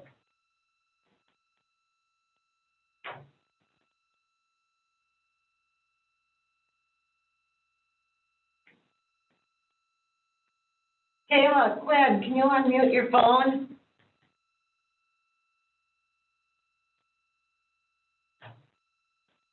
Okay. Next, we'll go on to Benny Nelson Midling. Mittling, yes. Thank you, Betty. Thank you. Go ahead. Go ahead, Betty. Thank you. I have a place on Staples Lake. My family has been there for 30 years. Granting the conditional use permit for Johnson Enterprises development would create an urban environment in an area that is zoned agricultural. It would allow a planned community of 180 units under the guise of an agricultural business enterprise. This does not fit the current Town of Swift or Burnett County comprehensive plans. The Burnett County comprehensive plan states in Section 7 that no community is an island, which is why we're here today. The granting of this permit will affect the livelihood and safety of current residents. It is an area of farms, horse boarding, saddle clubs, and lake cabins. The roads are narrow and mostly unpaved. Traffic on surrounding roads will increase due to people entering and leaving the development. If households at each site leave and return by car once each day and 2 ATVs do the same, the traffic volume on Nelson Road will be 1,080 vehicles per day. Results of a phone survey show current volume is approximately 2 vehicles per day. This is an increase of 1,078 vehicles per day. Nothing in the plan addressed traffic safety. An unintended data collected during the interview was the amount of horse traffic currently on the road during non-snowy months equal or exceeds motor vehicles. Traffic increase will impact the horseback riding facilities. With 3 people occupying each site, the proposed development will have a population of 540. It will be a small town without fire or emergency response infrastructure, burdening the surrounding communities, compromising the safety of existing populations. The plan submitted is lacking water and sewage management plan. This is what's needed to service Danbury's 150 customers. 2 wells capable of pumping 500 gallons per minute with a water tower to provide storage. The village consumes approximately 675,000 gallons per month. No details on how the water will be obtained to service this proposed development. No considerations given to how the amount of water drawn by this development will affect the aquifers and wells of nearby properties. Danbury uses a waste treatment plant, currently owned and operated and paid for by the St. Croix Band of Ojibwe. No details in this plan for sewage management or for a surety to provide for restitution of if sewage contamination occurs. There are many more deficiencies in the plan submitted. Unfortunately, the town of Swiss has lost its representation at the county level because our county supervisor is here promoting his own financial interests in opposition to what the local governing body has decided. And I am wondering right now, Supervisor Austin, are you still... Time is up. Next we have Dorothy Allstrand. Hi, I'm Dorothy. I'm Dorothy Allstrand, and I'm opposed. Go ahead, Dorothy. Can you hear me? Yes, we can hear you. Okay, I'm Dorothy Allstrand, and I'm opposed to this CUP because we're like just across the field from them, and to me, it's going to increase the amount of traffic, and I'm concerned about the resources that the town of Swiss would have available to service this increased amount of population that would come as a result of this development and that. So this is my concern for the safety of the neighborhood, the community, and the farmers around the area and the town. Thank you. Thank you, Dorothy. Next, we have Mike Brutlag. Thank you. My name is Mike Brutlag. I reside about a mile from this proposed site. I wrote a letter to the committee on December 30th that describes the many reasons my wife and I are strongly opposed to the campground. Since the letter is part of the record and my comment time is limited, I'll refer the committee to the letter for the full depth of our comments, and we'll focus instead on a few key points. The applicant is purchasing approximately 350 acres for its proposed enterprise, but only 157 acres of the 350-plus acre parcel is zoned A2, which are the 4 parcels that are part of the CUP application. The majority of the remaining acreage is zoned A, which is exclusively agricultural. Campgrounds are neither a permitted nor a conditional use in Zone A. In his October 13th letter to the Swiss Town Board, Mr. Austin requested a rezoning of the A parcels, which was subsequently denied. A rezoning of the ag parcels is not a part of this application. So if a campground enterprise is going to be run on 350-plus acres, as admitted in Mr. Austin's most recent December 29th letter to the committee, then the entire land area, I would submit, must be zoned in a manner that would allow for a campground. It is not, and this is one basis for denial of this CUP. I also wish to stress that for Section 3172 of the Code, a restaurant, bar, and event center, which is a part of the application, is neither a permitted nor a possible conditional use in the area zoned A2. They most definitely cannot reasonably be characterized as a recreational or a tourism-oriented use under subsection 10, which is what the applicant is apparently relying upon.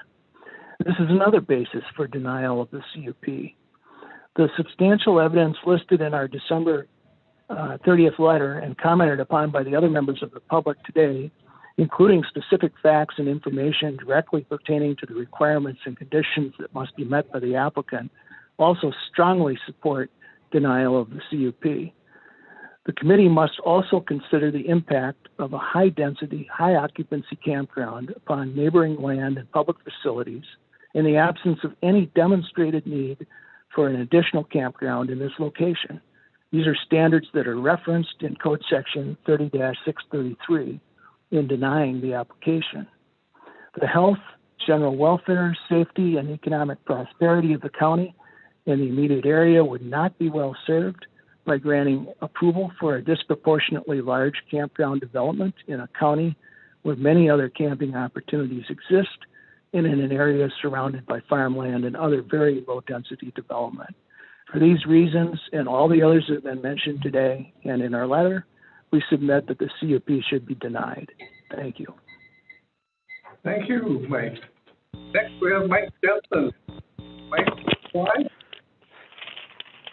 Yes, thank you. Good afternoon, and thank you for your time and service in being stewards of our beautiful land here in Burnett County. As a fellow Burnett County resident or property owner, I strongly oppose CUP 2047. I'm concerned with the number of campgrounds that keep getting proposed. You've already listened to two this morning that were expanding, and now you're listening to one this afternoon, another new one. Yet face another one next week that's being proposed after it already was previously denied in September. These campgrounds lower the property values and, even more importantly, the quality of life for the existing tax-paying property owners in the area. I couldn't tell which supervisor made the comment earlier this morning, but he kind of stole my thunder. I was shocked when I compared my 2020 property taxes that I pay for my 3-bedroom, 2-bedroom home on 1 acre of 100 foot of Lakefoot frontage to the existing campground on Highway 70. They pay $5,288 for their property taxes, or $108 more than I pay. Then I looked at the Oak Ridge Campground. They pay $5,752, and they have 496 feet of frontage on 40 acres, $600 more than mine. But they pay sales tax, that 5% sales tax on that $2,750 seasonal rental for 2,000 spaces would equal about $27,500, or about the amount that equals 6 property owners on Webb Lake. It seems you're putting the excessive tax burden on the existing property owners. These campground owners and users need to pay their fair share. As stated previously by many people, these campgrounds are placing additional stresses on the infrastructure, stress on our environment, additional pressures on our emergency services. They're changing the overall character of our communities. I ask that you deny this CUP, and as discussed yesterday, please put a moratorium on future campground development in Burnett County and put a committee together to set direction for future campground developments in Burnett County. Thank you much for your time. Thank you, Mike. Next, we have Michael Gill. Michael?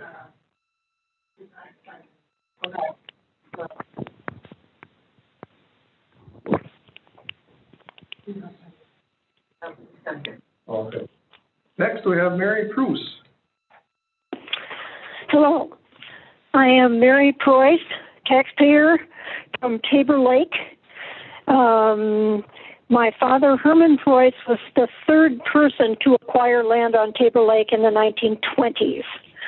I love this place, a forest of quiet, dark skies at night where you can see a million stars, and I can see why people love to camp in Burnett County, and we welcome them.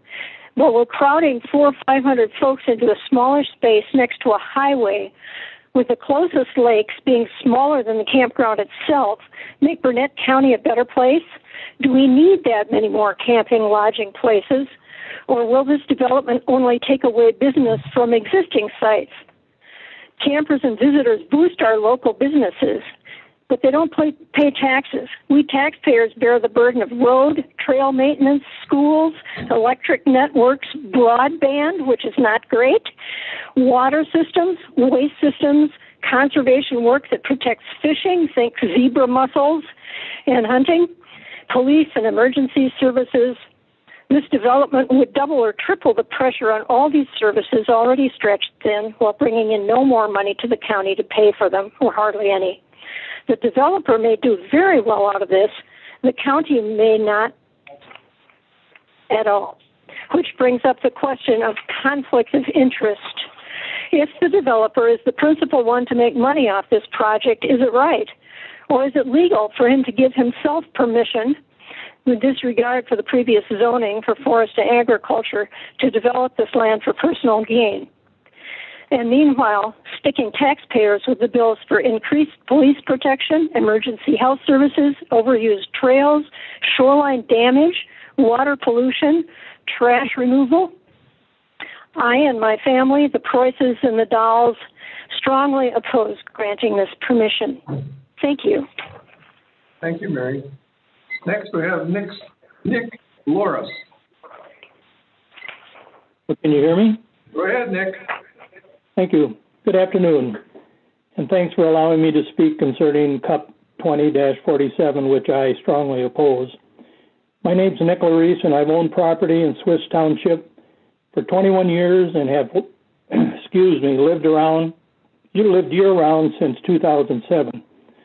The CUP refers to the site as a campground, but when you look at what it proposes, it looks more like a high-density community of large fifth-wheel campers, park sides, and park models, with the potential population larger than Swiss Township or that of Webster. Unlike a typical campground, the owners of these units will use their facilities more frequent and longer periods of time, adding a significant number of people to the Swiss Township.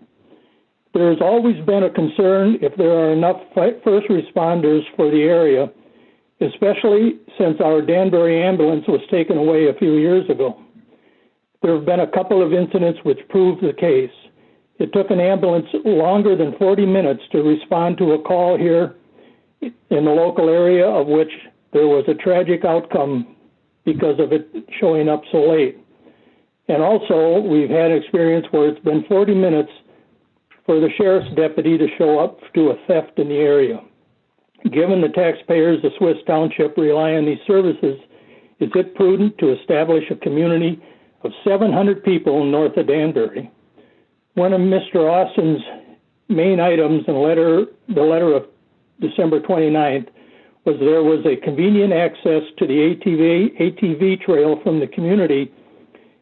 In reality, that doesn't exist, and if it should be requested, it should be denied. The township already has 3 ATV parking lots that are consistently full on the weekends. There's a financial burden on the township by having to maintain the gravel roads and the ATV crossings. The unknown potential of additional traffic originating from the community would impact the township's financial burden. I drove down Carter Bridge Road to Briggs Road a month and a half ago. Where the trail crosses Carter Bridge Road and the intersection with Briggs Road, the road was literally destroyed by ATV traffic. And that unsafe condition would have caused an accident had somebody gone through there at 20 miles an hour, and it was left to the township to repair at no reimbursement. Looking at Burnett County from 30,000 feet in regards to campgrounds, there are over 1,000 campsites that exist today.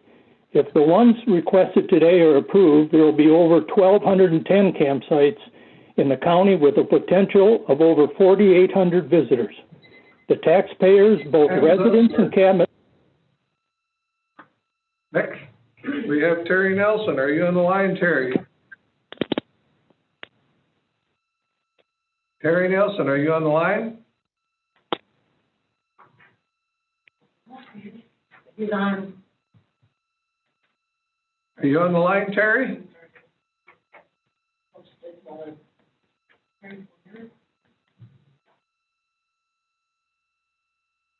Oh, it should be Larry, Terry. What? Larry.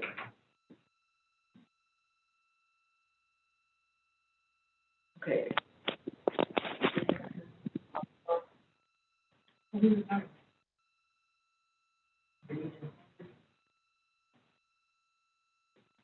Okay, just one sec. He spoke, sounded things, but not really good. Well, I don't know. I know, I talked to him earlier.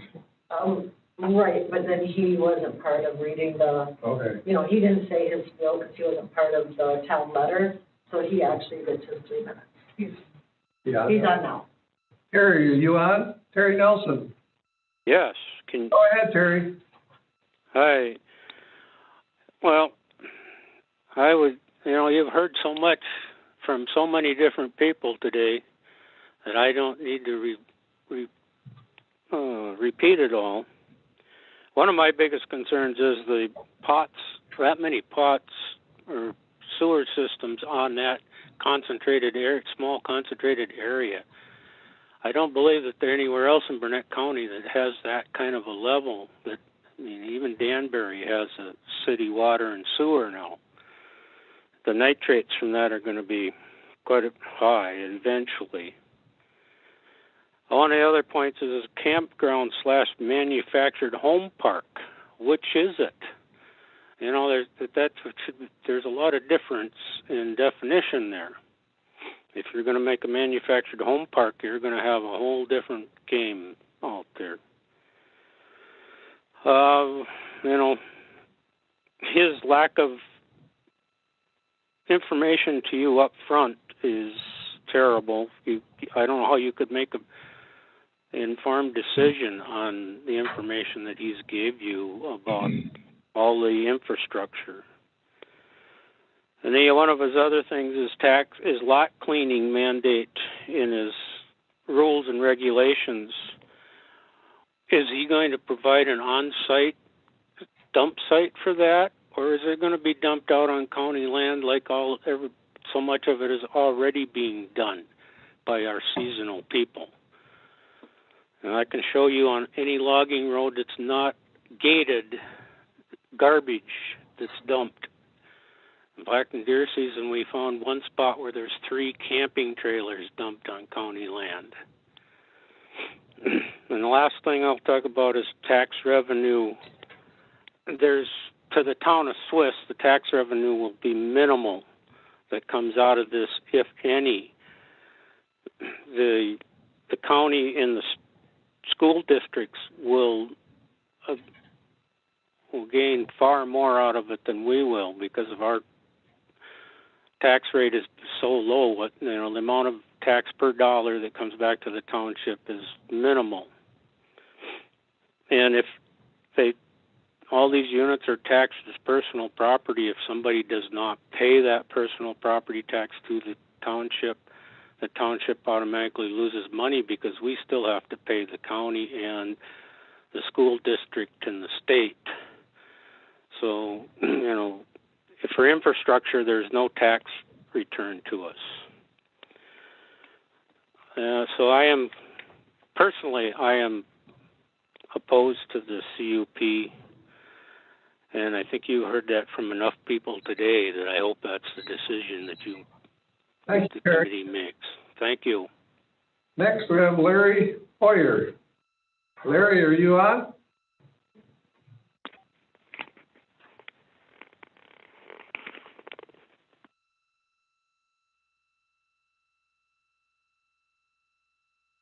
One sec.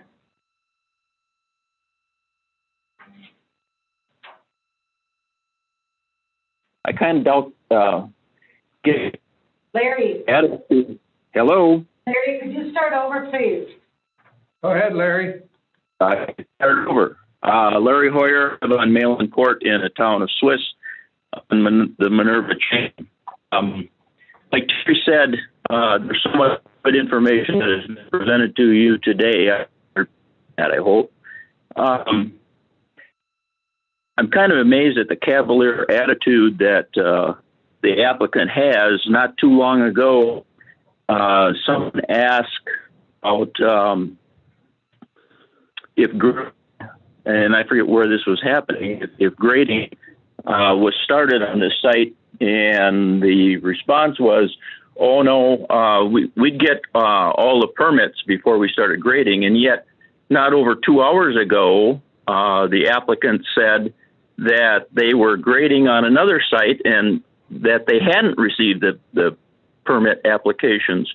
So you kind of doubt that things can be followed through on. And as far as the pastoral setting in that particular location, I doubt that that's going to happen. This is going to draw a significant amount of ATVs and UTVs to the area.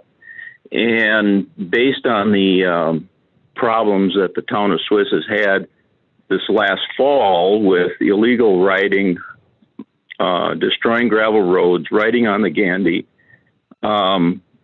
it's without a doubt that there's going to be more issues that arise and disrupt the peace and tranquility that we have had in this area for quite some time.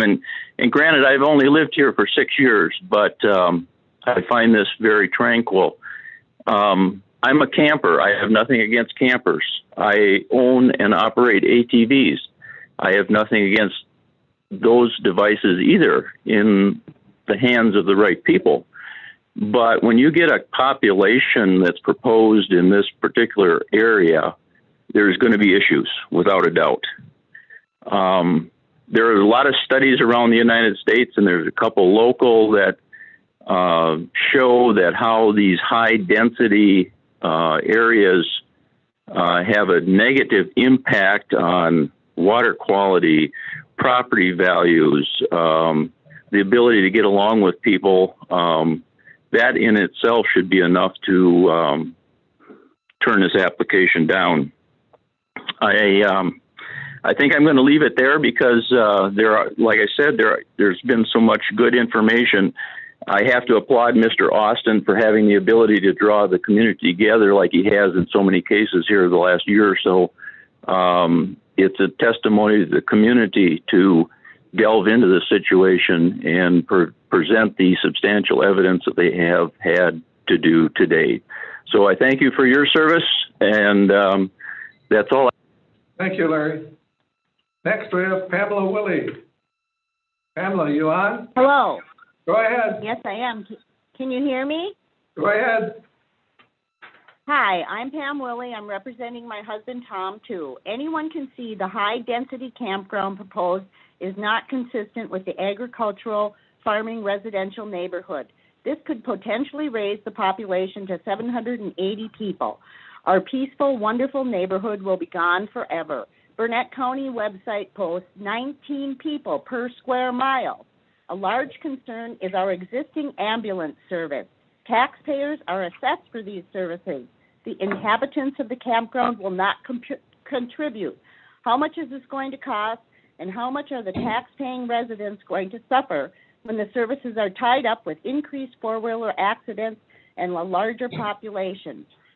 The stress on the surrounding small lakes will be detrimental. These lakes have no washing stations, and the milfoil is a great concern. Increased boat traffic will disrupt the taxpayers' enjoyment and quiet. It is also these small lakes where the loons prefer to nest. The cup is vague to me. How many wells do they propose? And what will they do with the groundwater supply? The surrounding agricultural lands will suffer. Has there been any studies? You would think this should be looked into. What is a sewage proposal? How many holding tanks? Where will the sewage be dumped?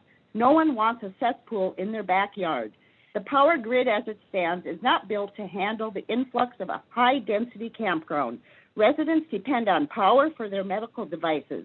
How many more outages will the taxpayers suffer that can be life-threatening for some? Our internet services are poor to begin with and are unlikely to be upgraded anytime soon.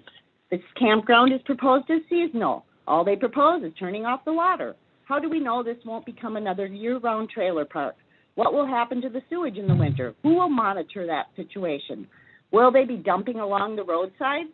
We need to protect our environment. The storage sheds exceed the size in section 30-543 under campgrounds. Do we really need another bar and restaurant in Burnett County?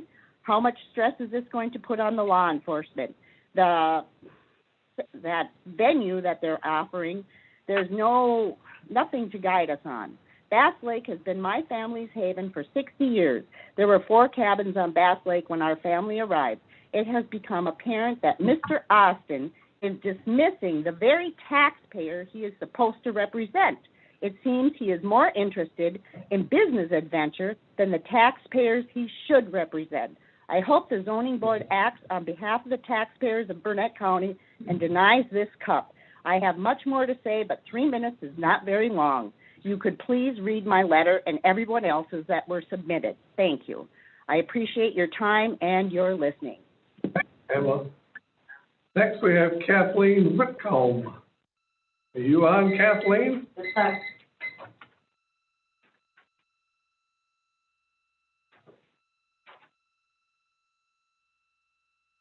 We're rechecking for her.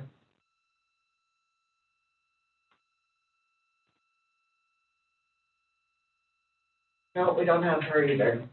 So the last 3 we don't have on. That is the last of the listed public comments. At this time, I will close the public hearing and we will take a 10-minute recess. We'll reconvene at 25 after.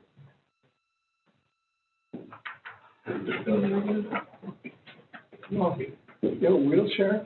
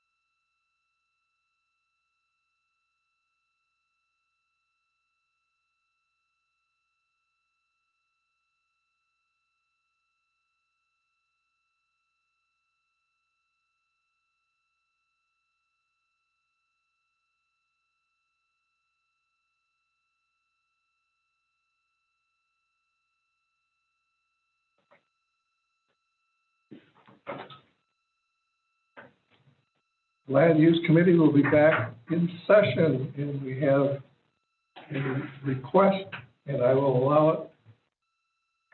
Arnold Weller wishes to make a comment on CUP 47, so I will reopen the public hearing and allow Mr. Weller to talk. Are you on, Mr. Weller? Yes, I am, and thanks for letting me in. Go ahead and give us a spiel. Tabor Lake is located a few minutes' drive south of the proposed art.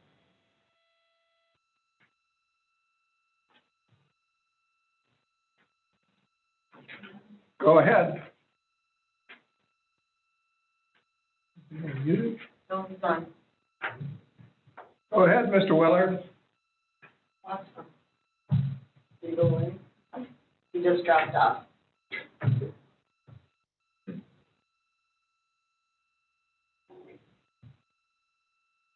Well, we know where the lake is now. Didn't know that before.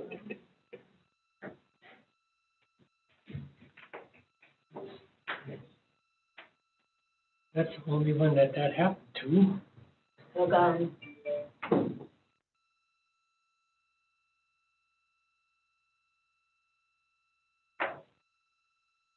Unfortunately, he's still not back on. Is that where he is? Jason? Is that where he is?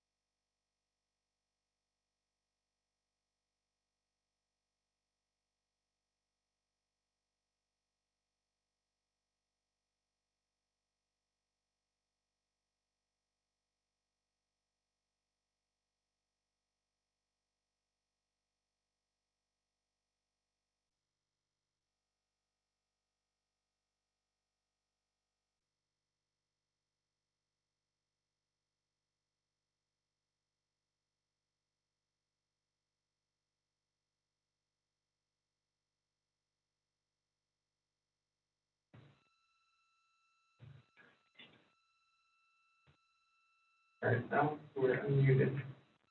And there we were, yeah, the speakers, so. Now, how do I make this big?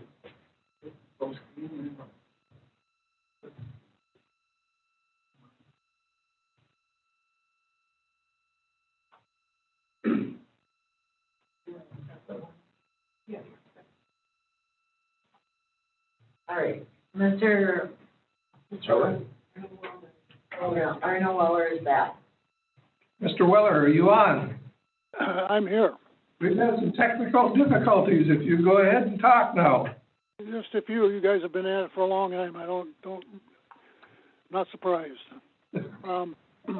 Tabor Lake is located a few minutes drive south of the proposed RV campground. Tabor Lake is the headwater of several large group of lakes known as the Minerva Chain. Tabor Lake property owners take responsibility for cleaning and inspecting watercraft for contamination prior to launching into the lake. Tabor Lake has a small public landing with no means to confirm watercraft to be free of invasive species. Once introduced into Tabor Lake, invasive species like the zebra mussel will flow down through the other 6 lakes and their extensive wetlands into the Yellow River, then into the St. Croix.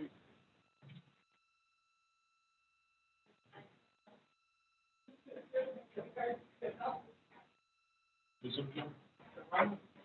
still on. Keep going.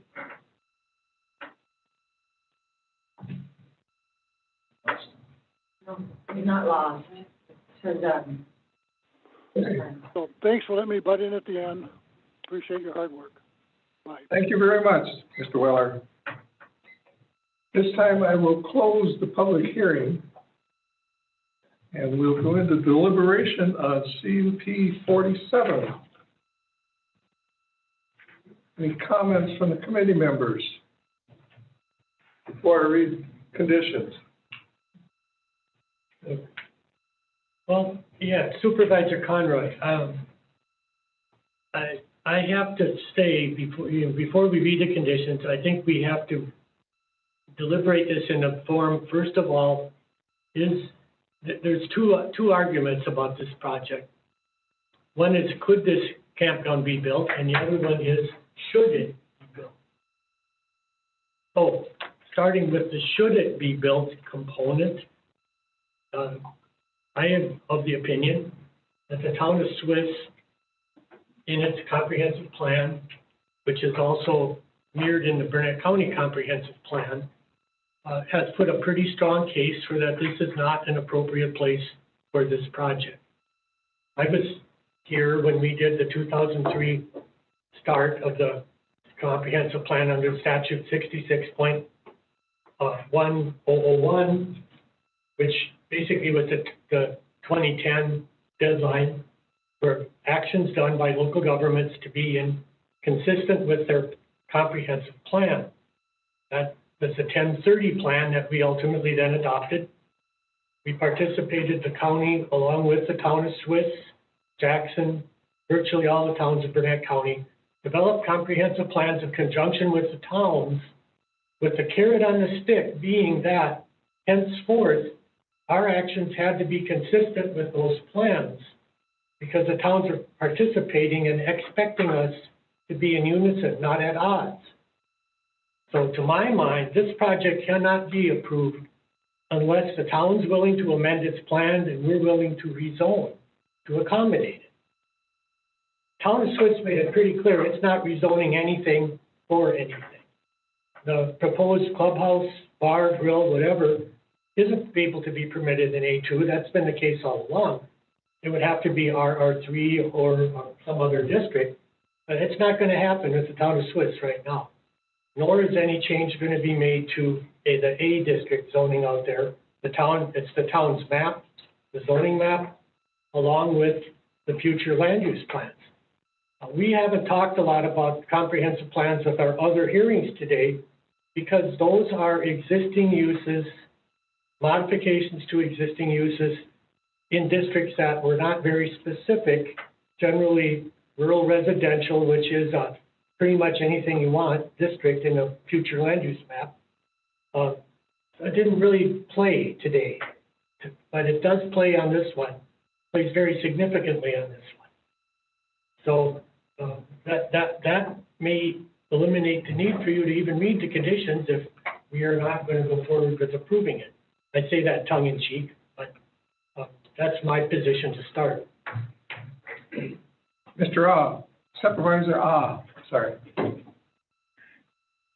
I was also here and involved in developing the comprehensive plans, and my sense was that it was beyond us having an agreement with the towns. I thought the state was requiring, and that's why they wanted comprehensive plans, that if we were to do anything against a comprehensive plan, we had to have real grounds for doing it. Right. So, especially with what Swiss presented, and I think it's very well written, that I think it's incumbent on us to deny.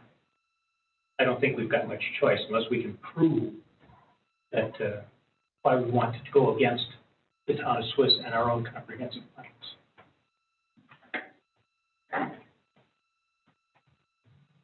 Anyone else? Mr. Blomberg?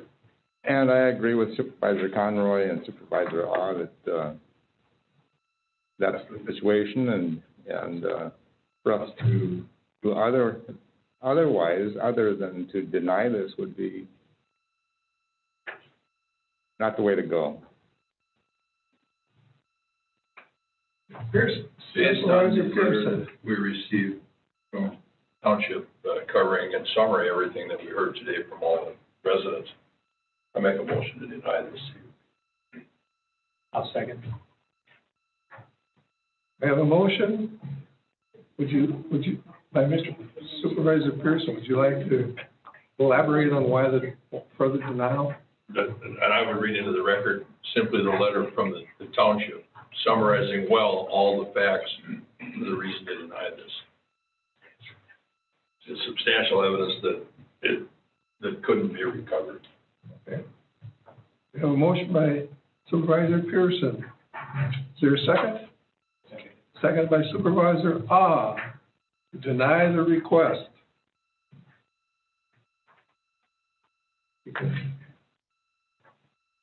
We'll read the roll call for denying the request. Supervisor Pearson. Yes. Supervisor Patton. Based on Supervisor Pearson's reasons, I say yes. Supervisor Anderson. I think it would be a great boon to tourism in our area. After listening to our respective colleagues here, I'll vote yes also. Supervisor Yes. Supervisor Conroy. I too will make a bit of a statement in it. It doesn't become a case of whether I think this is a good idea or not, or any of us do. I think it is incumbent upon us to follow the recommendation of the town and maintain a relationship between the towns and counties to function in land use issues. So yes. Supervisor Bickford. Yes, I'm very agreement with the. Good. Ask. Skipper. All right, Supervisor Blomberg. Yes. Oops. Supervisor Bickford says yes, and I totally agree with Supervisor Pearson's agreement that the town did a great lot of work, and they had some substantial evidence to show why it shouldn't be there. So this CUP 47 has been denied. And you will notify the applicant, right? Correct. We'll send a letter to the applicant. And I want to thank all the supervisors for putting in the time today. We heard a lot of comments, and a lot of our public hearings, we have comments, but they haven't provided substantial evidence why we should approve the application. So, Supervisor, Just a comment about rules of order, Robert's rules. When you take a vote, the response should be yes, no, or abstain. if you give the reasons for your vote, you're taking it back into debate.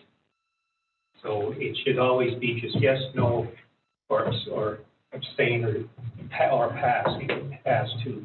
But to say anything else, you're really taking it back into debate, and we should have debated it before then if you had concerns or issues. You're not supposed to justify your. Good point. We're grandstanding. Yeah. I agree, we should have more discussion then. Yeah.